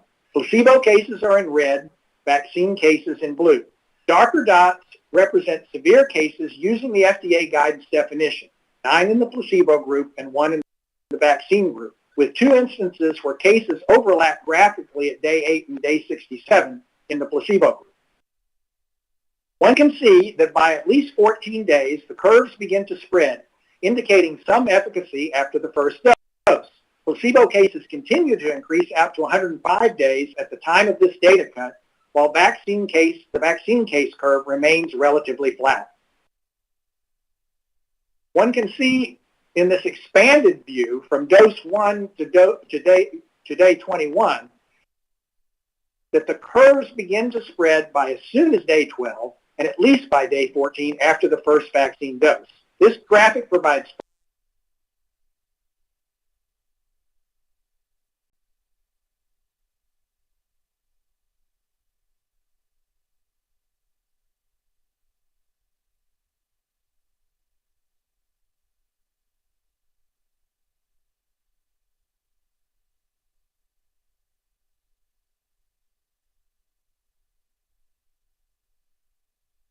hold on a second, Pfizer. We are not hearing you at the moment.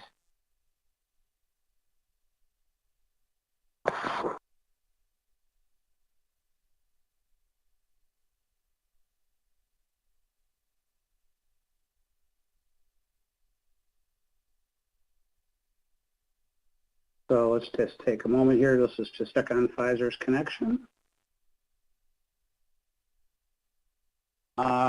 Just out of curiosity,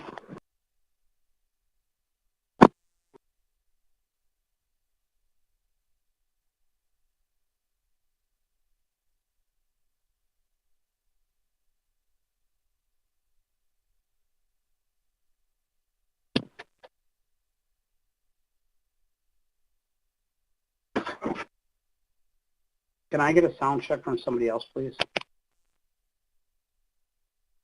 Can you hear me? Test. Okay, thank you. That's what I wanted. This is Archie. All right, so hold on a second. We You're are up. gonna. It's them. It's not us. Yep, I figured as much. Pfizer, we're gonna reach out to our sponsor here and tell them that they have to connect their audio. They just looks like their backup dropped. So Pfizer, please go to your backup audio. Here it comes. Are you there, Pfizer? We're here. Yep. All right, there you go. So, sir, just go back about one slide, just to the beginning of this slide, please. We don't want to lose any content, okay? All right, thank you. Not a problem. So So apologies, everyone. Are we ready all right, to so roll? we'll hand it back to, we're going to hand it back to Pfizer whenever you're ready. I'm ready. Okay? All right, take it away. Yep, take it away. Okay, great. Thank you. Sorry for the technical difficulties. So our efficacy conclusions are as follows. Both primary efficacy objectives met the success criteria. In individuals without prior SARS coronavirus 2 infection, observed vaccine efficacy against COVID-19 occurring at least 7 days after dose 2 was 95%, with high probability, 97.5%, that the true vaccine efficacy is at least 90%. And again, this meets the pre-specified FDA criteria for emergency use authorization. Observed vaccine efficacy was greater than 93% for the first primary endpoint across age, race, ethnicity, and at-risk subgroups. Per the FDA definition, 9 severe COVID-19 cases were observed in the placebo group and 1 in the vaccine group as of the interim analysis cutoff dates, and 14 hospitalizations and associated morbidities were seen in placebo recipients versus 1 vaccine recipient hospitalization in a post hoc analysis, providing further evidence to support efficacy against severe disease consistent with that seen against all COVID-19. From the cumulative incidence curve, there is early onset of protection with divergence of the placebo group from the BNT162b2 group as soon as 12 days and by at least 14 days, with steady accumulation of cases in the placebo group while the vaccine group remains virtually flat. Overall, the efficacy results show that the vaccine at 30 micrograms provides protection against COVID-19 in participants who had or did not have prior SARS coronavirus 2 infection and COVID-19. Our emergency use authorization application is based on our satisfactory safety profile and efficacy against COVID-19. The emergency use authorization will be seeking an indication for individuals who are 16 years of age and older. This safety data includes reactogenicity in over 8,000 individuals, adverse events and serious adverse events in over 37,000 individuals with a median of 2 months of follow-up post-dose 2, and adverse events and serious adverse events in over 43,000 individuals 16 years of age and older with varying degrees of follow-up. The BLA, which we plan to submit in 2021, will encompass reactogenicity in over 8,000 individuals and AEs and SAEs in at least 44,000 total participants. Of these, safety data will be provided from at least 6,000 participants with 6 months or more of safety follow-up post-dose 2.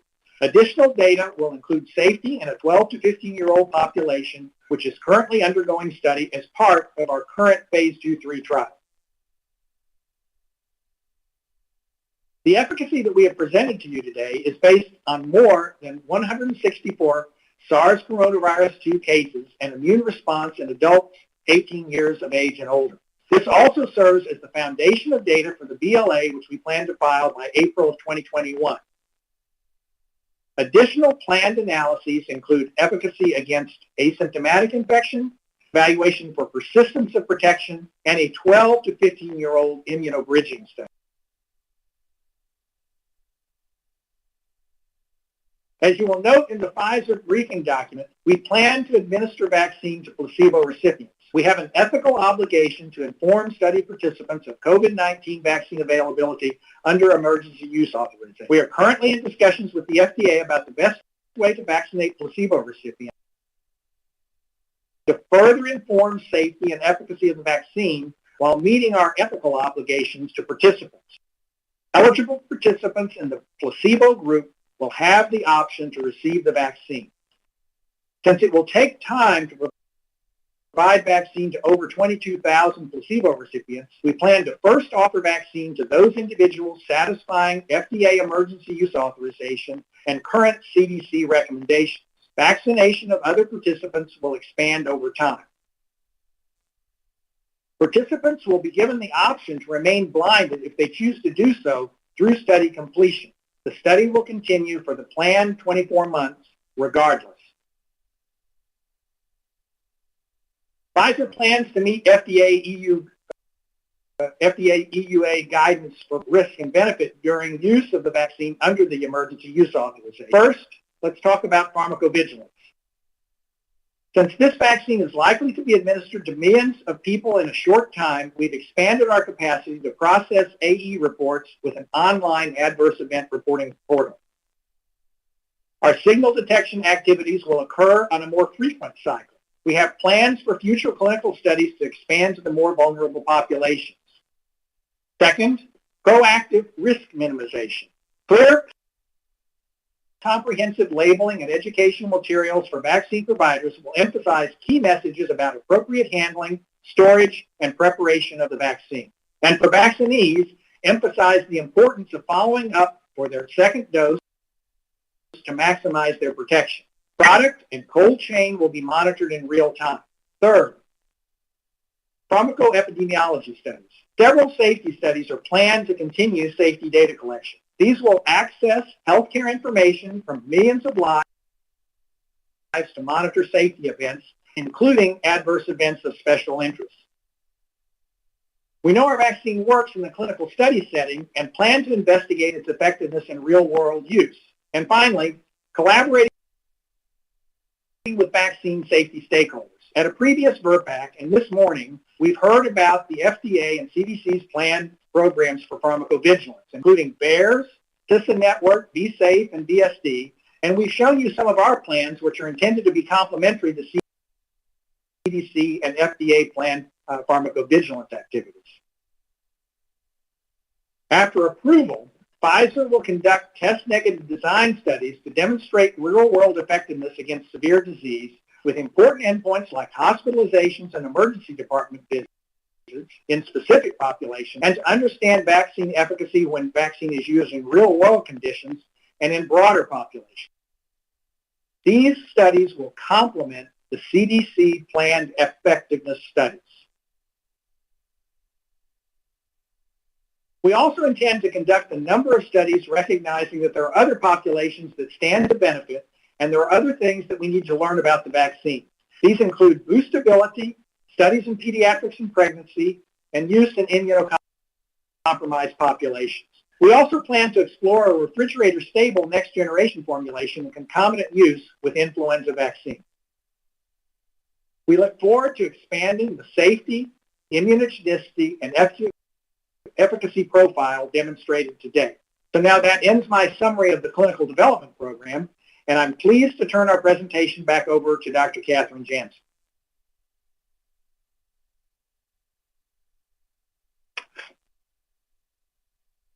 Dr. Gruber, we believe that our data have satisfied the EUA requirements for a COVID-19 vaccine, as you see here on the green check marks.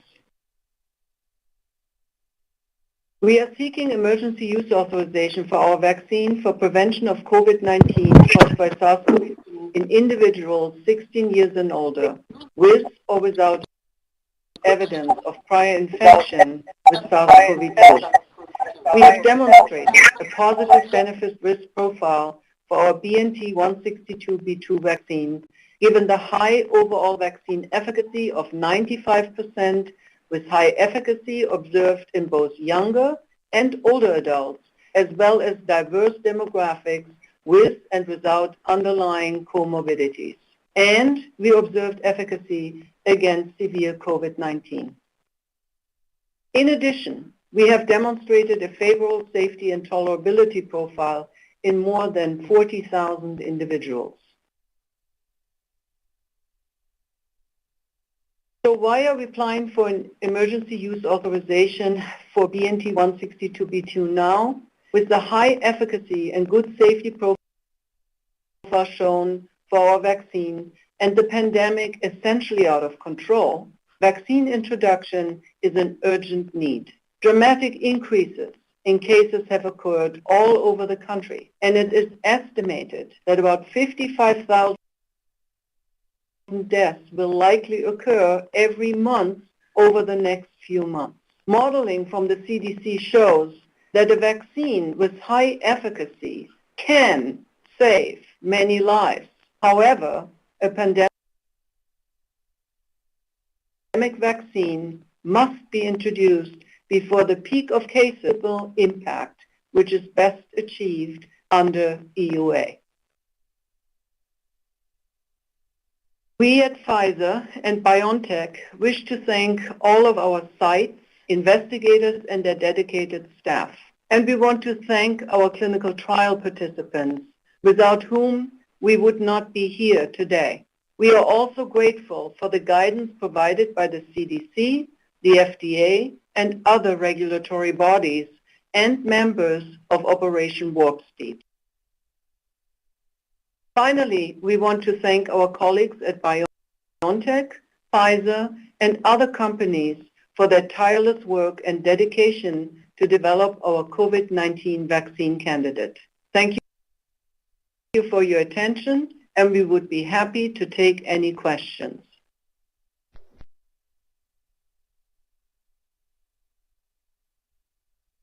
Thank you very much to both of you. I wanted first to ask Dr. Gruber about how he is going to be measuring asymptomatic infections.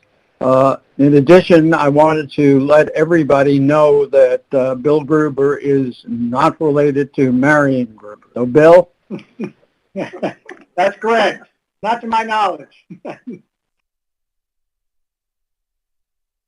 All right. If I understood you, heard you correctly, because there was a little bit of a delay, you were asking about our plans, how to monitor asymptomatic infection. So indeed, our protocol, our trial, was actually designed not just to look for symptomatic COVID-19, but also to monitor and explore whether our vaccine is efficacious against asymptomatic infection. And we are monitoring individuals and screening them with a serological test that measures exposure to SARS-CoV-2. It's actually an N protein test. Right, the N protein. We hope, and we hope that we will have those analyses completed very soon in the new year. And you are also looking then at correlates of protection.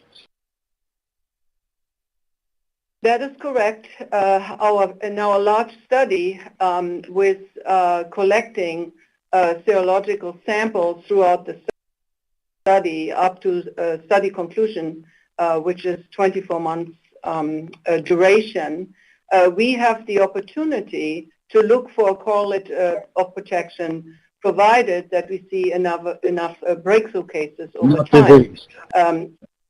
That's right. So, of course, with a vaccine that is highly efficacious, and if it continues to be highly efficacious over time, it may be a little bit more difficult to define a correlate of protection, but nevertheless, we are trying to do that. Okay, we have many, many questions, and we're going to have to limit them and hope you and expect you to stay on for our open discussion in about an hour or so, because I think we can get to some of the other issues at that point. So, Dr. Levy. Hi, thank you. I'm Dr. Ofer Levy with the Precision Vaccines Program at Boston Children's Hospital. I'd like to thank Pfizer for its impressive effort and excellent presentation. I have the following questions. For Dr. Jansen, one regarding mechanism of action. RNAs in principle can be recognized via the innate immune system, specifically potential RNA-induced activation of toll-like receptors 7 and 8, could induce interferons, which may explain the transient lymphocytopenia that was observed in the study and may provide an adjuvant effect, contributing to robust immune responses and the protection observed. Recognizing that the vaccine contains modified RNA that may have blunted innate immune activating potential, what is known regarding the ability of the lead mRNA to activate toll-like receptors such as TLR7 and 8? Has the mRNA vaccine-induced TLR activation been assessed in vitro in cell culture? And my question for Dr. Bill Gruber regarding the safety, the briefing document alludes to numerical imbalances of AEs potentially representing allergic reaction. What is Pfizer's knowledge regarding any potential vaccine AE relating to allergic reactions from either animal models or human data? And finally, regarding immunogenicity, Dr. Gruber described the adaptive response. What about the innate? Were plasma cytokines, chemokines measured, and did these correlate with any of the study endpoints? Thank you. Yeah, so I would like to actually have Dr. Sahin describe in detail what we know about the mechanisms of actions. Let me just start out while Dr. Sahin is getting ready to say that one of the reasons that we shows the modified RNA platform for our vaccine is the reason that indeed it tempers, if you want, tunes down, if you want, the innate immune system. Because as I mentioned earlier, we were looking for a candidate that would allow us to have a very, or would give us a vaccine with a very favorable safety profile. If I could ask Dr. Sahin, please, to comment on the more detailed questions about signaling pathways for the mRNA vaccine candidates. Yeah. Can you hear me? It's Ugo Sahin. Yes. Yeah. Yes.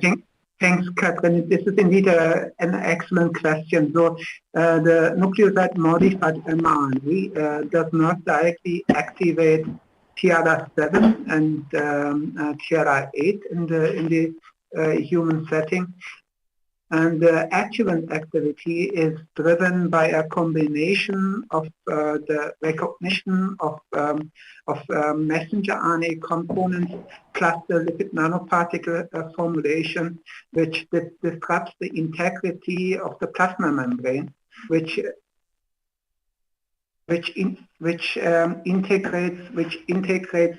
integrates innate immune stimulation signals that result in activation of the type 1 interferon pathway, and this results in cytokine secretion, resulting in the lymphocyte recirculation from the blood into the peripheral tissue.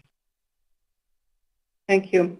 Bill, you want to touch on the other part of the question?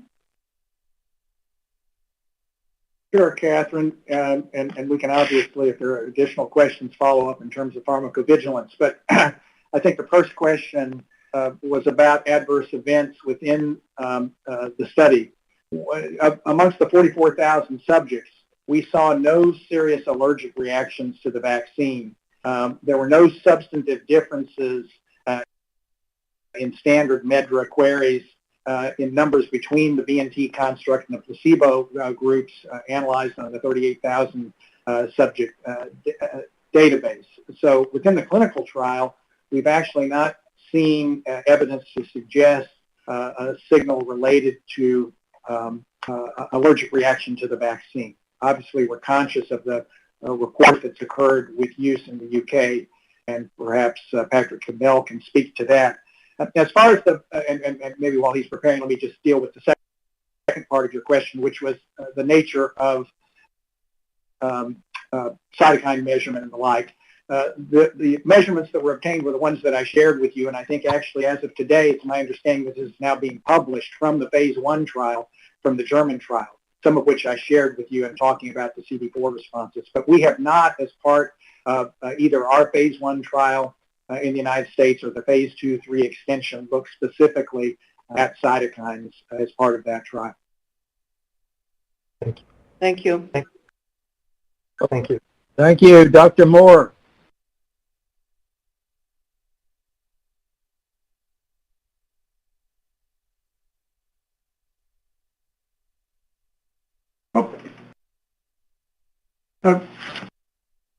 It's very exciting data.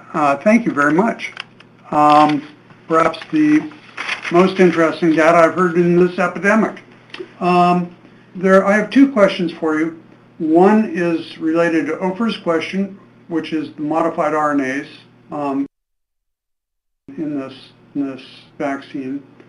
Do we know anything about whether the modified RNAs undergo salvage, could be reincorporated into, for instance, DNA, or if cellular reverse transcriptases could possibly amplify them or turn them into DNA? That's one question. Second one is, among the 8 people that were vaccine failures, do you have were you able to sequence the virus that came from those people, and was there evidence of antibody escape from your antigen? Yeah, so I will start with answering your last question, and then I'd like to get Dr. Phil Domitzer to be ready to address your first question. So as of the 8 individuals that had a vaccine failure in our study, we have not yet analyzed, for example, immune responses or anything else for those individuals. But we plan to do this, but we don't have the data today. And if I could ask Dr. Domitzer to answer the question that you had about the RNA. Yes, I guess there were 2 questions. One is, are the modified nucleosides recycled into other RNAs? And second, about the possibility of reverse transcriptase transforming the RNA into DNA.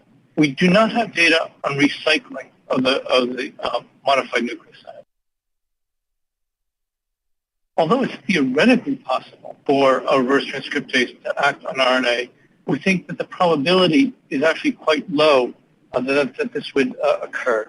These RNAs have no signals that would make them preferential substrates for reverse transcriptase. They're present transiently in a relatively low amount, and we actually have very recent data indicating that actually it's a relatively modest amount of RNA that gets into the cell, and we actually don't see it getting into the nucleus where this would occur. So there doesn't seem to be any greater likelihood that a vaccine RNA would end up reverse transcribed than a cellular RNA. Thank you. Okay, thank you, Dr. Offit.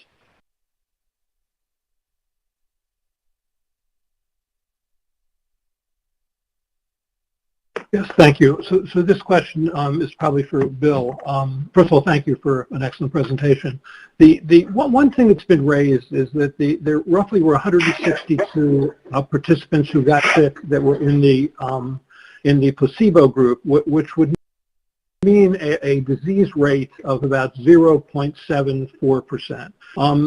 It seems like that might be low. But so it would be interesting to know whether or not that was lower than the disease rate in the area where these participants were being recruited, because the concern is that if that is true, if it is lower than typical, that we may have an example of volunteer bias, where people who volunteer for this trial are more likely to physically distance, more likely to wear a mask, and therefore more likely to be exposed to a lower inoculum. So could you comment on that? Was that 0.74% disease rate lower than you were seeing in that area, or was that typical for the areas where you were recruiting? Bill? Yeah, I think, of course, it's a good question, Dr. Offit. The rate of disease that we were seeing, I think, was relatively typical of not only the area, but thinking ahead to the nature of this population. On the one hand, this is a population that we recruited because they were at increased risk, but they also were voting with their feet to be part of a vaccine trial. And hence we assume that, of course, they were, and we certainly encourage them to take the appropriate sorts of social distancing measures and masking. So I expect it was probably some combination of the two. The other thing to keep in mind is that this trial, although it's been a very, short duration in terms of being able to get to our efficacy endpoint, did span a period of time, particularly in the United States, where rates dropped. And then, of course, we now know the horrific situation we're in now with over 3,000 deaths a day. But it's my sense that part of this is the nature of the span of the trial, both during a time when the rates were high and low, as well as the precautions that individuals in the trial, even though they were high risk, took to further reduce that risk. Thank you. Thank you. Okay, Dr. Pergam.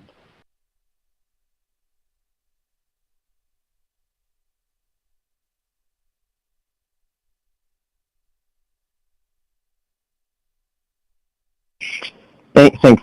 First of all, I just want to thank Pfizer again for, first of all, presenting this data. And I want to really thank them for providing this data to the public as well, because I think the way that they presented this data to the community was really important for many different reasons. I've been curious about enrollment related to risk categories. The large proportion of people in this trial are white, and there's about, I think I characterized 46% had the comorbidity, and a certain number were of older age, et cetera. My curiosity is about timing of enrollment, and those high-risk groups. Were they more likely to be enrolled in the latter portions of the trial and therefore have less time accumulated and at risk? Do you have data about how many people have been followed for 2 months versus 4 months, et cetera, in a different time in risk strata? I'd be curious if there's a difference in terms of the outcomes we're seeing.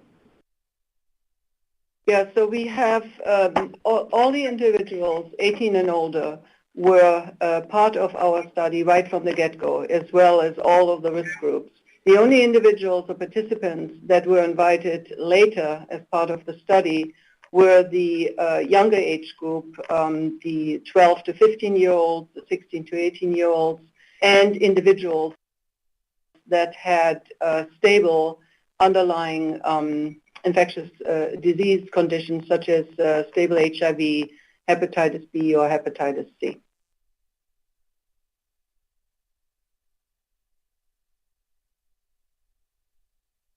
Okay, thank you. Dr. Benacloce.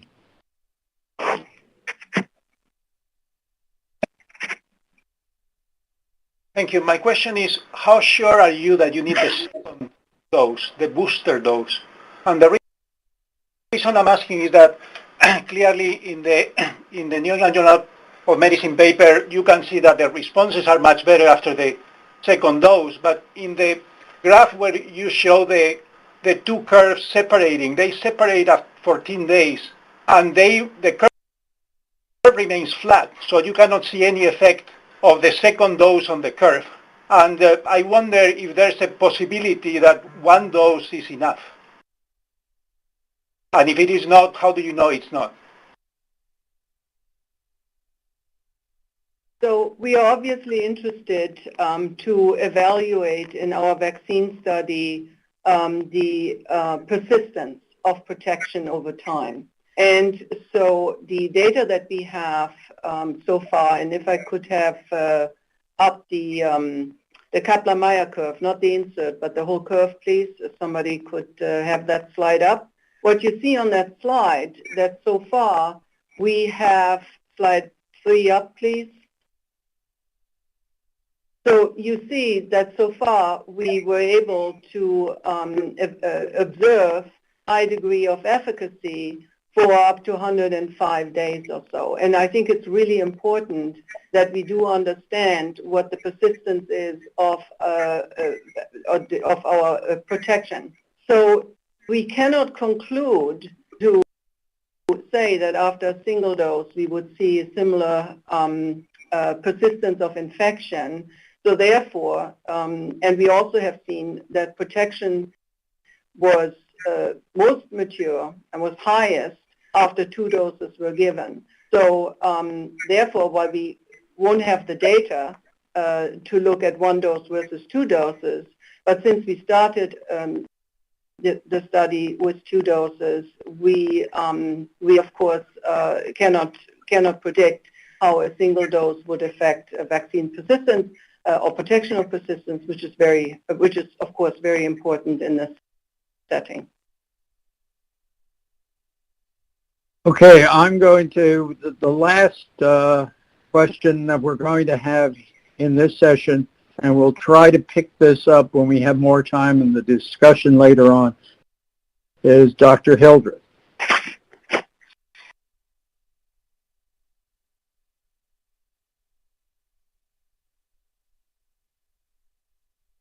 So Dr. Hildreth, the floor is yours.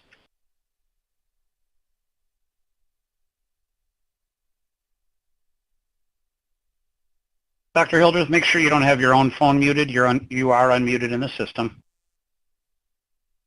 I'm sorry, I did not have a question. My question was asked and answered already. Okay. Well, in that case, we'll move on, at least temporarily. Please stay available so we can return to some of these questions in the first part of our discussion. Now I'd like to call on Dr. Wolsheim from FDA, who is going to give us FDA's presentation of the data and also describe the questions we are going to address in the discussion. Dr. Wolsheim. Thank you so much, Dr. Monteau, and good afternoon, everyone. I'll go ahead and present our FDA review of the clinical data submitted with the Pfizer-BioNTech COVID-19 vaccine emergency authorization request. All right, so a brief outline here. Just to walk you through what we're going to present today, I'll start with a brief introduction of the product and an overview of the clinical development program, followed by our efficacy and safety data analyses, then review the pharmacovigilance plan and plans for future and ongoing studies, and finally, ending with our benefit risk assessment to help prepare the advisory committee to discuss and vote on the topics presented earlier today by Dr. Fink. So first, we will begin with a brief introduction. As Pfizer just walked us through this, the vaccine is based on the SARS-CoV-2 spike glycoprotein S antigen encoded by RNA, and it is formulated in lipid nanoparticles. It's administered by 2 intramuscular injections 21 days apart. The proposed indication and usage under the EUA is for active immunization for the prevention of COVID-19 caused by SARS-CoV-2 in individuals 16 years of age and older. And moving on to a brief overview of their clinical development program to date. There are 2 ongoing studies of the vaccine candidate. Study BNT16201 is an ongoing phase 1 dose-finding safety and immunogenicity study in adults 18 to 15 years of age. And study C459101 is an ongoing phase 1-2-3 randomized placebo-controlled observer-blinded study in individuals 12 years of age and older. I'll note now, as Pfizer also pointed out, that their phase 1 studies did begin at approximately the same time earlier this year, BNT16201 in Germany and C459101 in the U.S. The overlap of vaccine candidates and dose levels in the 2 studies allowed for safety and immunogenicity from each study to provide data and support in real time to change vaccine candidates and dose levels to be evaluated in a larger study that began in the U.S. So looking at study BNT16201, the study evaluated 60 participants who received the vaccine candidate BNT162b2 at the various dose levels listed in the table. There are 12 participants per dosage cohort and no placebo group. The safety results showed a similar safety profile for the vaccine candidate between both phase 1 studies. There are no serious adverse events reported in the safety database for BNT162b2. And moving on to the immunogenicity results. These results were obtained 7 days after dose 2 and showed that 2 doses of the vaccine candidate induced SARS-CoV-2 neutralization antibodies with geometric mean titers comparable to or higher than GMTs from a human convalescent serum panel from recovered COVID-19 patients. The GMTs were highest with the 30 microgram dose. 2 doses of BNT162 also induced S1 binding immune globulin G antibodies and a T helper 1 skewed secretion of interferon gamma and or IL-2. The immunogenicity data demonstrated the prospect of benefit to support enrollment of larger numbers of subjects, and thus the data from study BNT16201 helped support the final vaccine candidate, selected dose, and vaccination schedule that was determined in tandem with the phase 1 data from study C45910001. We'll move on to that study design next. And initially the study was designed to include approximately 30,000 adults 18 to 85 years of age, and this study population was expanded after the study was already underway to later include participants down to 12 years of age and those with stable chronic medical conditions and infections such as HIV, hepatitis B, or C. All participants were planned to receive 2 doses of the vaccine or placebo 21 days apart. The phase 1 portion of this study was designed for dose finding and vaccine candidate selection based on evaluations of safety and immunogenicity. 90 participants were randomized 4-to-1 to receive vaccine or placebo in cohorts of 15 per dose level, separated into 2 age groups of participants, 18 to 55 years of age and 65 to 85 years of age. The dosing began at the lower dose levels in participants in the younger age group, and the dose was escalated only after safety review, and the older age group was vaccinated with the same vaccine dose and candidate following a satisfactory safety review of the same dose in the younger age group. The numbers of participants who received the various dose levels of the 2 vaccine candidates evaluated are displayed there. These phase 1 results, in combination with those from the study BNT16201, determine the final vaccine candidate to move forward into phase 2 and 3. Let me go one back here. And the study design for phase 2 and 3 included a randomization of 1-to-1 for participants to receive either the vaccine candidate or placebo and to evaluate the safety and the efficacy of the vaccine candidate. The first 360 participants enrolled were specified as an expanded cohort to further evaluate safety and immunogenicity, and any COVID-19 cases from these participants also contributed to the overall phase 3 efficacy population. Enrollment was stratified by age as displayed, with a goal of 40% in the oldest age group, representing a population at risk for COVID-19. The total number of participants 6 years of age and older that were randomized in the phase 2 and 3 as of November 14th was 43,551. And here is a graphic to show the overall study design as planned, with the point in time for the data cutoff identified in yellow, for which we have the data to present to you today. Participants either received vaccine or placebo 21 days apart, and surveillance for potential COVID-19 symptoms began after the first dose. The presence of any of these symptoms would trigger an illness visit for collection of the details about the symptoms and collection of a nasal swab for PCR testing. Additionally, participants had blood drawn prior to dose 1, as well as nasal swabs prior to each dose for SARS-CoV-2 PCR testing to evaluate for the evidence of baseline infection. Participants were vaccinated and followed immediately after each vaccination for 30 minutes for any acute reactions, and then also followed for unsolicited adverse events for 1 month after their last dose, and for serious adverse events for 6 months after their last dose. A subset of participants were designated as the reactogenicity subset and reported daily solicited adverse reactions for 7 days following each dose. All participants are planned to have 2 years of follow-up for possibly related serious adverse events or deaths as well. Moving on to the case definitions here. On the right-hand side of the slide is the case definition for the primary endpoint, which included at least one of the listed symptoms and a positive SARS-CoV-2 PCR test obtained within 4 days of the symptomatic period. And on the right side of the screen is the case definition for one of the secondary efficacy endpoints, which is severe COVID-19 disease. This case definition was met for confirmed COVID-19 cases, as shown on the right, who also had any one of the listed more severe criteria, based on vital signs, the need for medical intervention for respiratory failure, shock, intensive care unit admission, or death.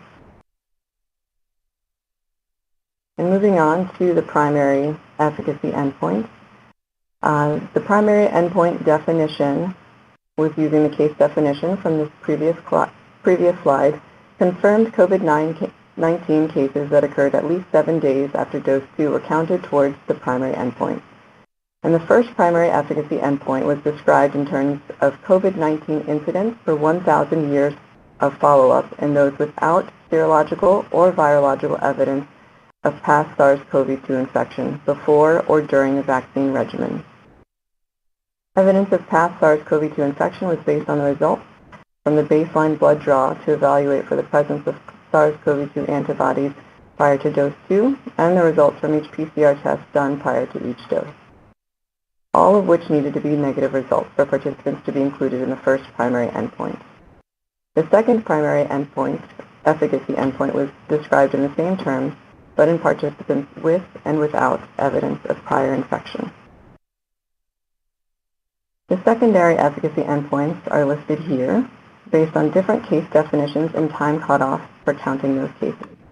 The first endpoint listed is for confirmed COVID-19 cases that occurred at least 14 days after dose 2 in those without and with and without evidence of past infection. The second endpoint is confirmed severe COVID-19 cases that occurred at least 7 or 14 days after dose 2 in those with and without evidence of past infection. The final endpoint is confirmed COVID-19 based on the CDC case definition occurring at the same 2 time points in 2 participant populations. And now the next slide will review the statistical considerations for the primary endpoint. The vaccine efficacy was evaluated in participants without evidence of prior infection before 7 days following the second dose in the evaluable efficacy population, which I will define for you on the next slide. And vaccine efficacy was defined in terms of the illness rate ratio, or IRR, where the IRR is calculated as the ratio of the first confirmed COVID-19 illness rate in the vaccine group to the corresponding illness rate in the placebo group. For the interim and final efficacy analyses, the success criterion was met if the lower bound of the vaccine efficacy was greater than 30%, based on the numbers listed for the interim and final analyses above. Interim analyses were planned after the accrual of at least 32, 62, 92, and 120 cases, but in reality, the first interim analysis was conducted upon accrual of 94 cases on November 4th, and it met the success criterion outlined here. The final analysis was planned after accrual of at least 164 cases, and in reality it was conducted upon accrual of 170 cases on November 14th. And now to define for you the analysis populations that we'll show from our data analyses today. The populations and the numbers of the participants who are included in each population are presented here. The all available efficacy populations included all phase 2 and 3 randomized participants who received at least 1 or 2 study vaccinations, and the evaluable... Hello? Okay. The evaluable efficacy population was a subset of this group for participants who received all vaccines within the predefined time window without important protocol deviations and with follow-up through November 14th. The evaluable efficacy population was used for the primary efficacy population. In terms of the safety populations analyzed, the all-enrolled population included all enrolled participants regardless of the duration of follow-up who received at least 1 study vaccination, and the study population was the safety population was a subset of this group for participants who received at least one study vaccination and were enrolled through October 9th with follow-up through November 14th. So to review the duration of follow-up for the phase 2 and 3 participants in terms of our guidance for the EUA for the COVID-19 vaccine. For this study, I think it's important to note that the sponsor submitted protocol revisions while the study was underway to increase the sample size and to expand the study population. So there was a late enrollment for participants in the adolescent age group and those over 85 years of age and those with stable chronic infections such as HIV, hepatitis B or C. So these specific study populations do have less follow-up than the general study population. So for the evaluable efficacy population, the participants included in the interim analysis conducted on November 4th had a follow-up duration of less than 2 months, and the interim analysis was successful with a vaccine efficacy of 95.5% after the accrual of 94 cases. The participants included in the final analysis conducted on November 14th also had a follow-up duration of just less than 2 months. However, this time point included all of the participants included in the interim analysis, and the duration of follow-up for the participants included in the interim analysis at the time of the final analysis is 2 months. We focused our review, however, on the data from the final efficacy data cutoff, which includes those from the interim analysis because the results of the final analysis were consistent with those from the interim analysis and they provided more robust data from a greater number of participants. The phase 2-3 safety population includes only phase 2-3 participants enrolled by October 9th with a follow-up through November 14th, and the median follow-up duration is 2 months. The all-enrolled population includes all enrolled participants regardless of the duration of follow-up. And the median duration of follow-up for this group is less than 2 months, but additional safety analyses from this larger database of all enrolled participants was also reviewed to evaluate for differences compared with the smaller phase 2-3 safety population. And this is just a duplicate slide. So moving on to one additional consideration that we wanted to point out was implemented for vaccine-induced enhanced respiratory disease.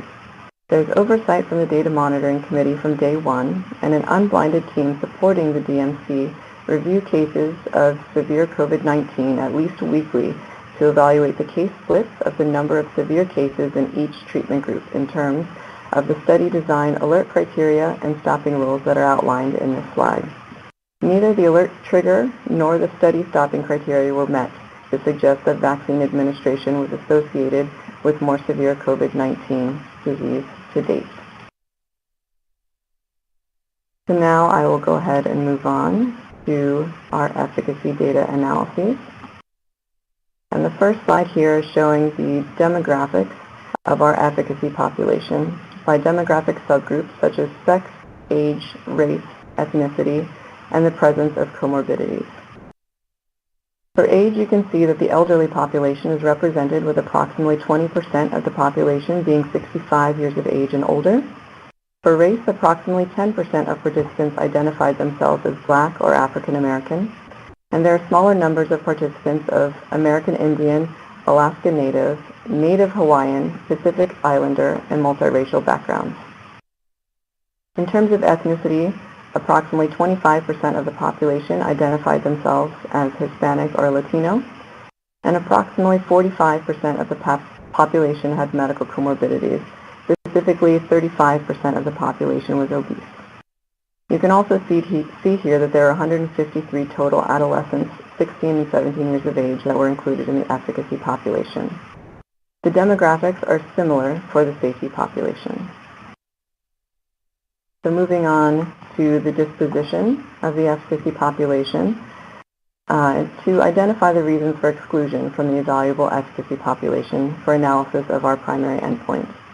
Starting at the top of the slide, from the total number of randomized participants, and moving down the table, you will see how many subjects received each dose and were included because they did not have evidence of prior infection, in addition to how many subjects were excluded with the reasons for exclusion listed towards the bottom of the slide. Most of the exclusions were because participants did not receive both vaccinations within the predefined windows, and the number of participants affected was balanced between treatment groups. There were more protocol deviations in the vaccine group than the placebo group, and most of them were medication errors, such as product storage errors, incorrect dosage administration, or the wrong product being administered. And the next slide here shows the results of the primary efficacy analysis with a total of 170 cases, 8 in the vaccine group and 162 in the placebo group, giving a vaccine efficacy of 95% for the prevention of COVID-19 from 7 days after dose 2. And the criterion for success was met. The pre-specified age stratifications are also shown here with similar results for vaccine efficacy.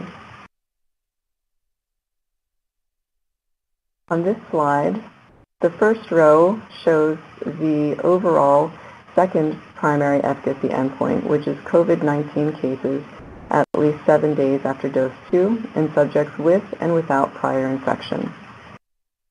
As most people who will receive the vaccine most likely will not know their baseline infection status.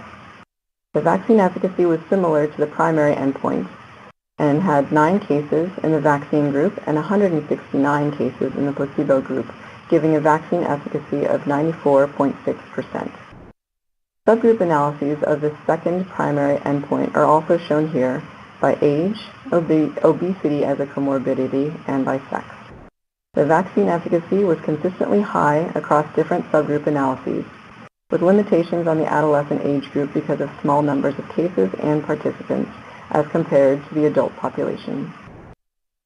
The vaccine point estimates were uniformly high across the subgroups examined, with the exception of participants identifying as multiracial and participants with evidence of prior SARS-CoV-2 infection at enrollment, for which too few COVID-19 cases occurred to interpret efficacy data for these subgroups.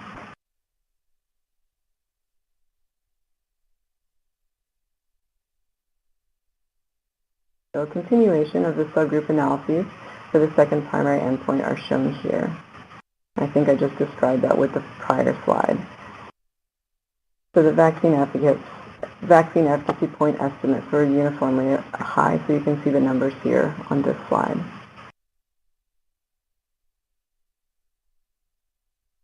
And moving on to one additional subgroup analysis of the vaccine efficacy by comorbidity, to show that the vaccine efficacy point estimates, again, were uniformly high across subgroups examined that increased the risk of COVID-19, such as chronic pulmonary disease, diabetes, obesity, and hypertension. The next slide here is to show that the secondary efficacy analyses had similar case splits, and the vaccine efficacy results were consistent with the primary efficacy endpoint for these secondary efficacy endpoints as well, based on the case definitions, with cases being counted at 14 days following dose 2, as well as using the CDC case definition.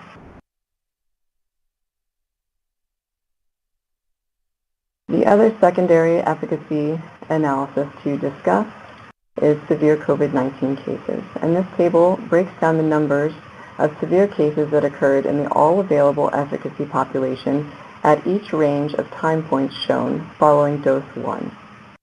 So in the all-available efficacy population, 10 participants had severe COVID-19 disease after dose 1, 1 subject who received the vaccine, and 2 subjects who received placebo.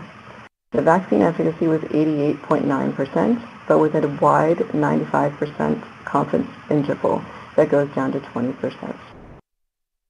Based on review of the case narratives overall in the all-available efficacy population, 2 placebo recipients met severe criteria based on vital signs and no other criteria. 6 placebo recipients who had severe COVID-19 disease were hospitalized, 3 of which were admitted to an intensive care unit, and 7 placebo recipients had at least 1 risk factor for severe disease. In the bottom row of this table, you see the case split for the primary endpoint evaluation at least 7 days after dose 2, in which 4 placebo recipients and one vaccine recipient had severe COVID-19 disease. The vaccine recipient who had severe COVID-19 disease met the severe case definition because of oxygen saturations at the time of the COVID-19 illness visit, being less than 93% on room air. The subject was not hospitalized, did not seek further medical care, and did not have risk factors for severe disease. The 4 placebo recipients who had severe COVID-19 disease met the severe case definition for the following reasons. One subject had oxygen saturation of 92% on room air, and one had a heart rate of 125 without other severe criteria. One subject was hospitalized for non-invasive positive pressure ventilation with bilateral pneumonia. One subject had an oxygen saturation of 92% and ICU admission for heart block. 2 of these placebo recipients with severe disease also had obesity as a risk factor, while the other 2 participants did not have any risk factors for severe disease. The total number of severe cases is small, which does limit the overall conclusions that can be drawn. However, the case split does suggest protection from severe COVID-19 disease. We'll move on to one post-hoc analysis that we ran on the timing of COVID-19 cases following dose 1 in the all-available efficacy population. The timing of cases is presented similarly to the prior slide for severe cases. Vaccine efficacy in participants in the all-available efficacy population was similar to results in the evaluable efficacy population. And the vaccine efficacy for prevention of COVID-19 disease after dose 1 is 82%. Based on the number of cases accumulated after dose 1 and before dose 2, you can see that there does seem to be some protection against COVID-19 disease following 1 dose. However, these data do not provide information about longer-term protection beyond 21 days after a single dose, because the vast majority of subjects received dose 2. And our next slide here shows one additional post-hoc analysis of vaccine efficacy based on baseline SARS-CoV-2 status in the dose 1 all-available efficacy population. Only 3% of participants had evidence of prior infection at study enrollment, and additional analyses showed that very few COVID-19 cases occurred in these participants over the course of the entire study. 10 in the vaccine group and 9 in the placebo group. Only 1 of the 10 cases in the vaccine group occurred 7 days or more after completion of the 2-dose vaccine regimen. So some participants with prior evidence of infection also had confirmed COVID-19 during the study conduct. These data do suggest that previously infected individuals can be at risk of COVID-19 reinfection. The small numbers of participants with baseline positive status limits the interpretation of the efficacy at this time point. Moving on, we will now focus our attention on the safety data. And here's a quick reminder from the graphic about the general study design. And first we'll review the reactogenicity results collected daily for the first 7 days following each dose in the reactogenicity subset. Dose 1 reactogenicity is shown here on this first slide, and they're separated by the predefined age stratification. For both age groups, injection site pain was the most frequent solicited local adverse reaction. After dose 2, the younger age group reported any pain more frequently than the older group, and pain was characterized as moderate, with a similar pattern observed after dose 1. Injection site redness and swelling after each dose were generally similar for both age groups. For each age group in the reactogenicity subset, the younger subjects, and overall, the median onset of local reactions in the vaccine group was from the day of vaccination to 2 days after the dose, and lasted for a median duration between 1 and 2 doses, 1 and 2 days. Local reactogenicity following dose 2 is shown here, with consistent reports of pain, redness, and swelling. And analyses by various demographic subgroups showed consistent results. The next slide here shows, my slides are a little behind, I'm sorry.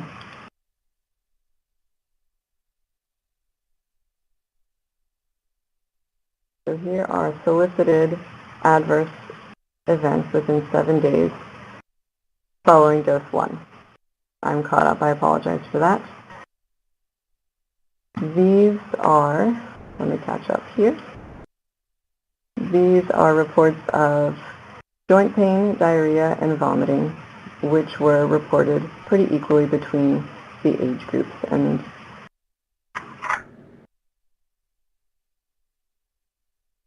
following dose 2, the systemic reactogenicity is shown here. The frequency and severity of systemic AEs was higher after dose 1 than in dose 2, than dose 1, except for vomiting and diarrhea, which is generally similar regardless of dose. And again, analyses by various demographic subgroups showed consistent results. This slide is a continuation of the dose 2 solicited systemic adverse reactions within 7 days, showing the numbers for joint pain, diarrhea, and vomiting. Here are the numbers for our adolescents, 16 and 17 years of age.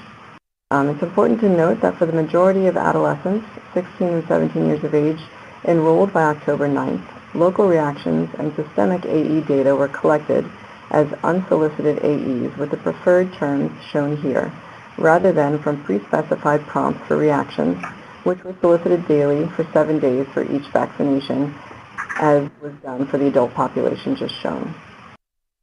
So the same details are not available for reactogenicity in 16 and 17-year-olds as compared to the adults in the study at this time point. But based on the unsolicited AEs shown here, in general, the 16 and 17-year-olds had similar symptoms reported, but to a lesser degree than the adult population. Moving on to the unsolicited adverse events.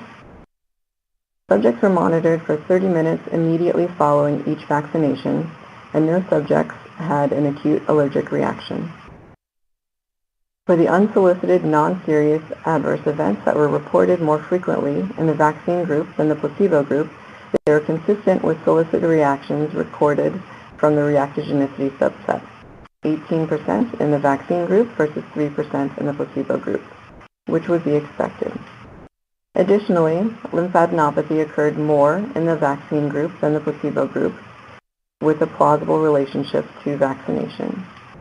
And finally, Bell's palsy occurred in 4 vaccine recipients and no placebo recipients, 2 within 1 month of vaccination and 2 after 1 month.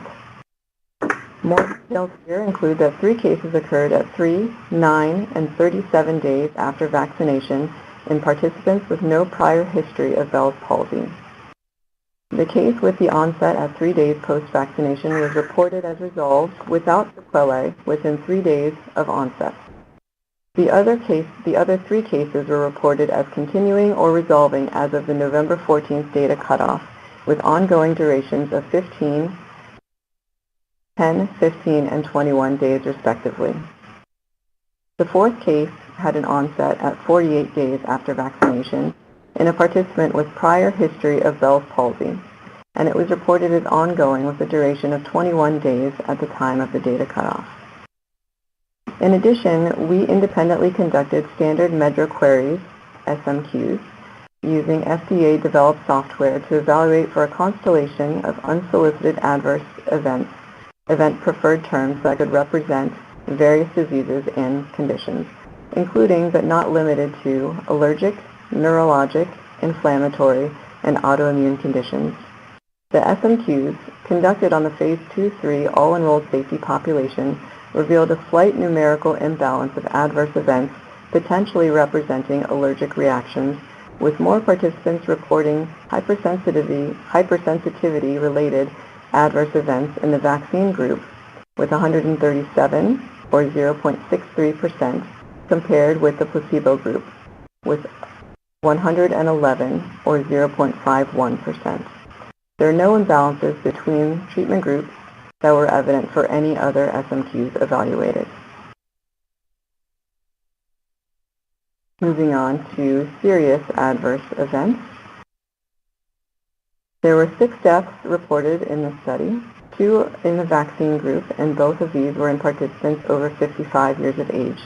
1 death was following a cardiac arrest 62 days after dose 2, and the other was due to atherosclerotic disease 3 days after dose 1.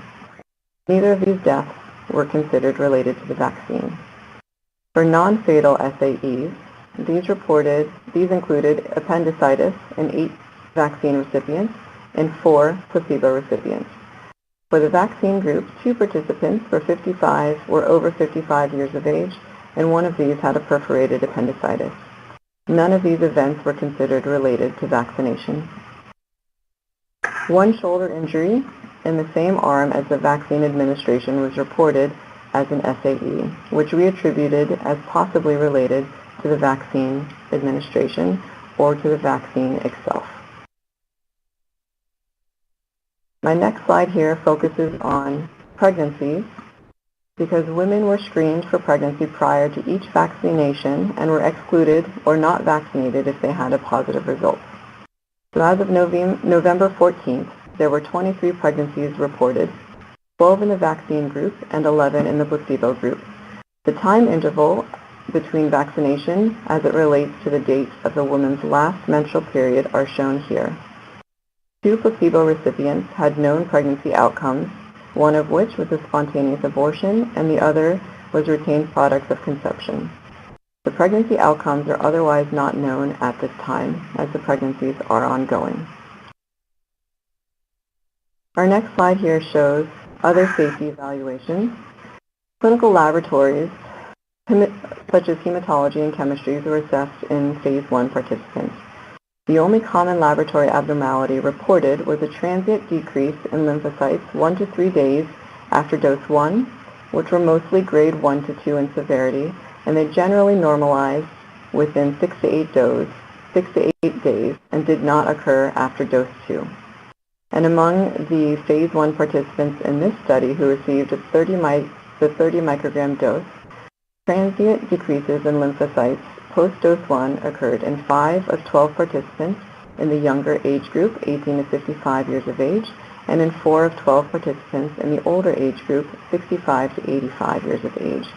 These transient hematological changes were not associated with clinical symptoms.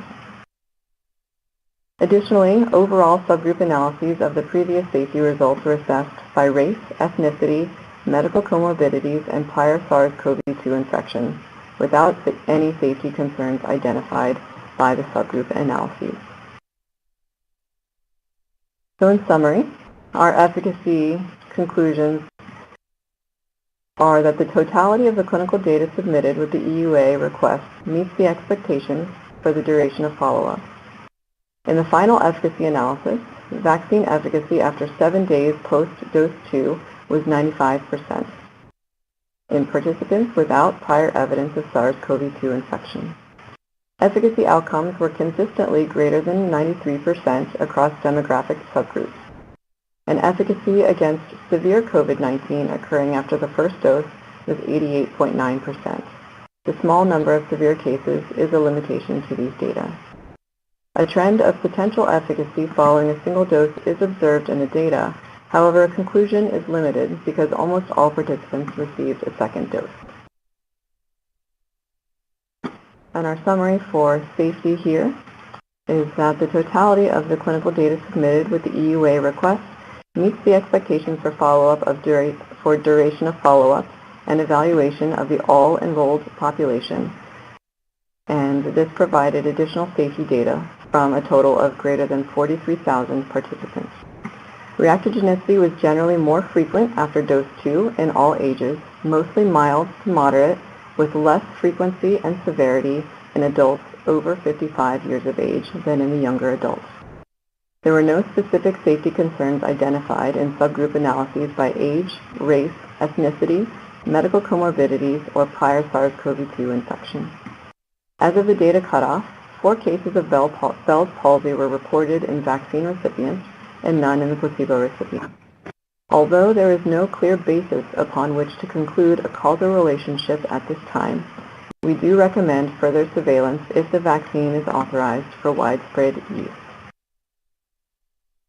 So moving on in the outline here, I will move on to the pharmacovigilance plan, future studies, and ongoing study plans. The sponsor submitted a pharmacovigilance plan to monitor safety concerns that could be associated with the vaccine. The sponsor identified vaccine-associated enhanced disease, including vaccine-associated enhanced respiratory disease, as an important potential risk. Use in pregnancy and lactation are areas the sponsor identified as missing information. In addition to the safety concerns specified by the sponsor, FDA has requested that the sponsor update the pharmacovigilance plan to include missing information in pediatric participants less than 16 years of age, which the applicant agreed to. We also recently requested that the sponsor add anaphylactic reactions, including anaphylaxis, to the pharmacovigilance plan based on the recent post-market reports of anaphylactic reactions. The next slide is a graphic here to outline pharmacovigilance activities. AE reporting under the EUA may come from vaccine recipients, vaccination providers, or from the sponsor. First, vaccine recipients will be notified that AEs can be reported to VAERS through the VAC sheet for recipients and caregivers. Another source of AE reports from recipients is the vSafe program, which is a smartphone-based program that uses text messaging and web surveys from the CDC to check in with vaccine recipients for health problems after vaccination. Reports from vaccine recipients are voluntary. AE reporting by vaccination providers and the sponsor is mandatory. Both the sponsor and vaccine providers administering the Pfizer-BioNTech COVID-19 vaccine must report to VAERS the following information associated with the vaccine. Any vaccine administration errors, whether or not associated with an adverse event, serious adverse events irrespective of attribution to the vaccination, cases of multisystem inflammatory syndrome in children and adults, cases of COVID-19 that result in hospitalization or death. In addition, the applicant will also conduct periodic aggregate review of safety data and submit periodic safety reports at monthly intervals for FDA review. Each periodic safety report is required to contain a narrative summary and an analysis of adverse events submitted during the reporting interval, including interval and cumulative counts by age groups, special populations, i.e. pregnant women, and adverse events of special interest. Newly identified safety concerns in the interval, and actions taken since the last report because of adverse experience. Both FDA and CDC will take a collaborative and complementary approach on reviewing AEs. FDA will individually review all serious adverse events on a daily basis. And FDA will also examine other sources for adverse events, such as the literature, and will perform data mining to determine if adverse events are disproportionately reporting for the candidate vaccine compared to all other vaccines in VAERS. Any potential safety signals identified will be investigated. The next slide outlines the sponsor's pharmacovigilance activities that are also included as active surveillance studies, each of which will be conducted over a 30-month time period. The first study will be conducted in a survey of 20,000 healthcare workers. Incidence rates of adverse events will be compared to expected rates. The second study listed will be conducted within the Department of Health System databases for U.S. military and the family. Rates of adverse events of special interest in vaccine recipients will be compared to unvaccinated comparators. The final study listed will evaluate for AEs of special interest using the Veterans Health Administration electronic medical record database. Vaccine recipients will be compared to unvaccinated participants or to recipients of the seasonal influenza vaccine. And moving on, the next slide here will outline the proposed revisions to the study protocol if an EUA is issued. The study design figure shows the current study design And for participants that originally received the vaccine candidate or for placebo recipients who decline receiving the vaccine under the EUA when it is made available, there is no change to the study design. Participants will continue to be followed as previously proposed through 2 years post-dose 2. The next slide here shows Pfizer's proposal for subjects eligible to receive the vaccine under local and national recommendations at the time of the EUA. They can contact their investigator to confirm that they meet eligibility criteria. They would then be unblinded to know if they received vaccine or placebo. If they received placebo, they would then receive the vaccine within the study conduct and continue with the study for 18 months of follow-up. At visit 4, alternatively, at visit 4 or 6 months after dose 2, subjects that had not met local or national recommendations for the EUA issuance would then be offered the option to receive the vaccine at that time point. And if they accept, both the sponsor and the participant would be unblinded, and participants who originally received placebo would then receive vaccine. Participants who cross over from the placebo group to receive the vaccine would then get baseline blood drawn for immunogenicity prior to the first dose and nasal swabs for PCR prior to each dose. They would then have phone follow-ups at 1, 6, and 18 months following dose 2, as indicated in the figure, in addition to any illness visits for potential COVID-19 symptoms that meet the case definition. So the total study duration would still be approximately 2 years for these participants. So moving on, I will wrap up now with our benefit and risk assessment in the context of the proposed EUA.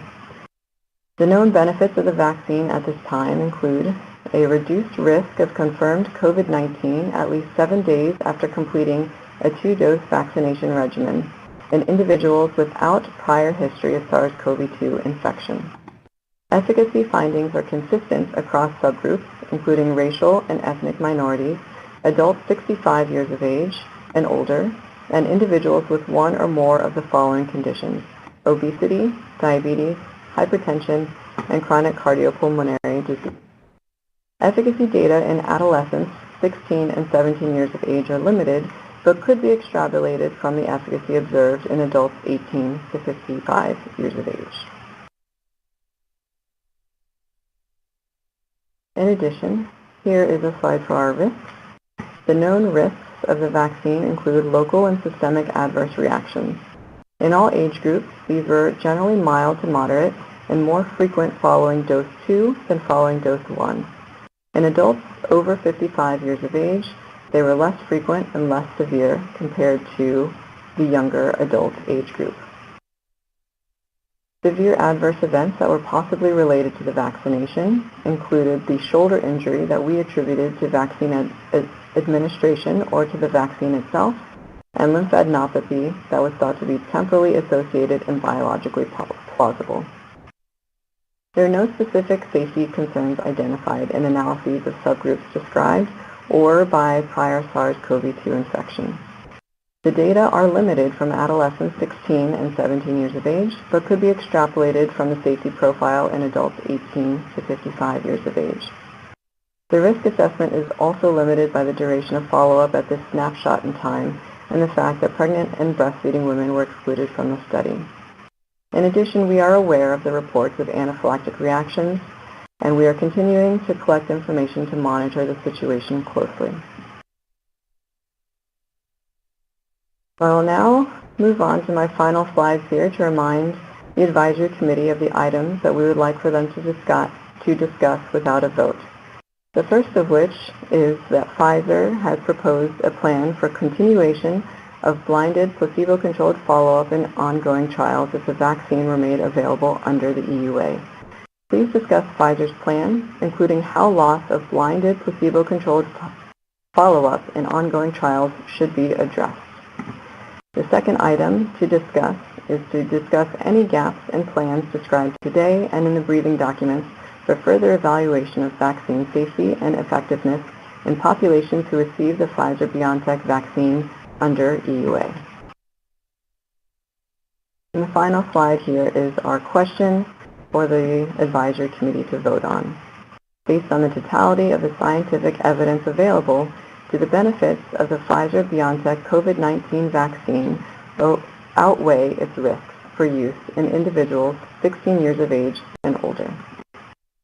With that, I will conclude my presentation and welcome questions. Thank you. Thank you very much. Let's have questions for about 10 minutes or so. We're running late, but I think it's critical for us to entertain some questions now. And if anybody, I shut off questions to the sponsor, so we might want to follow up with questions to the sponsor as well, and we can sort it out the direction of the questions, whether it goes to FDA or to the sponsor. Let's start out with Mr. Taubman. Thank you. So I've raised this before, and that is that the data is now 26 days old. That was the closing date.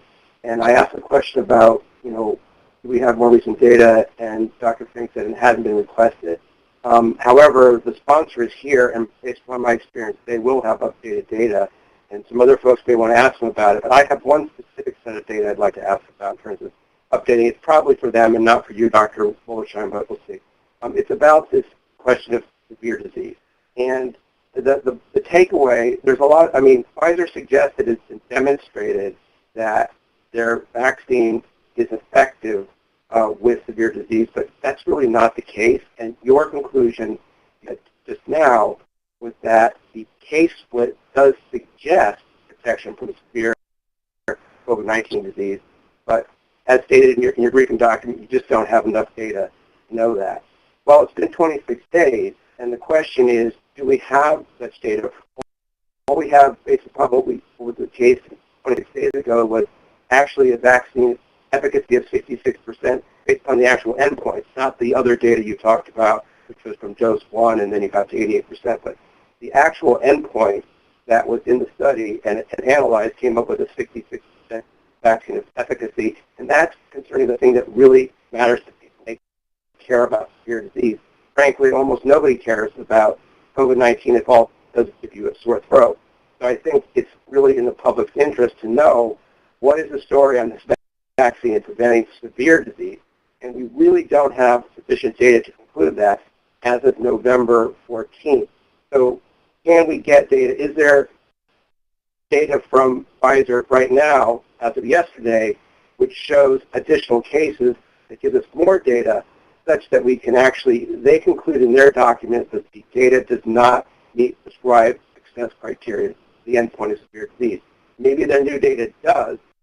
And then the second question is, if it's not sufficient yet, at what point do we project we might have sufficient data so we can really look at that critical question of whether this vaccine really prevents severe disease? Could I ask the Pfizer team to respond about additional data?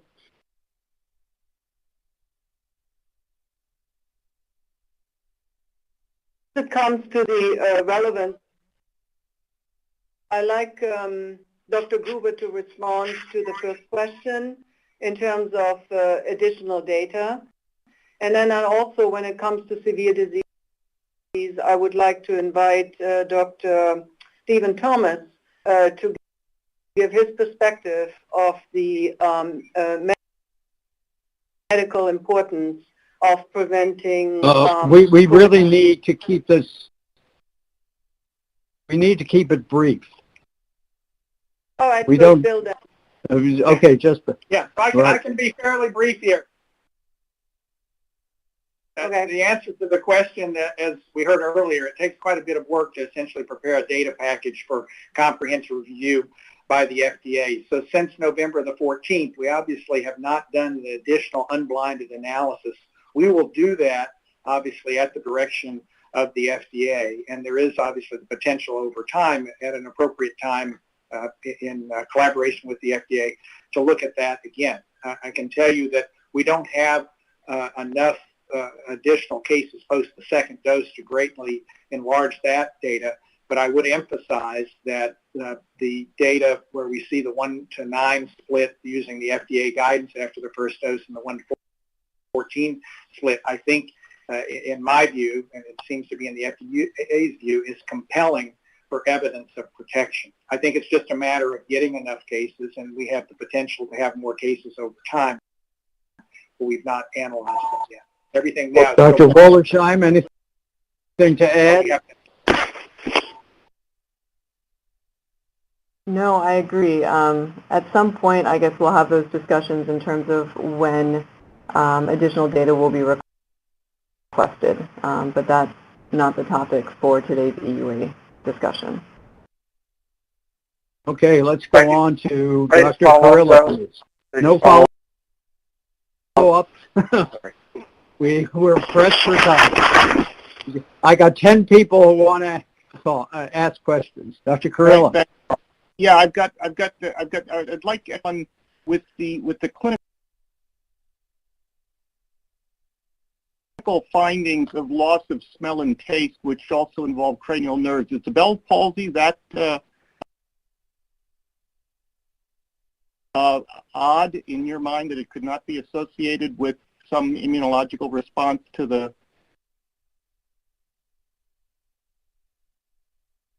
antigen? And the second is, in looking at the data package, we don't as yet have a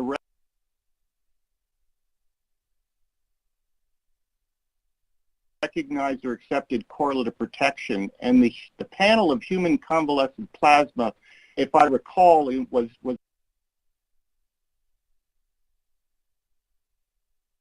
derived from 38 individuals, 35 of which had mild disease. Only one was hospitalized.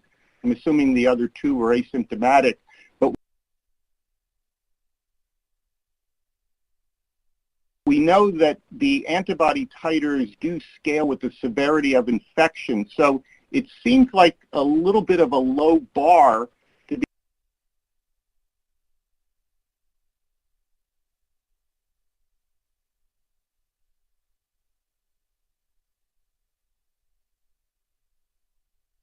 be comparing against people who had mild disease who may be the Pfizer group. The question I wanted to ask before is, you have crippled in terms of innate immune responses of the vaccine, but is that in general in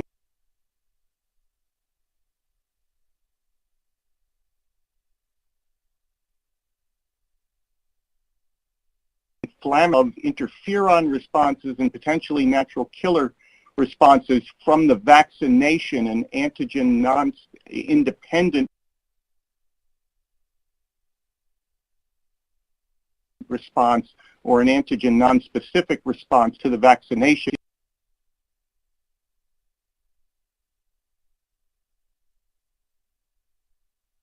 Measuring the true efficacy of your adaptive immune response that you are clearly generating.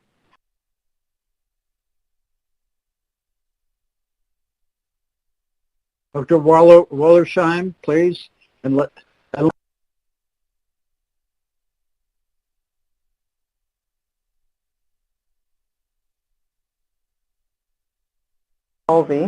And just given the small numbers of cases that we have, it would be difficult to attribute causation at this time. I do see your point with the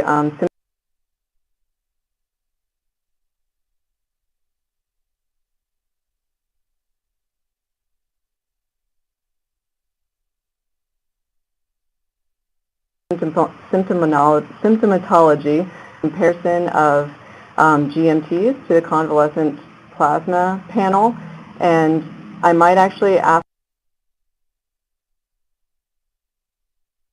Pfizer to address this question because I know that they had 2 different panels of convalescent plasma that they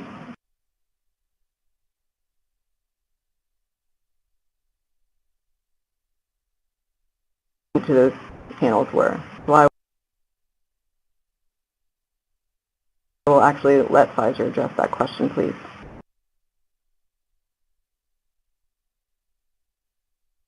Yeah, I can, if it's okay, I can answer this. So it was a panel of 38 serum.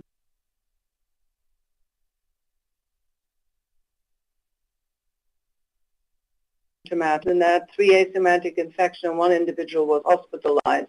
And I just want to stress that we used that panel initially to give us guidance of how a vaccine-induced immune response compares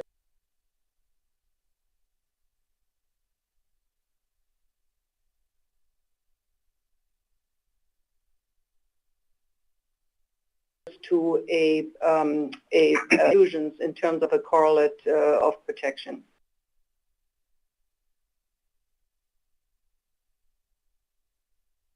Okay, we're going to not worry about adaptive and innate immune responses right now. We'll take that offline. Dr. Perlman? Dr. Perlman, your question? Yeah.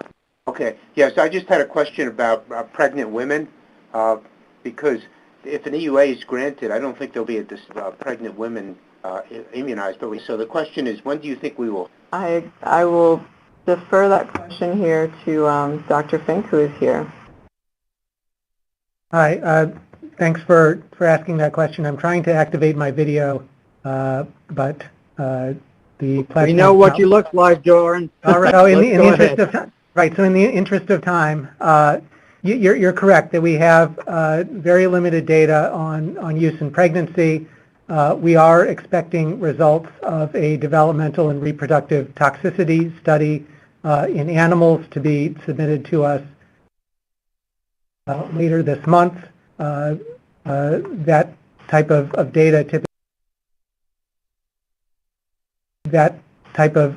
typically precedes licensure of a vaccine. In terms of inclusion of pregnant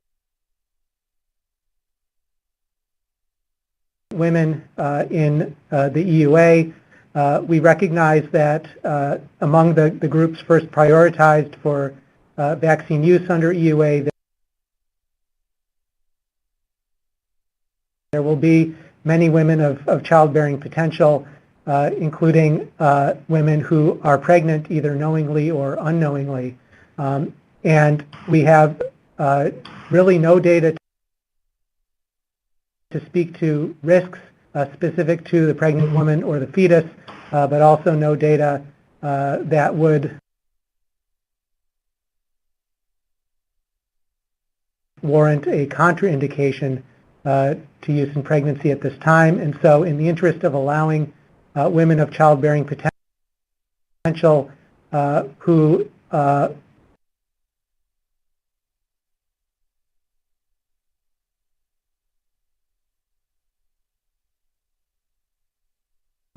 would consider vaccination population, the population approved for use under EUA, they would be then free to make their own decision in conjunction with their healthcare provider. Thank you. Thank all the presenters and all the many, many people who contributed the work to the presentations. My question is for FDA, and it is about the 16 to 17-year-old group. I am concerned about the adolescent years. I appreciate that 16 and 17-year-olds are big and hairy to be down to the age of 16. Thanks. Maybe I can address that question. So that's a decision that we would have to make at the time that we are considering a licensure application. Our regulations and laws do allow us to extrapolate effectiveness and safety from adult populations into pediatric populations. As you mentioned, the ages of 16 and 17 are those adolescents that are closest in age to adults, and so the extrapolation becomes biologically all that more reasonable. As well, the 16 and 17-year-olds are at increasing risk of exposure to SARS-CoV-2 because of the activities that they typically engage in. As outlined in Dr. Wollersheim's presentation, for the purpose of this EUA, we do consider that safety and effectiveness from adults, in particular younger adults, could be extrapolated to older adolescents ages 16 and 17. Thank you. The last question that we have time for right now, before we have a very short break, is from Dr. Rubin. Please.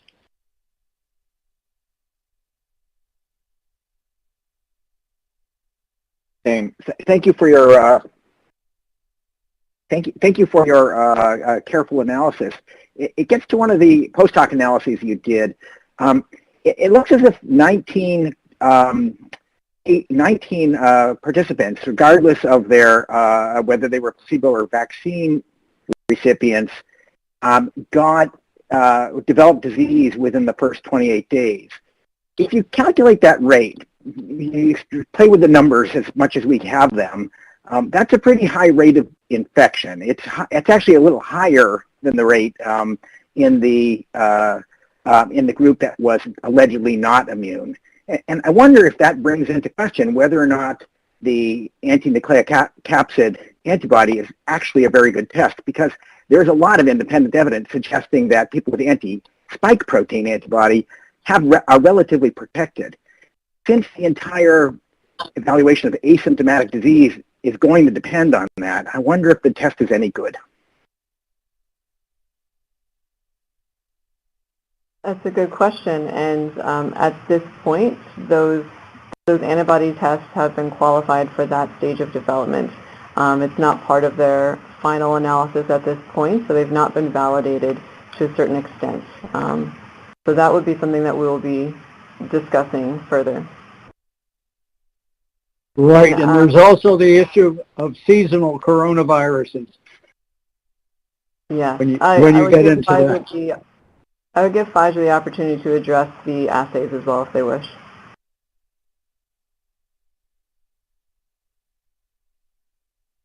Pfizer representative, please, and we'll call. Then we're going to take a break. Yes, sorry, I was on mute.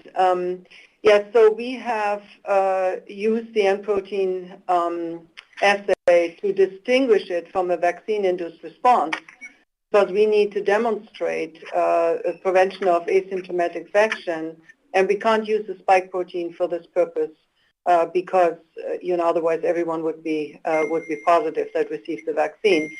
The second question, I believe that you were asking, I'm blanking right now, was the second part of your question. Well, it was whether it was really whether it was a good correlate of prior infection, the N protein. Yes, so it is our understanding that N protein positivity does indeed develop within probably 2 weeks after becoming infected. There's of course another way to determining infection, which is by more frequent sampling using PCR. Both are I think valid approaches from our perspective. In terms of cross-reactivity with other seasonal coronavirus, that was very important for us to demonstrate it. So we have carefully looked at the N protein assay that we're using. It's a commercial test, and have evaluated a relatively large number of sera that were collected prior to the appearance of SARS-CoV-2. And we have not seen any evidence of cross-reactivity to seasonal coronaviruses. Okay, well, let us now take looking at the clock, a break until 10 minutes to 4, hard start, 10 minutes to 4. The meeting on October 22nd went on till 6:45 Eastern, and I don't think we want to go on that late tonight. All right. With that, we're going to take a break.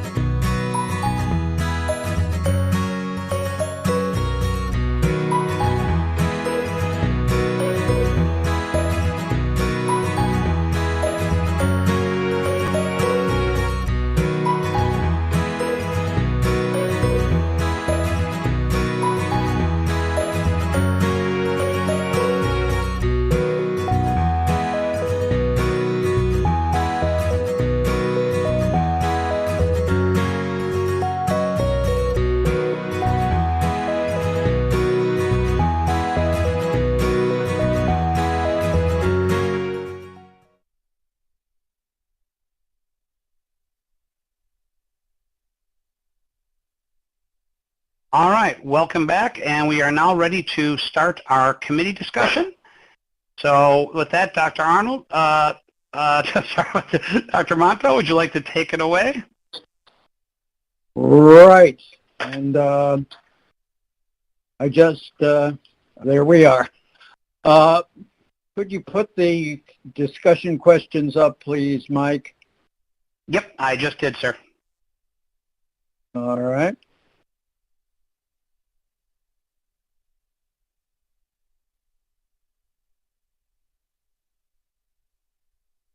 Don't see him yet. It may take a moment as you just came in. Is it, just give it a moment, sir?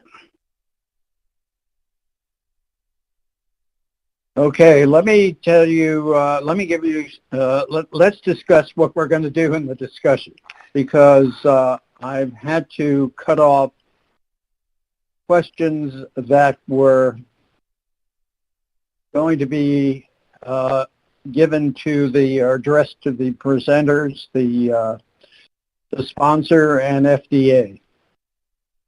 What I would suggest, since we are running quite late, is that we have a discussion of these two items and ask the sponsor and FDA as we go through of any items of fact that they can help us in this discussion.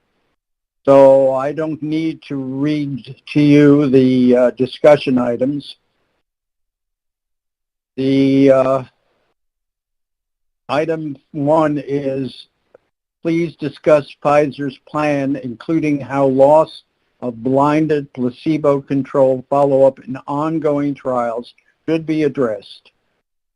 So we're talking here about plans for giving dose 3 and dose 4 as was shown in the last presentation, and also gaps in plans described today for further evaluation of vaccine safety and effectiveness. So I think they're related, and I think we need to continue our discussion around both of these points, plus any other specific questions you have of the sponsors or FDA. I think we want to stay away from more discussions about immune response and other things that could be taken offline. So with that introduction, Dr. Gans.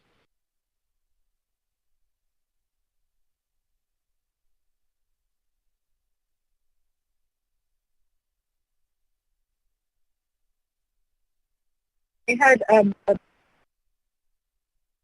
question regarding the unblinding.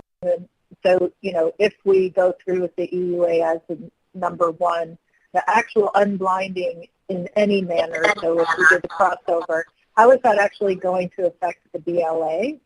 Because all of the data that was presented today on how they would move forward in the BLA is assuming that there isn't an unblinding, and so the data that they think would support that.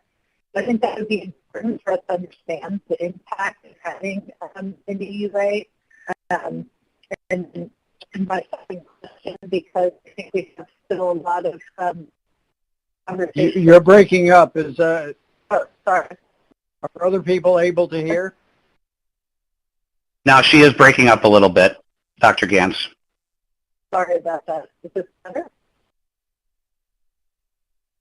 Hello?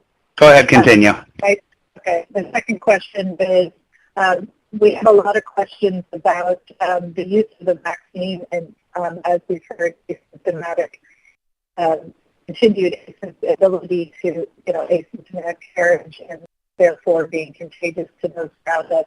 And it would be very important to understand, even if they had any data from household contacts, in terms of how, of people who are already vaccinated, what the rates of disease were in those situations.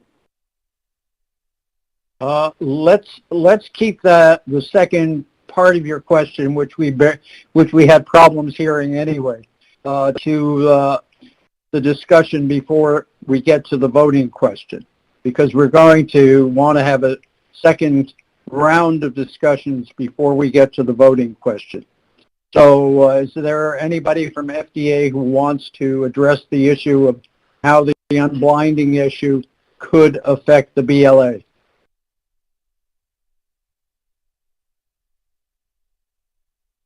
Anyone? Dr. Gruber? Dr. Gruber, let's just make sure that we unmute you. There we go. I know, took me a minute. I just wanted to say that starting with a general comment that, of course, the gold standard for doing phase 3 studies to demonstrate the safety and the efficacy of a product is by a randomized controlled trial, ideally the placebo-controlled study. And this is why, from a regulatory perspective, of course, we would welcome continuing the placebo-controlled follow-up for as long as feasible, recognizing the complexities thereof, and that was, I think, very nicely discussed by Dr. Goodman this morning.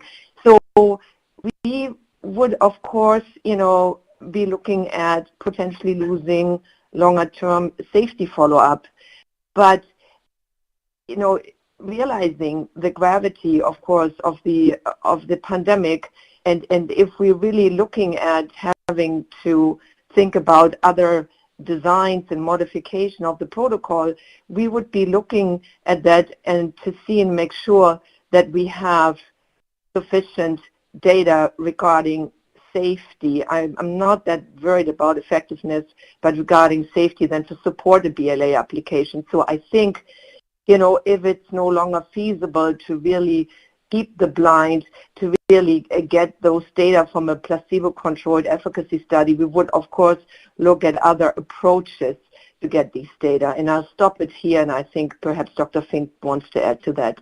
Thank you. I actually don't have much to add. I was trying to jump in, and the platform wasn't letting me. It seems to be a delay, so nothing else. Okay, thank you. Dr. Fuller, and let's try to keep to one-part questions until we catch up at least. Dr. Fuller. Yes. Yes, thank you. This is a simple question. Risk assessment is going to be very critical for uptake of the community. Was the placebo including the LNP, or did it only have other material? So in other words, are the side effects that we've seen in the limited amount of risk assessment that's been done in 2 months due to only the spike protein because the placebo has the lipid material, or is that due to both the lipid and the spike protein expression, and we don't know what the lipid does alone? This will be really critical considering that most of the people who are getting vaccinated have not yet seen multiple exposures to the coronavirus. So what does that mean for long-term effects that cannot even be looked at right now because we just got this into people? Okay, I don't know who wants to take that. Dr. Krause. So just to answer quickly, the placebo control was a saline control. So the vaccine is being compared against a complete placebo, not against the lipid. So the side effects that were observed are due to the combination of the lipid and the mRNA. Okay. So we have no idea what putting a messenger RNA lipid vaccine into people does long term. It's not been done before. And we're going from 20,000 people who get this vaccine to millions who get this vaccine with a very limited amount of risk assessment. Is that correct? Dr. Krause? I apologize. I'd accidentally muted you when I was trying to get off here, and so I did not hear that question. We will be looking at, yes. We have very little information about what happens to people who get the vaccine and then subsequently get exposed to COVID-19. because we've only looked for 2 months, and that didn't include, it included the vaccine with the lipid and the messenger RNA. So we don't even know what's going to happen long term to people who get these lipid particles plus the vaccine. There's such a limited risk assessment that I think the uptake in the community is going to be fairly poor unless something better is done. Pfizer may comment, but there has been a number of other vaccines that have been mRNA vaccines that have been studied where people have gotten these lipids and have been followed for considerably longer periods of time, although not the very large numbers of people that you might be looking for here. But perhaps we can give Pfizer an opportunity to comment on that. And also, we know that COVID-19 is a multi-organ disease, so it's not like some of the previous lipid vaccines. This is something we don't know very much about, the pathology of this coronavirus. Dr. Jansen? And then we'll move on, please. I think you're muted. We actually have evaluated what happens after when individuals are being exposed by COVID-19 in our studies. So while we have relatively few cases of individuals that had breakthrough infections with COVID-19, nevertheless, those individuals showed, as we saw, a much lower profile of severity compared to the many of the 162 individuals that received placebo. The other point I would make is that we have stated multiple times that we will follow our trial participants up to the end of the study, which is planned to last for the full duration of 24 months. Thank you. Thank you. Dr. Offit. Okay, thanks. So my question is for Bill Gruber from Pfizer. I'm worried about the severe anaphylactic reactions for this reason. We don't know the details of those two cases. We don't know specifically what it was they were allergic to or what their history with severe allergies was. We just know that they carried EpiPens. The public health people in the UK said if you have a history of severe allergies, you can't get this vaccine. Similarly, Monsef Slawi here, head of Warp Speed, said the same thing. If you have a history of severe allergies, you can't get this vaccine. There are tens of millions of people in this country who carry EpiPens with them because they have peanut allergies, because they have egg allergies, who are going to believe now that they can't get this vaccine. That's a lot of people. So what I would suggest is, first we need to drill down on those two people that in the UK, but I think more importantly, Dr. Gruber, you had said that that there were no cases of severe allergy in your trial. Did you exclude people with a history of severe allergy? That's question one. Let me address question one, and then I think maybe what I'll do, Dr. Offit, is defer to our head of safety at Pfizer, who can describe more about what we know about the cases that occurred in the UK and then the nature of our plans for moving forward, and perhaps we can even include the regulatory view. So the nature of what was actually excluded from the trial was really restricted to those individuals who had had a severe allergic reaction to a vaccine, any vaccine previously, or if obviously during the course of the trial they'd gotten the first dose and they had a significant type 1 hypersensitivity response, then that would preclude giving a second dose. And we did not encounter that circumstance in the trial. The first circumstance, I don't know how many people we actually screened out who had had a prior issue with having had an anaphylactic reaction to a vaccine, but we didn't have to exclude anybody from getting the second dose. So as I said, at least during the course of the trial, we had not seen anything that alerted us to a safety signal associated with the vaccine or the potential for anaphylaxis. But maybe what I can do is, yeah, go ahead. Yeah. So Bill, what I'm asking is this, do you know whether there were people in the trial who were in the vaccine group who had a history of severe anaphylaxis, period, not necessarily to a vaccine, or if they had a history of carrying an EpiPen? Do you have those data?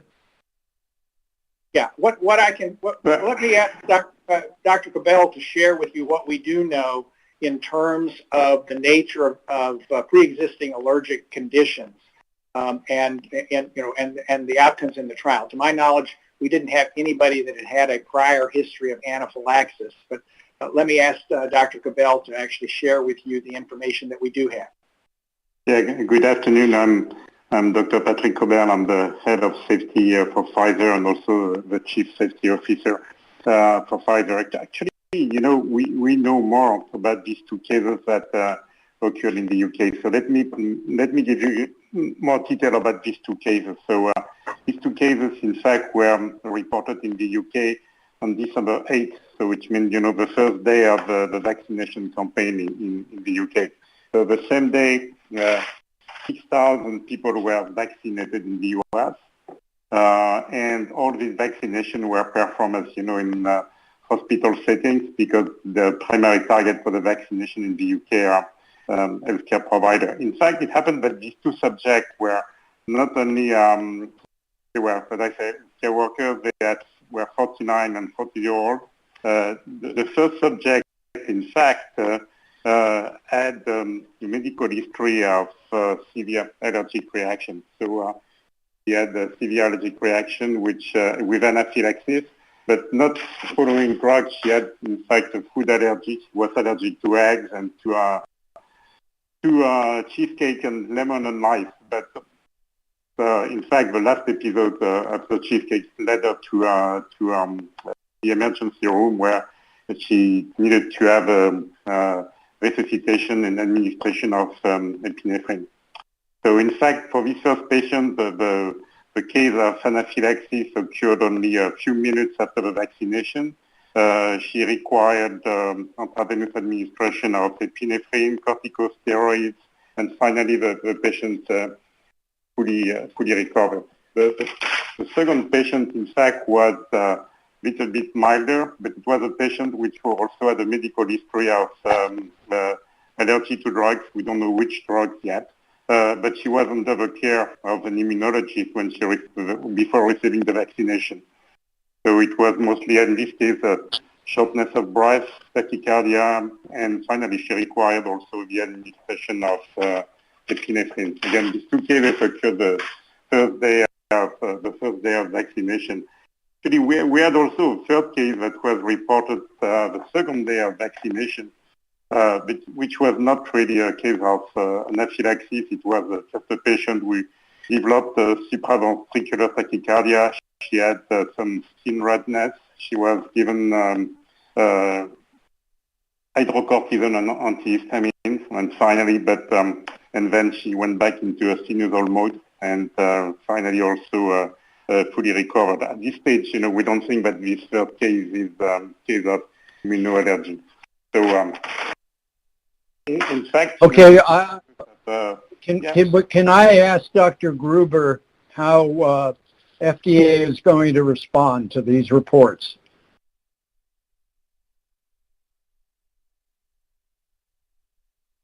I cannot. Do you want to answer? Or I think you were speaking of Marion Gruber. I think this is the FDA. I think, Doctor, I was speaking of Marion Gruber. Excuse me. Yeah. Okay. And I just also wanted to say, I am not aware that we are related, Bill. So we had that discussion before. So, yeah. So first of all, we have been in communication with the Medical Health and Healthcare Products Regulatory Agency, MHRA, in the United Kingdom, who made us aware of these two cases of anaphylactic reactions. And what was just reported about what is known about these was also transmitted to us. At this point, we are seeking further information from the MHRA under our confidentiality agreements to learn more about this and to really tease that out. I also wanted to to remind the committee, and I think Dr. Wollersheim really presented that nicely, of the safety analysis that the FDA independently conducted by doing standard MEDVA queries, and we looked at events that could potentially include or present allergic reactions. We found a slight numerical imbalance there that Susan reported and presented on. I want to stress that none of these were considered to be serious, none of them received epinephrine injections, and none of these events occurred in the immediate post-vaccination period. That being said, over the last couple of weeks, we have been working with Pfizer on generating fact sheets and prescribing information, and we, FDA and the sponsor, we agreed for the fact sheets and the prescribing information for this vaccine to include information under contraindication and under warning.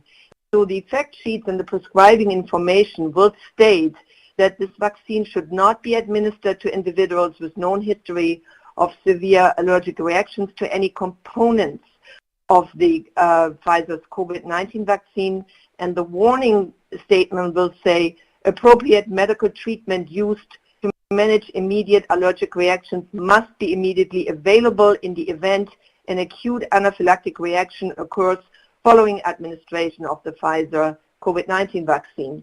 So that has made it already in these fact sheets and prescribing information weeks ago. We, however, will consider any additional information that we're going to be receiving over the next couple of days and factoring this into our decision-making to decide whether the fact sheets and the prescribing information may need to be further revised to include additional precautionary statements. And I'll leave it here. Thank you. Mary, can I just offer one thing and then I'll stop? If you look at the components of that vaccine, which has probably the longest chemical name of any vaccine I've ever seen in terms of that lipid moiety, nobody's going to look at that name and think, you know, I'm allergic to that. So here's what I would suggest moving forward, just as a practical solution. I think a study should be done by Pfizer, whomever, where you take people who have a known history of severe egg allergy, a known history of severe peanut allergy, and give them these vaccines under careful observation to prove that this is not going to be a problem for them, because you're talking about tens of millions of people who are going to not get this vaccine because of the comments that were made both by the UK and both by Moncef Slaoui here. I just think it's a practical solution because this is not going to die. This issue is not going to die until we have better data. Okay, let's... Okay. Marion, do you have any ads? Yeah. And then we'll go to Dr. Meisner. It's just a short response to that. I mean, I hear your suggestion, Paul, and I think so did Pfizer. We, however, need to decide on the issuance of an EUA the next couple of weeks or days, more than weeks. And we are looking at the question whether the benefits outweigh the risks, you know. I agree. The benefits I'm fine with not I'm just determine if this product is safe and effective for the purpose of licensing it. I just wanted to remind agree. you. Thank you. Okay, let's move on to Dr. Meisner.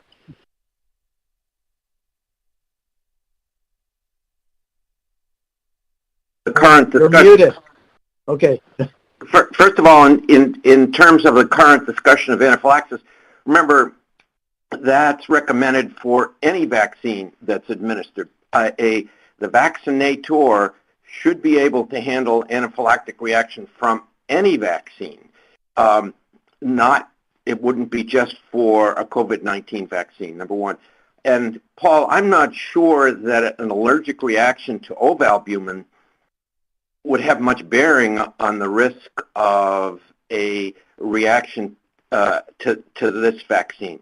Number two, going back to the pregnancy discussion, my concern is that during pregnancy there's a great deal of replication, of DNA replication, cellular replication that's occurring in the fetus.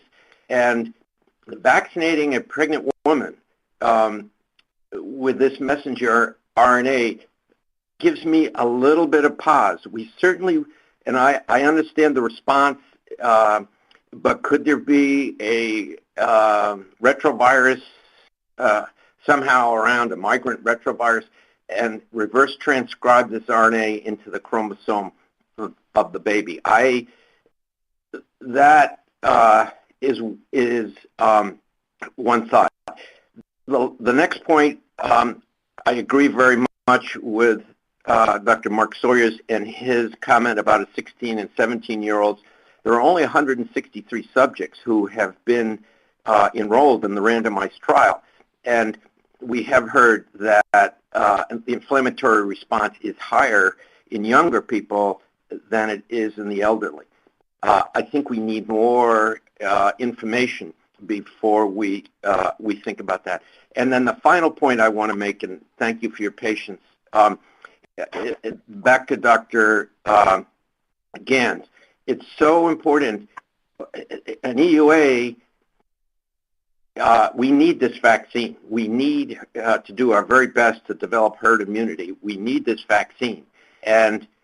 But we need to move it from an EUA to a BLA as soon as it satisfies the threshold that the FDA will hold this vaccine to. But there are many reasons to move it to a BLA, such as it will be included in the Vaccine Injury Compensation Program if the CDC recommends it for adults and for children. So I think we need to move in that direction. Thank you. Cody, I just want to say one thing. I'm not talking, I completely agree with you that I don't think... Very quickly. Okay, quickly. I just think that I'm talking about perception more than reality. With those two statements out there, the people who have severe allergic reaction shouldn't get this vaccine. I think we just need to offer people some solace that this is not going to be a problem for them. I'm not saying this should stop us moving forward at all with approving this vaccine. I'm just saying when it rolls out there, this is going to be an issue, and we need to have some data that we arm ourselves with so we can address it. That's all. I'm not saying it's biologically sound. I'm just saying that we need data to argue against it any more than, vaccines cause autism was biologically sound. We just need data to address it. That's all I'm saying. I agree. Thank you. I think we agree perception is everything. Facts may be important, but perception drives a lot of decisions. Dr. Annunziato.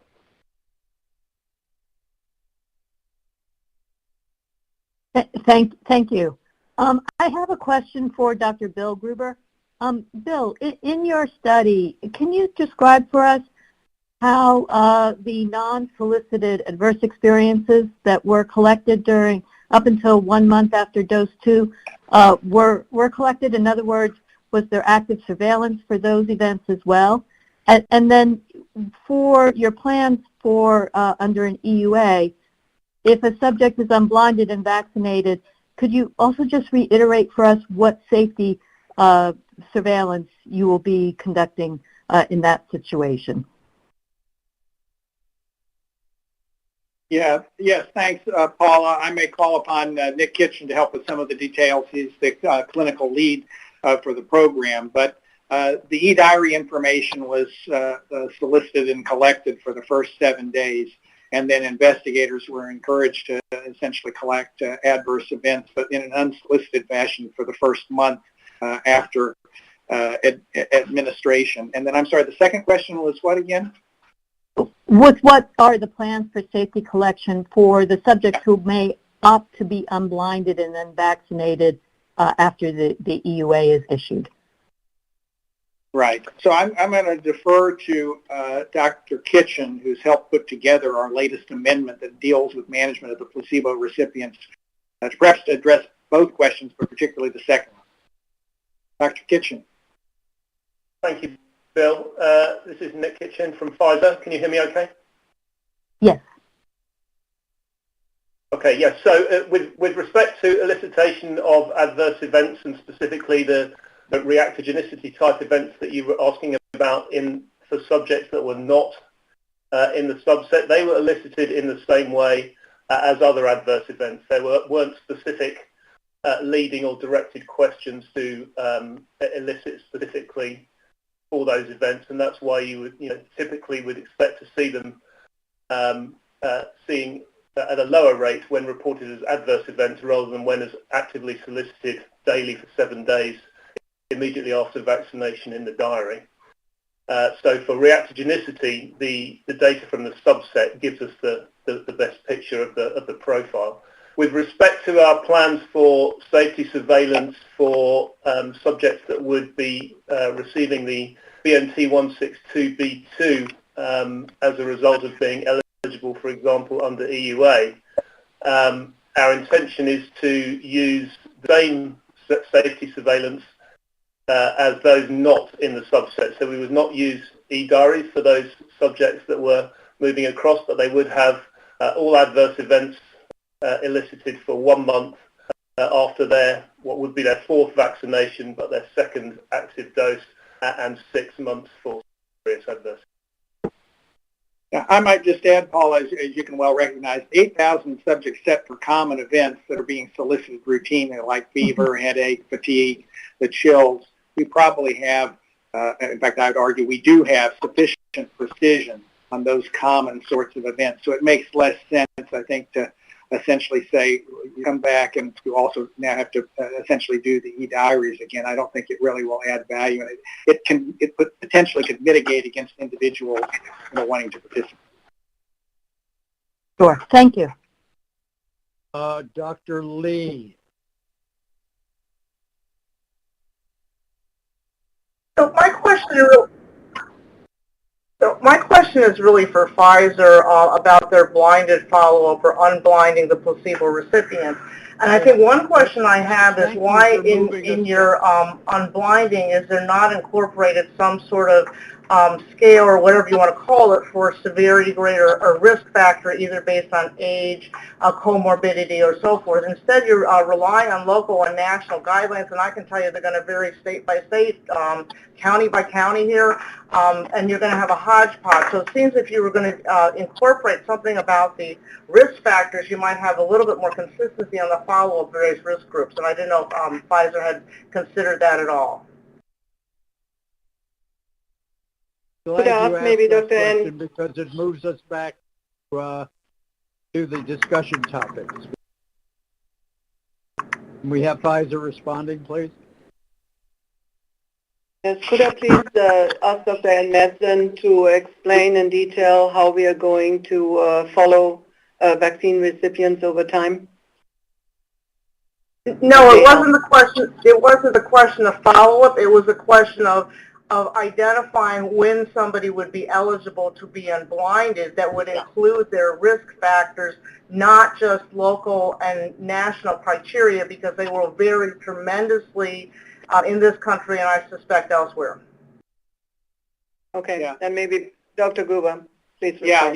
And I may call upon Nick to help with this too. We obviously, as you heard this morning from Dr. Goodman, this is an incredibly challenging area for us to, put forward the right path. We want to be conscientious about providing vaccine to individuals that would qualify. So the onus is on us to take the EU, the emergency use authorization and the recommendations to heart. If you happen to live in an area where, in fact, you are eligible, we'd be hard-pressed to say, well, because we've taken a national recommendation, you don't fit because we're just going by the national recommendations. I think we have yet to see how that will work in practice, but it is our intent to try to do what we think is right to follow the guidance and local recommendations. We're also obviously facing this, as you can perceive, not just on a national level, but internationally, since we have a number of countries involved. So we have to look at each of those issues and weigh them to make that type of decision. I don't know, Nick, if you have anything else to add to that. I know that you will be in discussion, Bill, with FDA about these. Well, right. I mean, that's clearly a part and parcel of why I'm glad this is a topic for discussion. Exactly. Yeah, Bill. Sorry, Bill. Yeah, this is Nick Kitchen again from Pfizer. Just to add, so yes, our intention, at least initially, would be we would anticipate, in terms of the recommendations, following the initial ACIP recommendations. So we will provide specific guidance, more specific than applying to local and national recommendations. But certainly to start with, I imagine it would follow how ACIP would recommend allocation of the doses. Thank you. And as we go forward, please mainly pay attention to the discussion items because, as many have stated, we'd like to move to a BLA submission promptly, or as smoothly, I won't say promptly, as smoothly as possible. And the answer to some of these issues is going to affect that. So, Dr. Moore.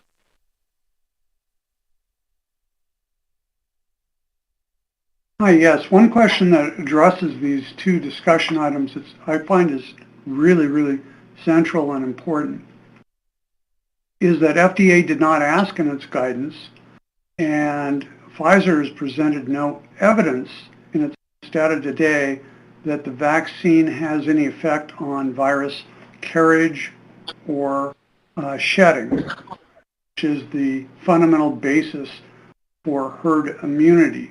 And so even though the individual efficacy of this vaccine is very, very, very high, we really, as of right now, do not have any evidence that it will have an impact on social-wide on the epidemic.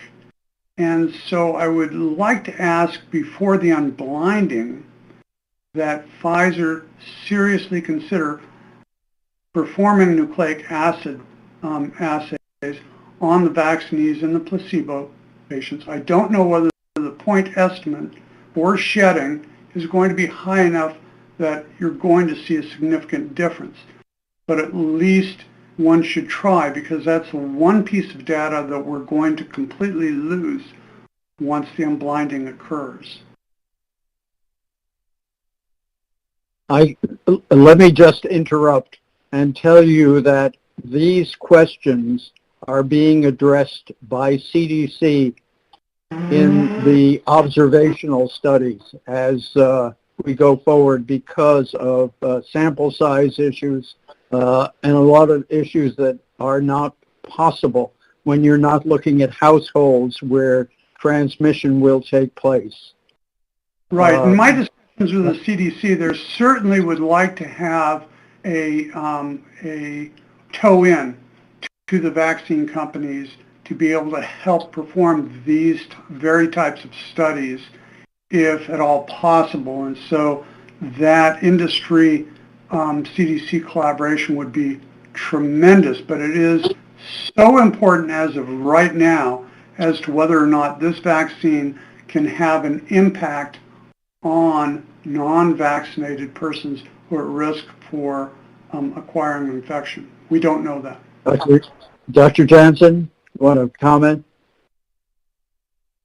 Yes, we actually are looking into this to do precisely that, not just to look for a prevention of asymptomatic infection, but also doing the PCR testing to look for virus acquisition or prevention of virus acquisition. I may remind, though, that we have data, not from humans, but from our non-human primate study, that would argue that the vaccine does prevent infection. We have seen that it prevents infection of the lung, and we actually have also seen some evidence that it has a more transient, that virus is more transiently detected in the vaccinated animals compared to the control animals. Yes, but in human we're going to have to move. We're going to have to move on. Dr. Kim.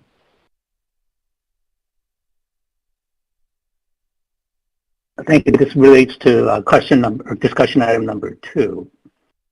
Vaccine efficacy data might not be evident for the for HIV positive study participants given their small number, but presumably preliminary vaccine safety data are available. After all, trial participants were enrolled in October, and EUA application was made on November 20th. Would Pfizer please comment? Are there any updated information since people with HIV infection or other conditions that are stable and meet the criteria for vaccination will be standing in line for the vaccine in short time. Bill, could you please comment? Yes. So obviously, we included individuals, as I mentioned and Dr. Jansen mentioned, with HIV, HCV, and HBV if they had stable infection.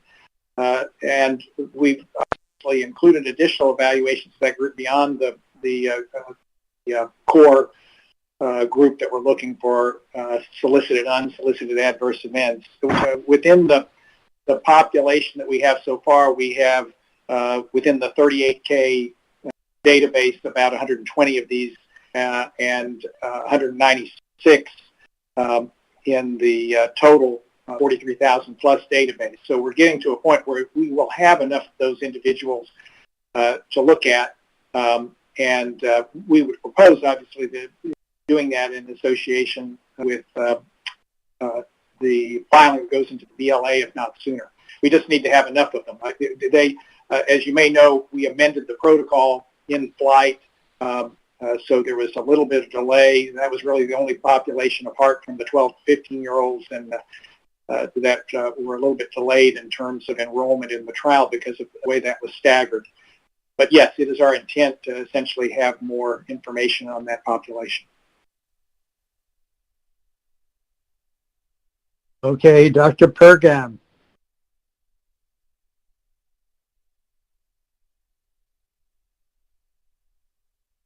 Thanks. So I had a question about, since this vaccine is going to be rolled out through the EUA, there's going to be a fair number of people who might have access to the vaccine who've had previous COVID exposure, may not know they've been positive, or have known history of positivity. There's limited data in the trial, at least, because of enrollment for people that are previously positive. So the two questions kind of relating to both of these questions is, thinking about potentially looking at side effects within the group that potentially gets this. Is there an increased enhancement of side effects? Didn't look like it in the initial data you showed, but looking at that a little more carefully in people that have known prior positivity. And then secondarily, I'm curious, what are you going to do with patients in the clinical trial who did develop COVID? Are they going to also be offered the vaccine? Just as a question for Pfizer.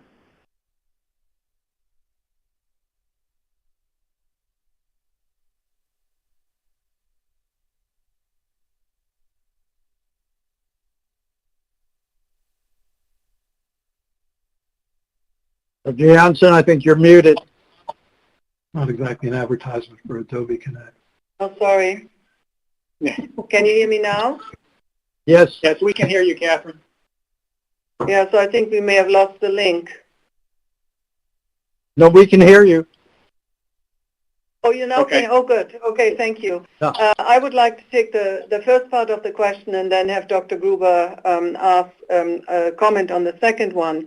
So while we have excluded individuals with known COVID-19, so meaning PCR-confirmed COVID-19, we actually do have in our trial individuals that are seropositive. In other words, they were prior exposed to COVID-19.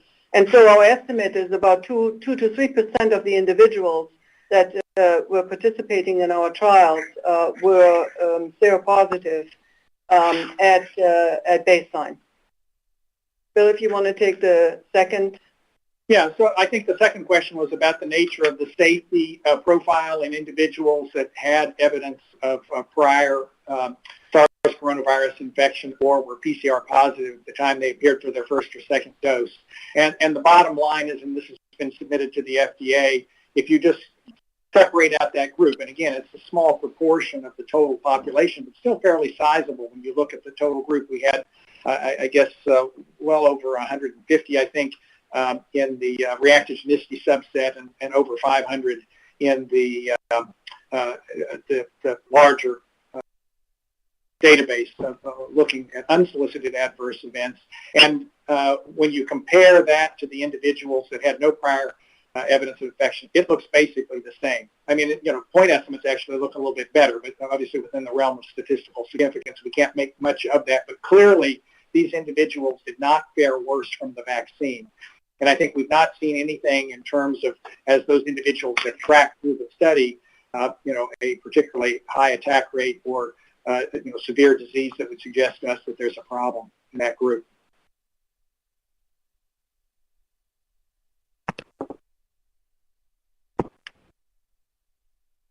Okay, Dr. Carrillo.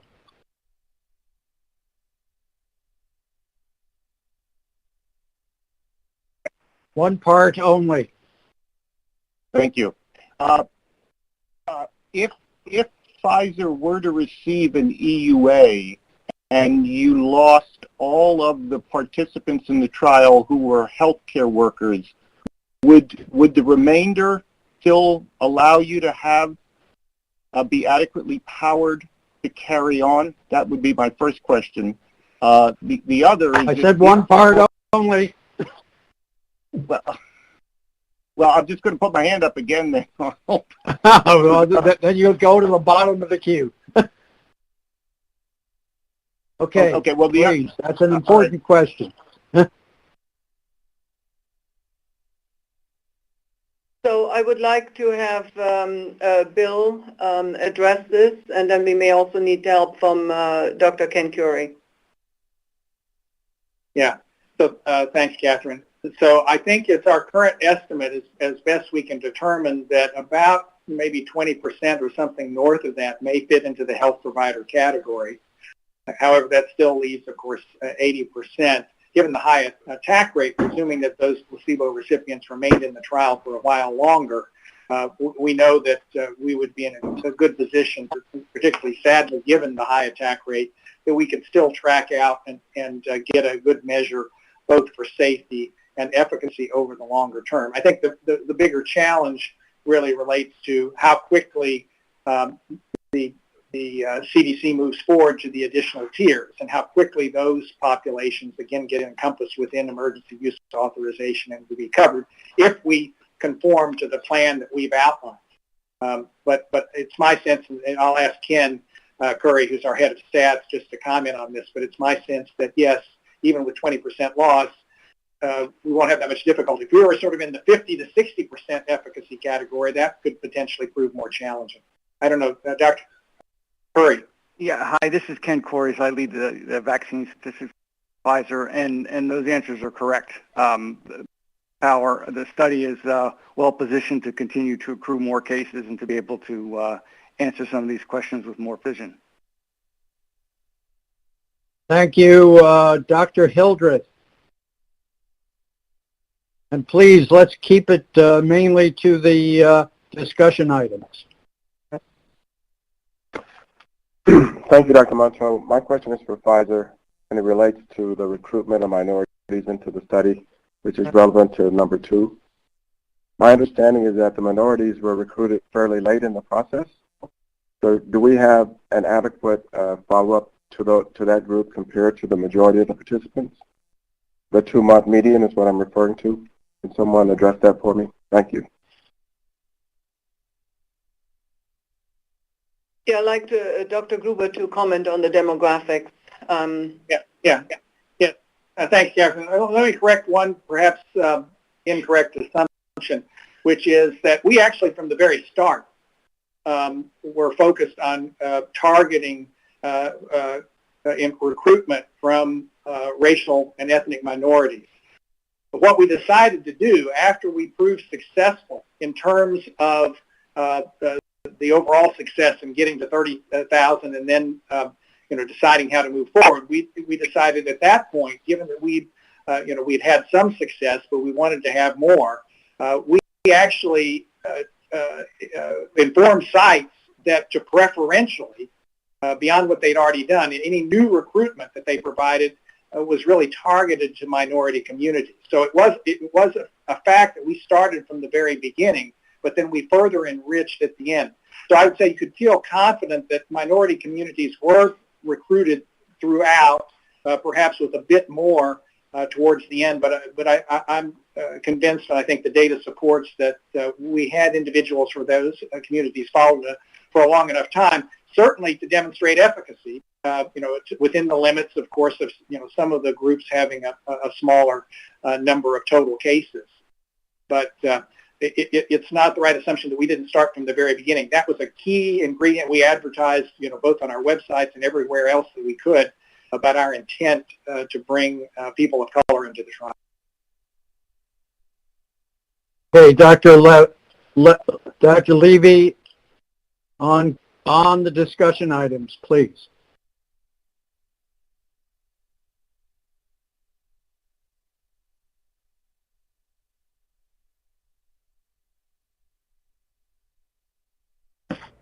Hi. My webcam isn't working. Can you hear me? We can hear you. We don't need to see you. Yeah, okay, fair enough. So my question is in terms of gaps. This is a very big picture question.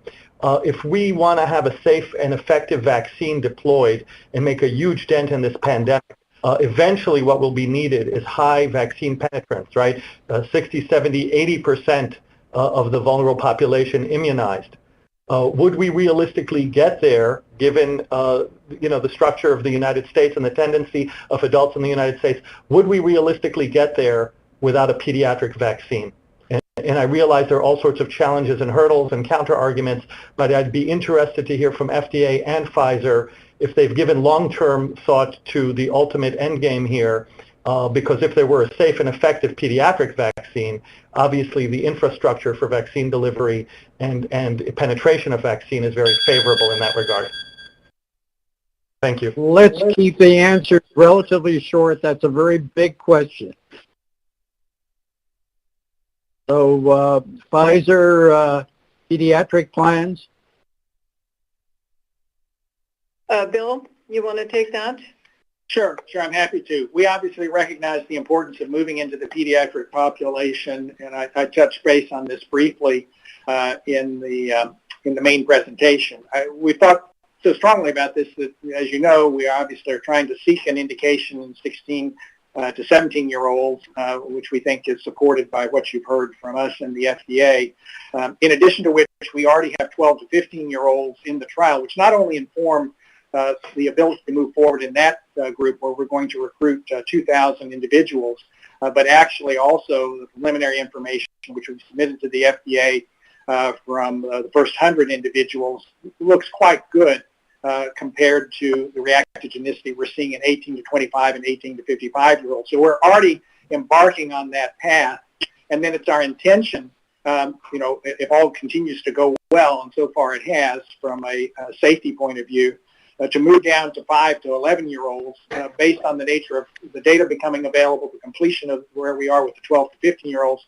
We anticipate that will commence by April of 2020. And the idea would be to start there, and then, as is typical for pediatric trials, once we have documented safety in that group, move down. It's our expectation, although I'm encouraged that it might not necessarily be the case, that we may need to do dose ranging in the 5 to 11-year-olds. We thought that might happen in the 12 to 15, but they seem to tolerate the 30 microgram well.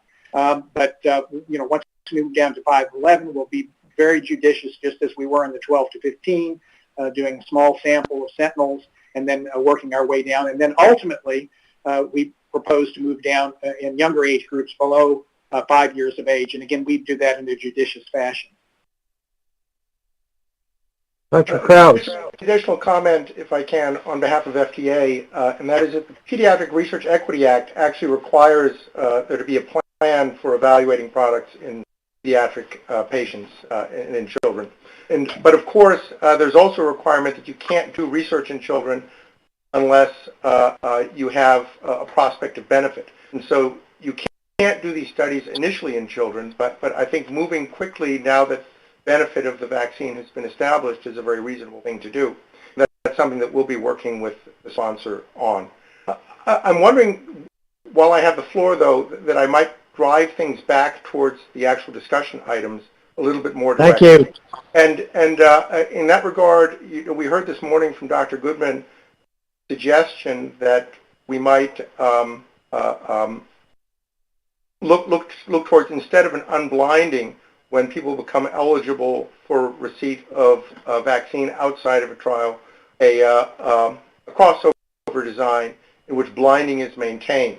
And of course, if one is to do something like that, that then is the last opportunity in which one might be able to draw a serum on people in the trial in order to determine whether they've seroconverted, which would then give a chance to look at the question raised earlier as to whether or not people have gotten infected while one still can compare a vaccine versus placebo. So I don't know if anyone at Pfizer is prepared to opine on this, but do these seem like reasonable things for you to do, to, instead of unblinding, to do a crossover when people become eligible for a vaccine, but also to draw serum on these individuals before that happens, to allow for this kind of additional look at the last moment before placebos then in essence disappear, and one then loses that opportunity to compare, you know, also in the blood, what happened to vaccinees versus placebo recipients.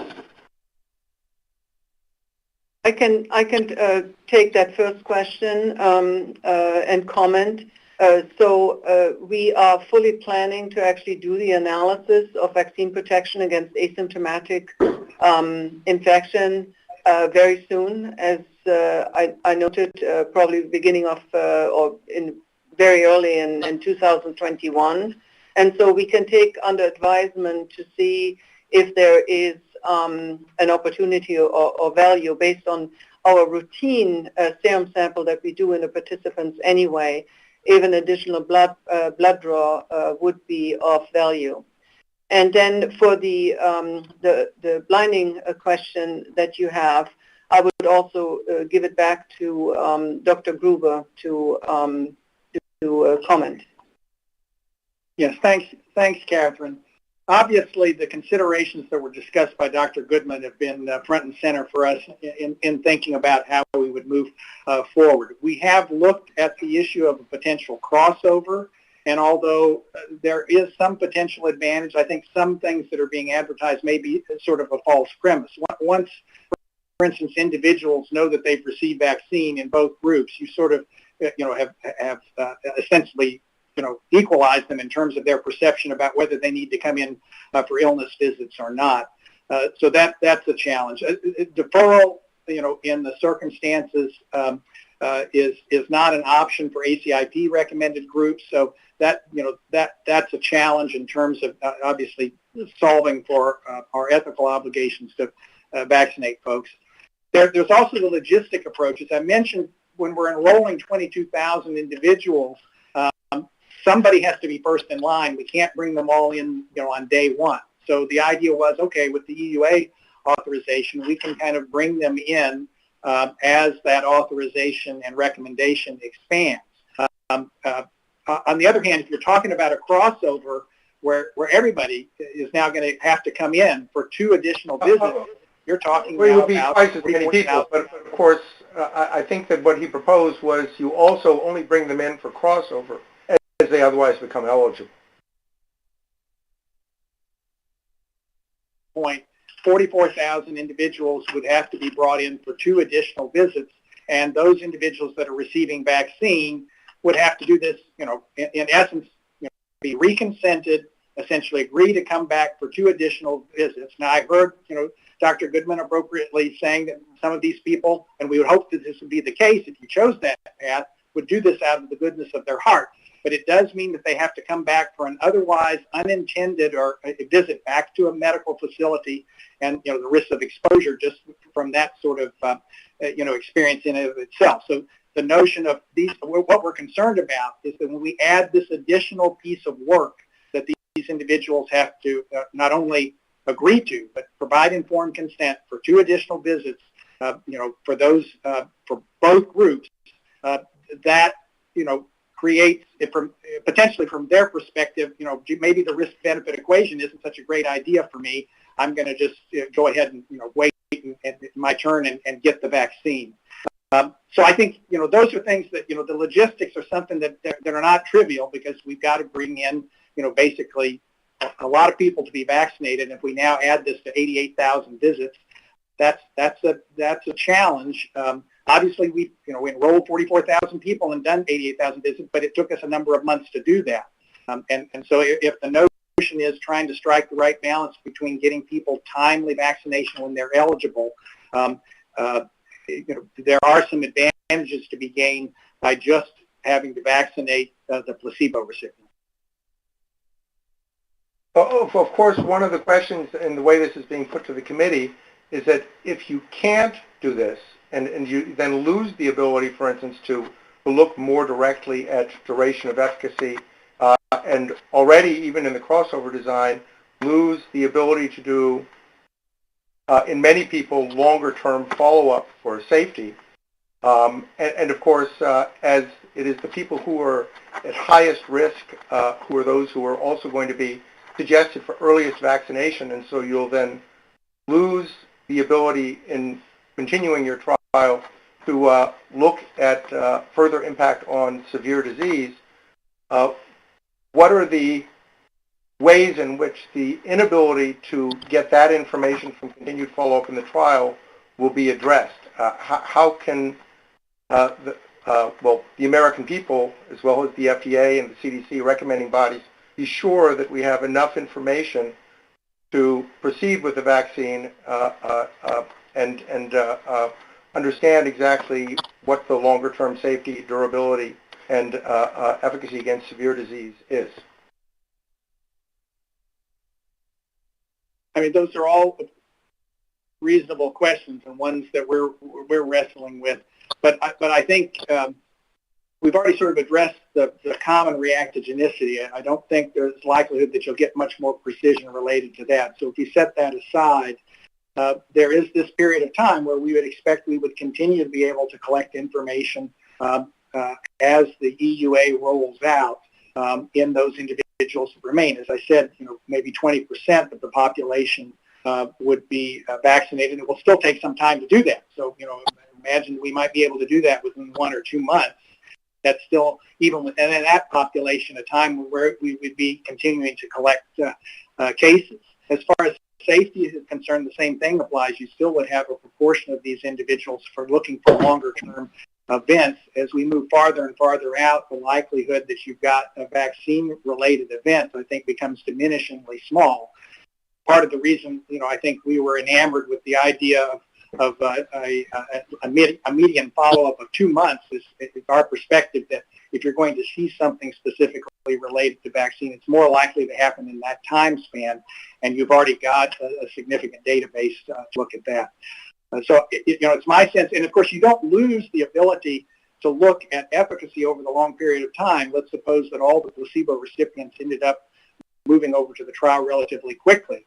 One of the key features is looking at durability of response, and you can look comparatively at the newly vaccinated. I think we heard this from Dr. Goodman this morning. You can look comparatively at the newly vaccinated compared to the previously vaccinated and determine whether or not you're beginning to see those individuals that previous vaccinees, that their curve, basically starts sloping up, and it becomes, suggesting that you're losing protection. So, based on...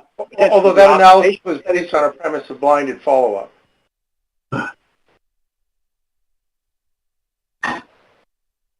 I'm sorry, I didn't hear that last comment. I think the analysis was put forward by Dr. Folman of the NIH was based on a premise of blinded follow-up, not of unblinded follow-up. But I'm talking about a circumstance where you would just be able to compare the attack rates in the respective groups based on the difference in terms of timing as far as vaccine. Now, of course, that's predicated on what's happening with the pandemic. I'd like nothing better than the pandemic has gone away. We did that, but I think based on what I'm hearing from the experts, some of whom we heard from today, it's our expectation over the span of time we would plan to conduct this, that we would badly be in a position where we would likely be able to determine if, in fact, those attack rates for those people that were more remotely vaccinated went up. Okay. Going to have 2 more questions, and then we are going to move into discussion of our voting. question. So Dr. Chatterjee and then Dr. Cohen. Thank you, Dr. Monto. I'd like to address discussion item number 2. Dr. Gruber, in your presentation, slide number CC58, I believe, you spoke about different studies that Pfizer might be conducting, but I did not see long-term care facility residents listed. They are obviously at high risk, because of which they're being prioritized to receive the vaccine. And the other one was inclusion of any concomitant use trials, particularly with influenza vaccines. At least in the Northern Hemisphere, this vaccine will be rolled out at a time when influenza vaccines are also being given. So does the sponsor have studies planned for those two populations, or those two types of? So Catherine, do you want me to go ahead and take that? So yeah, it was addressed to you, Bill. Okay. So let me address the second question first. I think it was on the slide. We do have a plan to potentially look at concomitant influenza vaccines, recognizing just the issue that you raised.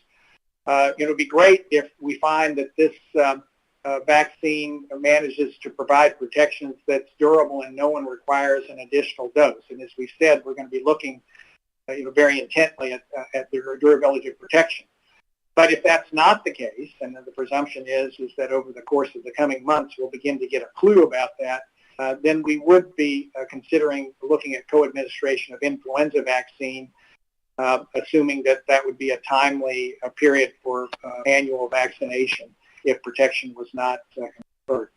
I think that the challenge that we encountered, and we thought seriously about the long-term care facilities for a prospective trial, given the nature of the closed nature of that, getting the informed consent, a lot of logistic issues, and I think this isn't unique to us. I think it's common to a number of the other sponsors, except maybe the monoclonal antibody trials.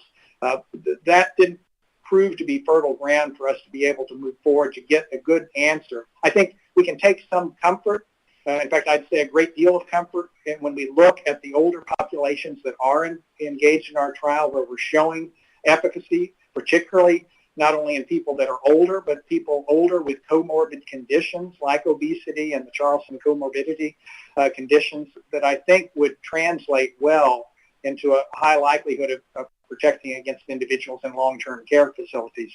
I might defer to Dr. Louis Jodar, who I know he and his team have thought about more long-term follow-up in terms of the nature of surveillance, and I'm sure the CDC and others will be looking at those populations as well. Yes, thank you very much, Dr. Gruber. I'm very brief, please. Chief Medical Officer for vaccines. I do not have much to add, but as to say that as we plan post EUA studies in the next few weeks, the conduct of case control test negative designs in which we can measure real-world effectiveness selecting a specific populations, and we are thinking very much indeed to select long-term care facilities in those studies. Thank you. Thank you. Thank you, Dr. Cohen, and then we are going to start discussing the voting question.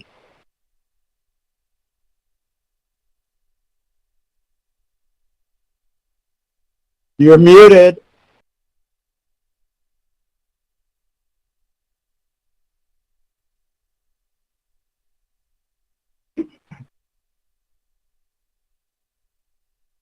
Still can't hear you, Amanda. Amanda, we can't hear you. Okay, I apologize. Can you hear me now? Yes. I was wondering if you could tell us what the timelines may be for authorization or approval in the other countries that you have enrolled trial participants in, which are Argentina, Brazil, Germany, South Africa, and Turkey. And if what is the plan in terms of those countries, people continuing in this placebo randomized controlled design versus unblinding those participants as well at the same time as unblinding in the U.S.? Bill, please take that. Yeah, I think the brief answer is, again, our whole unblinding process is going to be done in cooperation with regulatory authorities, both here as well as elsewhere. I think we will take into account national recommendations as well as local recommendations. So it is conceivable that we would be in a position to continue individuals in a placebo-controlled fashion, in a blinded way in those countries. But we have to be mindful of the fact of our ethical obligations regardless of geography. And so it's going to involve a balance. If there's subtle differences, that's going to be probably easier for us to make those sorts of adjustments than if, take healthcare providers. Chances are we might be providing this to healthcare providers, across the board. But this is something we'll, engage in based on our conversation with regulatory authorities, both foreign and domestic. Okay, thank you. We are now going to close discussion of the discussion items and move on to discussion of the voting question. And could we bring up the voting question?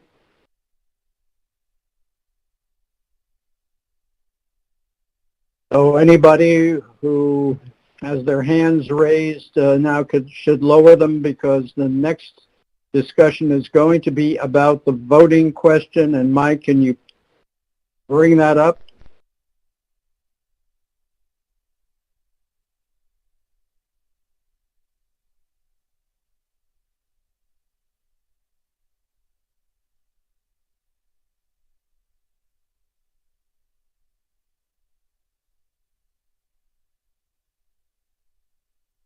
I think we better see it before we start talking about it. Wording is very important.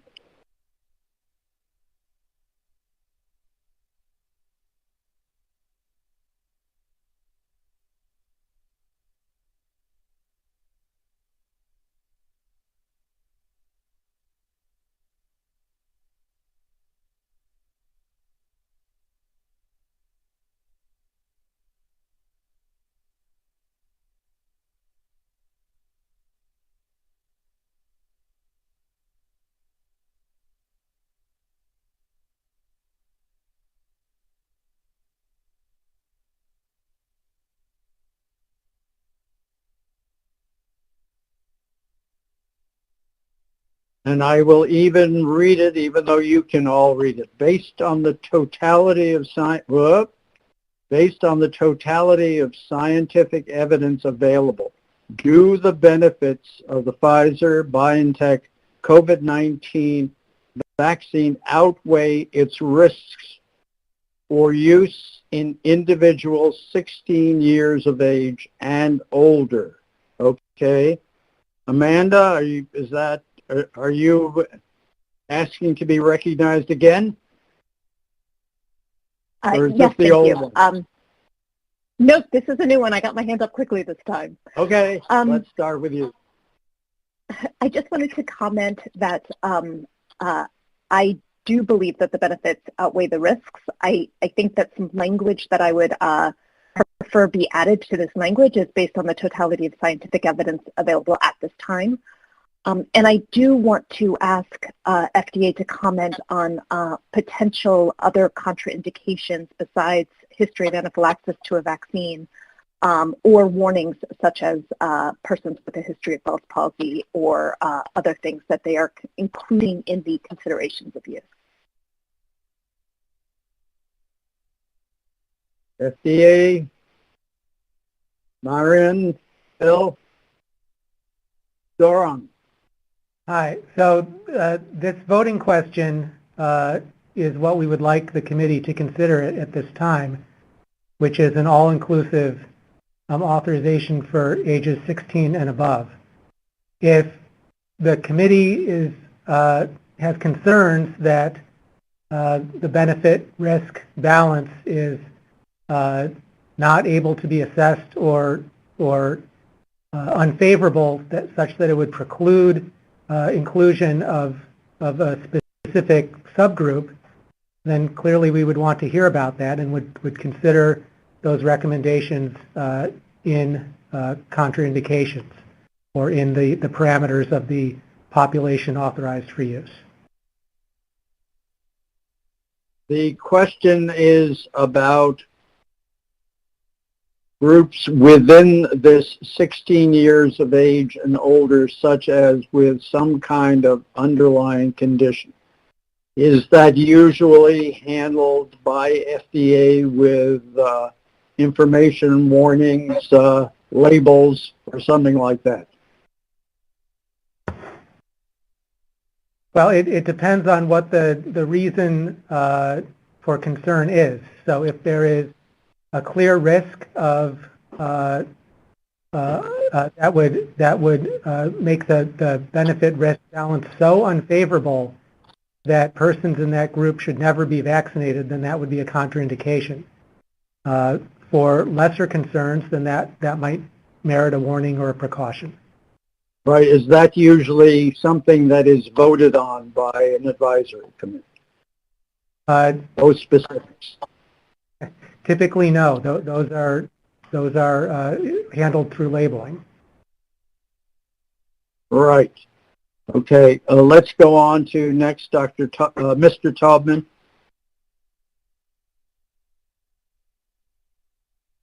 Yes, thank you. So I'm going to ask the committee or the other members to listen to this. I'm a civil rep, so maybe I'm a good indicator of how things are perceived by the public, but I have spent a lot of time reviewing material, trying to understand the data, and in light of concerns with the data expressed by my colleagues, many commentators, and in the literature, I do have a compromise proposal that's not the whole thing that was just suggested or is in the question, but rather it would be that EUA be limited to the groups that the CDC's ACIP committee has already identified as priority. And the data is limited, as we know. It's limited in so many ways. The severe disease thing that I was talking about before, it's not compelling at all. I mean, the FDA says all we can do is suggest protection from severe COVID-19 disease. We need to know that it does that. So that's one bit of data we need to get. The safety issues are only 2 months of data, and I know it's been said many times that 6 weeks is usually the amount of time before we have a problem, but this is a completely untested technology with this vaccine in humans. And then the FDA says as far as a vaccine-enhanced disease over time, that's unknown. So there's there's a few of the missing pieces of data. Given that we don't have good data on effectiveness on the thing that really matters, which is preventing severe disease, and the safety issues, and that there's a question of duration of protection, which more time would give us, I think that we absolutely need, as other people have said, phase 2 to 3 trials to continue. And we've also discussed at length how if you grant EUA broadly, then it's going to really present a problem. I know that there's workarounds, and I understand it makes sense. The blinded crossover, you still are going to lose at that point thereafter the placebo benefit. It's been suggested by Pfizer and others that we can go with the standard that wait until the people in the study will only be told and unblinded or offered the crossover option if it is authorized for their particular demographic to get the vaccine at that point. But what's been talked about is state and local standards. And as Dr. Lee pointed out, that is really problematic and variable. And I can tell you as an advocate on the state level, we can lobby successfully to get things changed on the state level. And maybe that's not so good. Maybe you need a clear standard of EUA. And as I pointed out earlier, a lot of the trial participants who are writing to us and complaining are viewing if EUA is granted, and that means I should get it. We can disagree with that. But clearly, if EUA is officially granted initially only for the 2 high-risk groups, which is identified by the CDC, which was the healthcare workers and the nursing home residents, to start, that will give us time, give FDA time to review more thoroughly the data. It can be just a few weeks. And they could either come back to this committee or on their own decide, okay, we now have enough to go forward and expand it to a larger population. And the reason I'm suggesting it is obviously, because the risk-benefit analysis changes, and you're talking about the high-risk population versus the rest, given all the uncertainty. And the other piece of it is that we know there's just not enough to go around.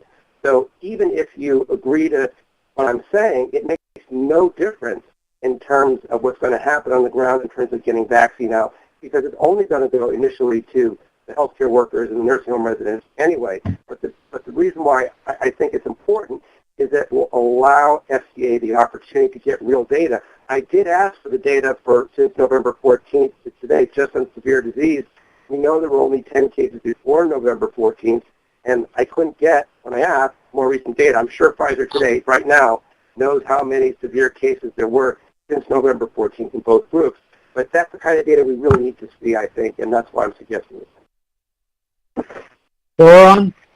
Yeah, I'd like to make one point about this question of severe disease. I think it's important, and it was covered to some extent at the last VRBPAC meeting in October.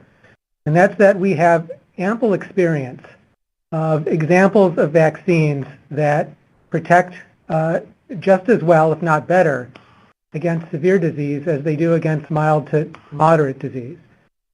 And so protection against disease of any severity is actually a pretty good predictor of protection against severe disease. We have a pretty strong result in terms of efficacy with this vaccine based on the available data. And those data that we do have for severe disease are all pointing in the right direction and corroborate what history has shown us. I think that's important to...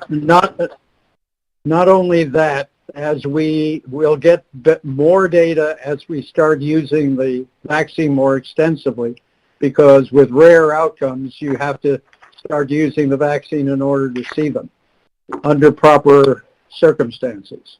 I'd like to move on to Dr. Meisner, who's got the next question. Thank you. I would like to concur with what Dr. Fink just said, that if a vaccine prevents mild disease, I think we can assume it will prevent severe disease. So I understand that's the most important endpoint, but because of the rarity of the disease, severe disease, it may be difficult to reach that. The other point I wanted to make about long-term safety. We know about the safety of this vaccine through 60 days. And it's pretty hard to think of a vaccine reaction that occurs after 60 days. And I looked through the vaccine injury table for conventional vaccines, and all of the injuries, except for one, were only up to 6 weeks, not even 8 weeks. The one exception was a polio vaccine, a live polio vaccine administered to an immunocompromised host, and this is obviously not a live vaccine. So I think we cannot, no one could say that there is no long-term enhanced immunity when the vaccinee experiences the vaccine. But to me, that I think the safety is pretty well demonstrated, and balance that against over 2,000 deaths a day or 2,500 deaths a day, I'm comfortable. I would, if I can make one more point, Arnold, I'm sorry. Go ahead. Yes, I am uncomfortable about the question as it's written. I do not believe we have sufficient data for 16 and 17-year-olds. I would prefer to say for use in individuals 18 years of age and older. 16 and 17-year-old children, as we saw, or adolescents, do not get very sick, seldom get hospitalized, and I'll bet it's a very small number of deaths. Bill, would you like to make a comment? And then I think we should talk about the 16 and 17-year-olds specifically. Bill? Yeah, I just wanted to make a specific comment about vaccine safety and duration of follow-up. because I think one of the important things to remember when we're rolling out a vaccine to many people is that it's not just the side effects that the vaccine is causing that are important, but it may also be the vaccine side effects that are attributed to vaccine, but which the vaccine didn't actually cause that are important. That's one of the reasons why we typically do follow people in clinical trials for 6 months or more, and where that placebo-controlled follow-up can be very important in showing that whatever happened in the vaccine group also happened in the placebo group, because that's our best way of knowing. And very often it's the fact that we have that placebo-controlled follow-up over time that gives us the ability to say that the vaccine didn't cause something at a longer period of time after vaccination. One could in fact argue that one could even get more placebo-controlled safety follow-up over the shorter run, which then could expand the total safety database. This was proposed at a WHO meeting a few weeks ago, where as long as vaccine supplies are limited, there shouldn't be a prohibition against getting additional placebo-controlled follow-up in people who don't have immediate eligibility for vaccine, and that then could expand the safety database to a much larger number than even what one is capable of doing in these trials. But very often these kinds of studies work very much to the benefit of the manufacturers, because if one has this data, it actually allows one to say fairly definitively that a side effect that somebody thinks the vaccine is causing is not being caused by the vaccine. And of course, this is something that is a big concern with rapid rollout of a vaccine. This kind of thing caused big problems in 1975, 1976. The swine flu vaccine, where there were rapid cases of Guillain-Barré syndrome, where if there were more placebo-controlled data, one might even have been able to address that at a different level, although that would have required very many patients. But I'm just pointing out that it's not just the 2 months follow-up in these phase 3 trials, which are important, but really placebo-controlled safety follow-up can play a big role in helping us determine what the vaccine doesn't cause, which is often at least as important as our ability to determine what it does cause. Thank you, Dr. Kruse. Thank you. Does anybody in particular want to talk about the 16 and 17-year-old issue? I think that's an important one to get settled, because it may be affecting how people would like to vote on this. Yes, this is Ofer Levy. I want to speak to that issue. Is that okay? Yeah, please. Okay. And then Dr. Gantz. Yeah, so a complicated topic, and it can be argued either way. Cody correctly pointed out that the incidence of severe COVID at 16, 17 years of age is not high. On the other hand, we've already heard from Pfizer, and this is quite typical, that if they do eventually want to get a pediatric indication, and the end game could look, we don't know, we don't have a crystal ball, but it's possible if you demonstrate safety in pediatrics that eventually you get this as a pediatric vaccine and it's incorporated into the pediatric immunization schedule. That is a very practical model, because that's how most vaccines are distributed around the world, through the infrastructure of vaccinology. So in terms of achieving population penetration. So the loss, if we take away the 16 and 17-year-olds here, we lose what is the effort to climb down in age eventually, and we might lose one of our tools to eventually really conquer this pandemic. So I'm not so sanguine about removing that group. Dr. Gantz. Can I respond? Dr. Meister, go ahead. Yep, Yes, go ahead. Thank you, Ofer. It's a very interesting point. So I think you're suggesting that if the 16 and 17-year-old subjects are not included, then that will delay a approval or authorization for young children? I don't think that's the case. You're muted. Phone is muted. Okay, hi.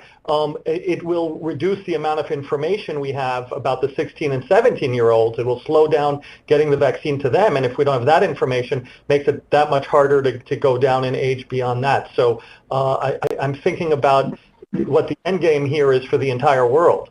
What's realistic here, as we know, these viruses don't know national borders. What's realistic is getting vaccines eventually that are safe and effective through the typical vaccine infrastructure in the world. Most vaccines are delivered in early life.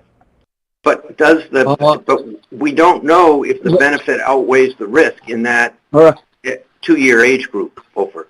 Yeah, there were, let me interrupt. There were data in our briefing documents about studies going down to, I think, 12 years of age.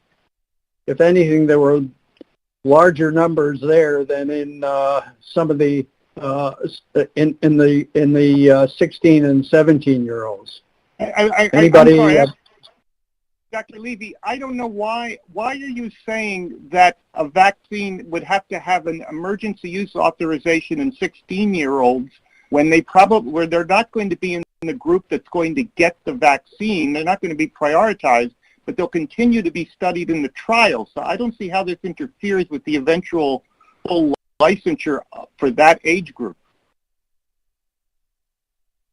I think that's the important point here is like when they come into the phase. I think it's very important to study this group, and I think that we will have ongoing data on them. The question is, does the risk-benefit actually outweigh it at this point? And being a pediatrician, and Ofer knows this very well, I'm obviously a big proponent of any kind of studies that we can get into children, and we certainly need it for herd immunity.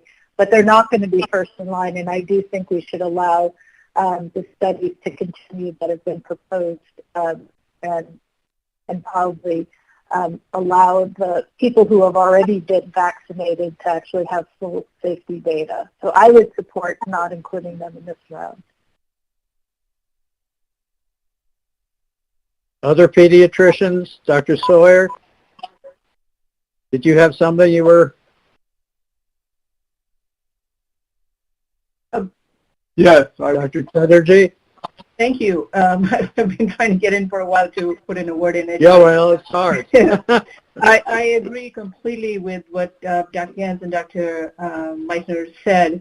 I have the same concern, which is among all the scientific data presented, I thought that the thinnest was for the 16 and 17-year-olds who, if they were eligible under this EUA, would not be granting permission themselves. Their parents are responsible, so they're not making the decision themselves,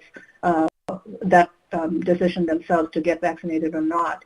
The other group I had concerns with was the people who are 75 and older, but because of the very high risk for that group, I think it's reasonable to not put an upper limit on the age, but I too would vote for putting that age limit up to 18 and older. This is Mark. I would like to just join that lineup of people advocating for that. I think the data is very thin and that it's inadequate to really say we have safety given the low incidence of disease. I know the argument was they're going to be going off to college, but I'm not sure how many are going to receive vaccine between now and then given the staging of release of vaccines. So I would favor delay. Dr. Rubin, and then I'm going to ask FDA to respond. I think you're muted. I'm not a pediatrician, so I say this with some trepidation, but we're looking at lots of subgroups here. And I think we don't want to lose sight of, we're very focused on safety, as we should be, because these are healthy people. But the efficacy is overwhelming for this vaccine. It's very, very strong. And remember that we're going to be voting, if we vote for this, to approve this for Native Americans, and there were very few of those, for nursing home residents, which weren't in the study at all. And we think that it's likely to work as compared, and it's likely to be safe because what we know. There are more 16 and 17-year-olds in the study than there are Native Americans, I suspect, and I'm not sure why we wouldn't want to provide clinicians the option of using those.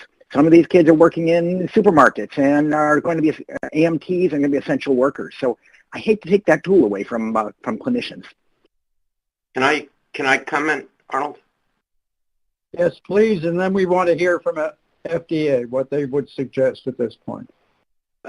Thank you very much for your comment, Dr. Fink. I think the difference, for example, between American Indians and children is American Indians have a high rate of disease. 16 and 17-year-old children do not have high rates of disease. So it becomes a risk-benefit balance that worries me.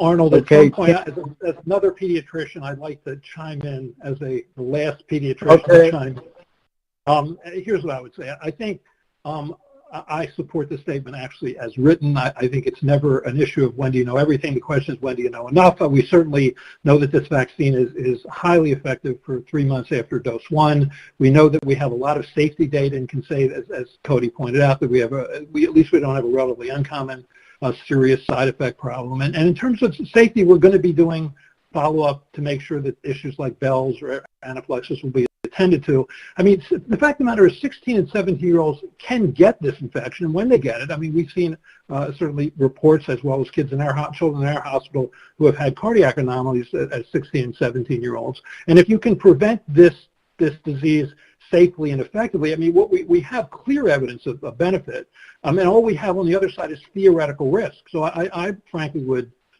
support this as written, and I agree with Dr. Rubin. Can I respond to Paul? Arnold, I think... Yes, go ahead. Go ahead. Yes, Paul, the rates of MIS-C, at least as far as we know, and as was published in the New England Journal, regarding New York State, the rates of MIS-C were 2 cases per 100,000 people under 20 years of age.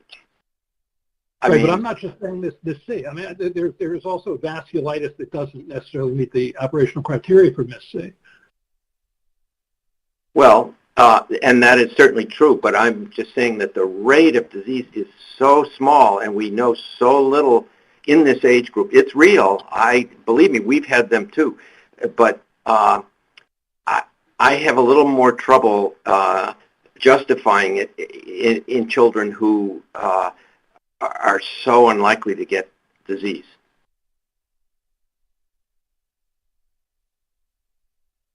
Can we hear somebody from FDA, Doron or Phil? Amanda's a pediatrician. Comment on this? No, I'd just like to hear what, or Marion, come on.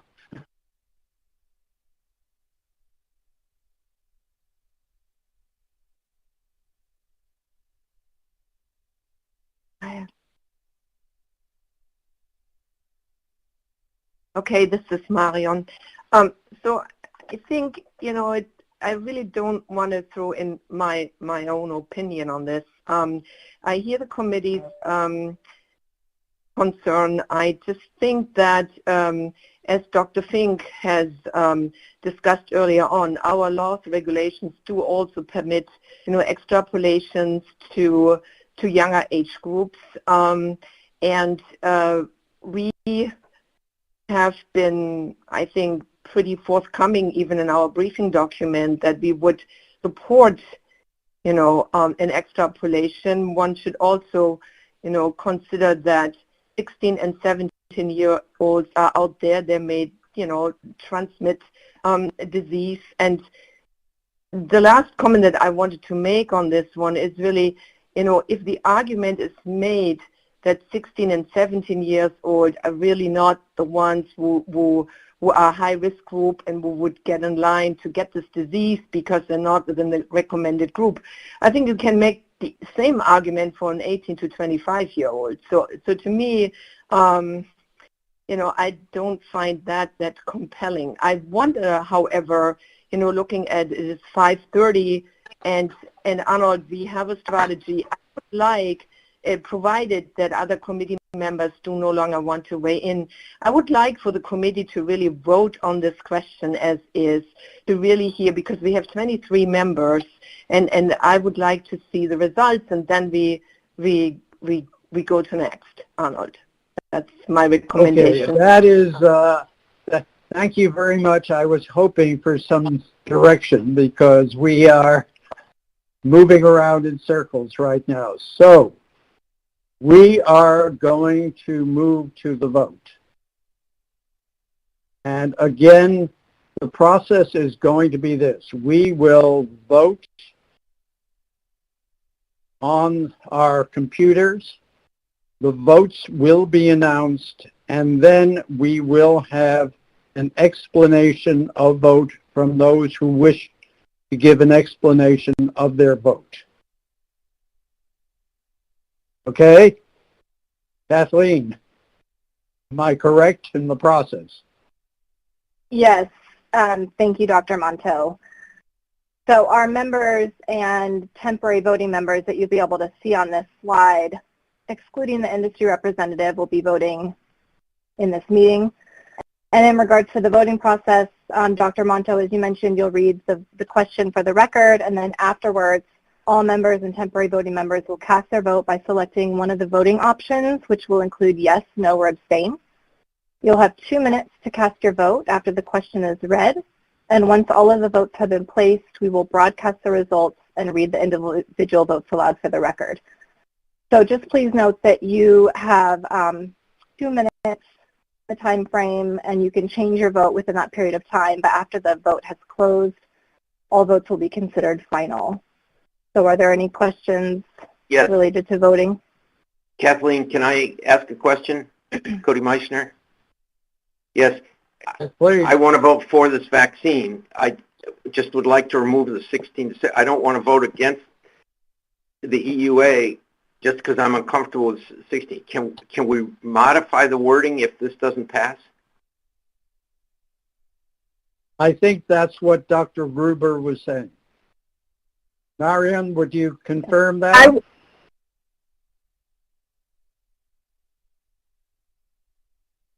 Yes. I thought we just said we were not going to modify the wording so that we could get to a vote. I would recommend voting on this question as is for now, because we have not heard from all the committee members. Thank you, Dr. Gruber. Kathleen, can I ask one last question before we vote? The way if it's related to the voting process, sure. Well, it only is, about the voting process, not the question.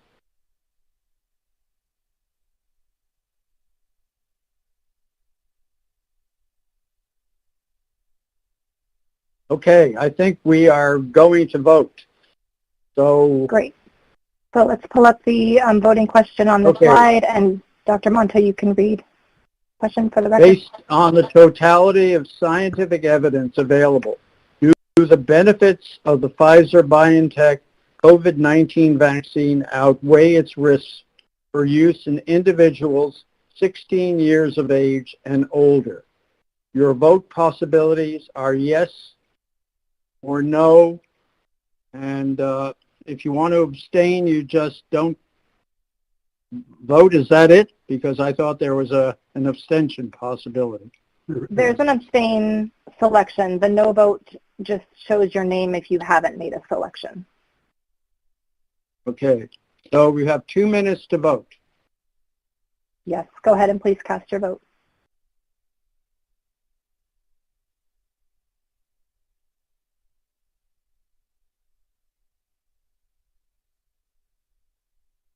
How do we return the vote to you?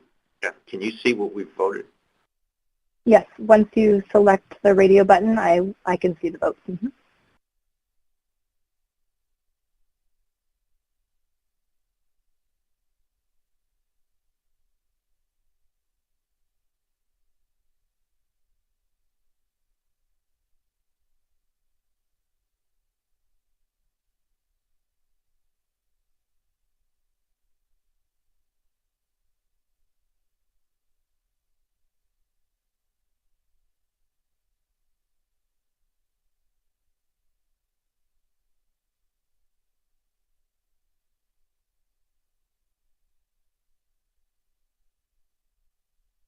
We have 1 minute remaining.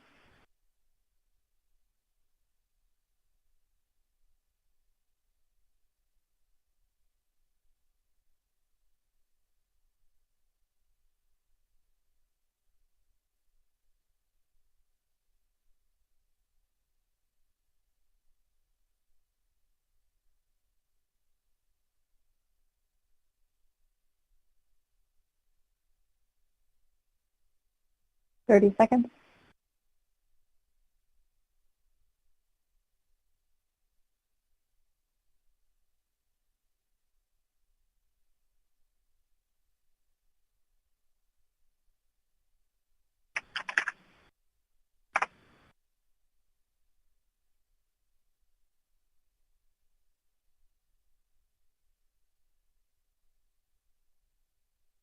Okay, at this time, the 2 minutes is up, so if we could please close the vote and broadcast the results. And I will read the votes aloud for the record. Dr. Moore voted yes. Dr. Cohn voted yes. Dr. Gans voted yes. Dr. Perlman voted yes. Dr. Kurilla voted no. Dr. Rubin voted yes. Dr. Levy voted yes. Dr. Pergam voted yes. Dr. Chatterjee voted no. Dr. Fuller voted no. Dr. Miser abstained. Dr. Sawyer voted yes. Dr. Hildreth voted yes. Dr. Kim voted no. Dr. Monto voted yes. Dr. Tripp voted yes. Dr. Wharton voted yes. Dr. Benacoloke voted yes. Dr. Offit voted yes. Dr. McInnes voted yes. Dr. Lee voted yes. Mr. Taubman voted yes. And that concludes the vote. So we do have a favorable vote, and that concludes this portion of the meeting. So I will now hand the meeting back over to Dr. Monto. Thank you, everybody.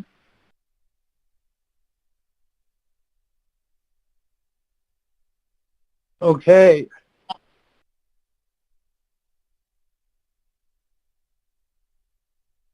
Marion, do you have anything you want to add at this point?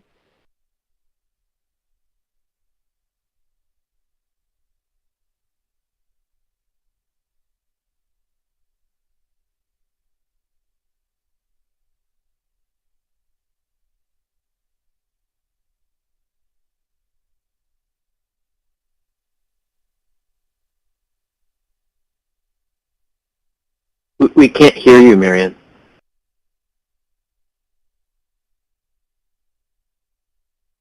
I apologize, double muted. I just wanted to thank the committee for voting on this very complex topic. I wanted to thank the committee for their discussion and their suggestions. We very much appreciate their input on this very important topic, and we will take what we've heard today into consideration when deciding on not only the EUA issuance here, but also, how to move on in the development of and licensure of this product. Thank you so much.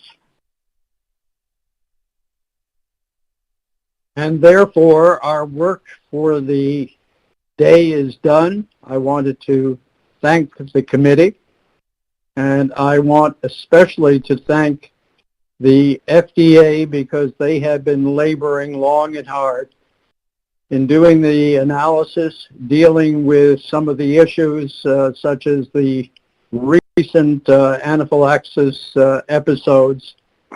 And I will therefore close the meeting, and I believe most of us are going to be revisiting some of these issues in about a week.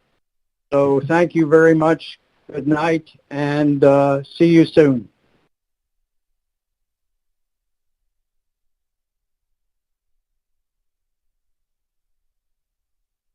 It's so you have limited data.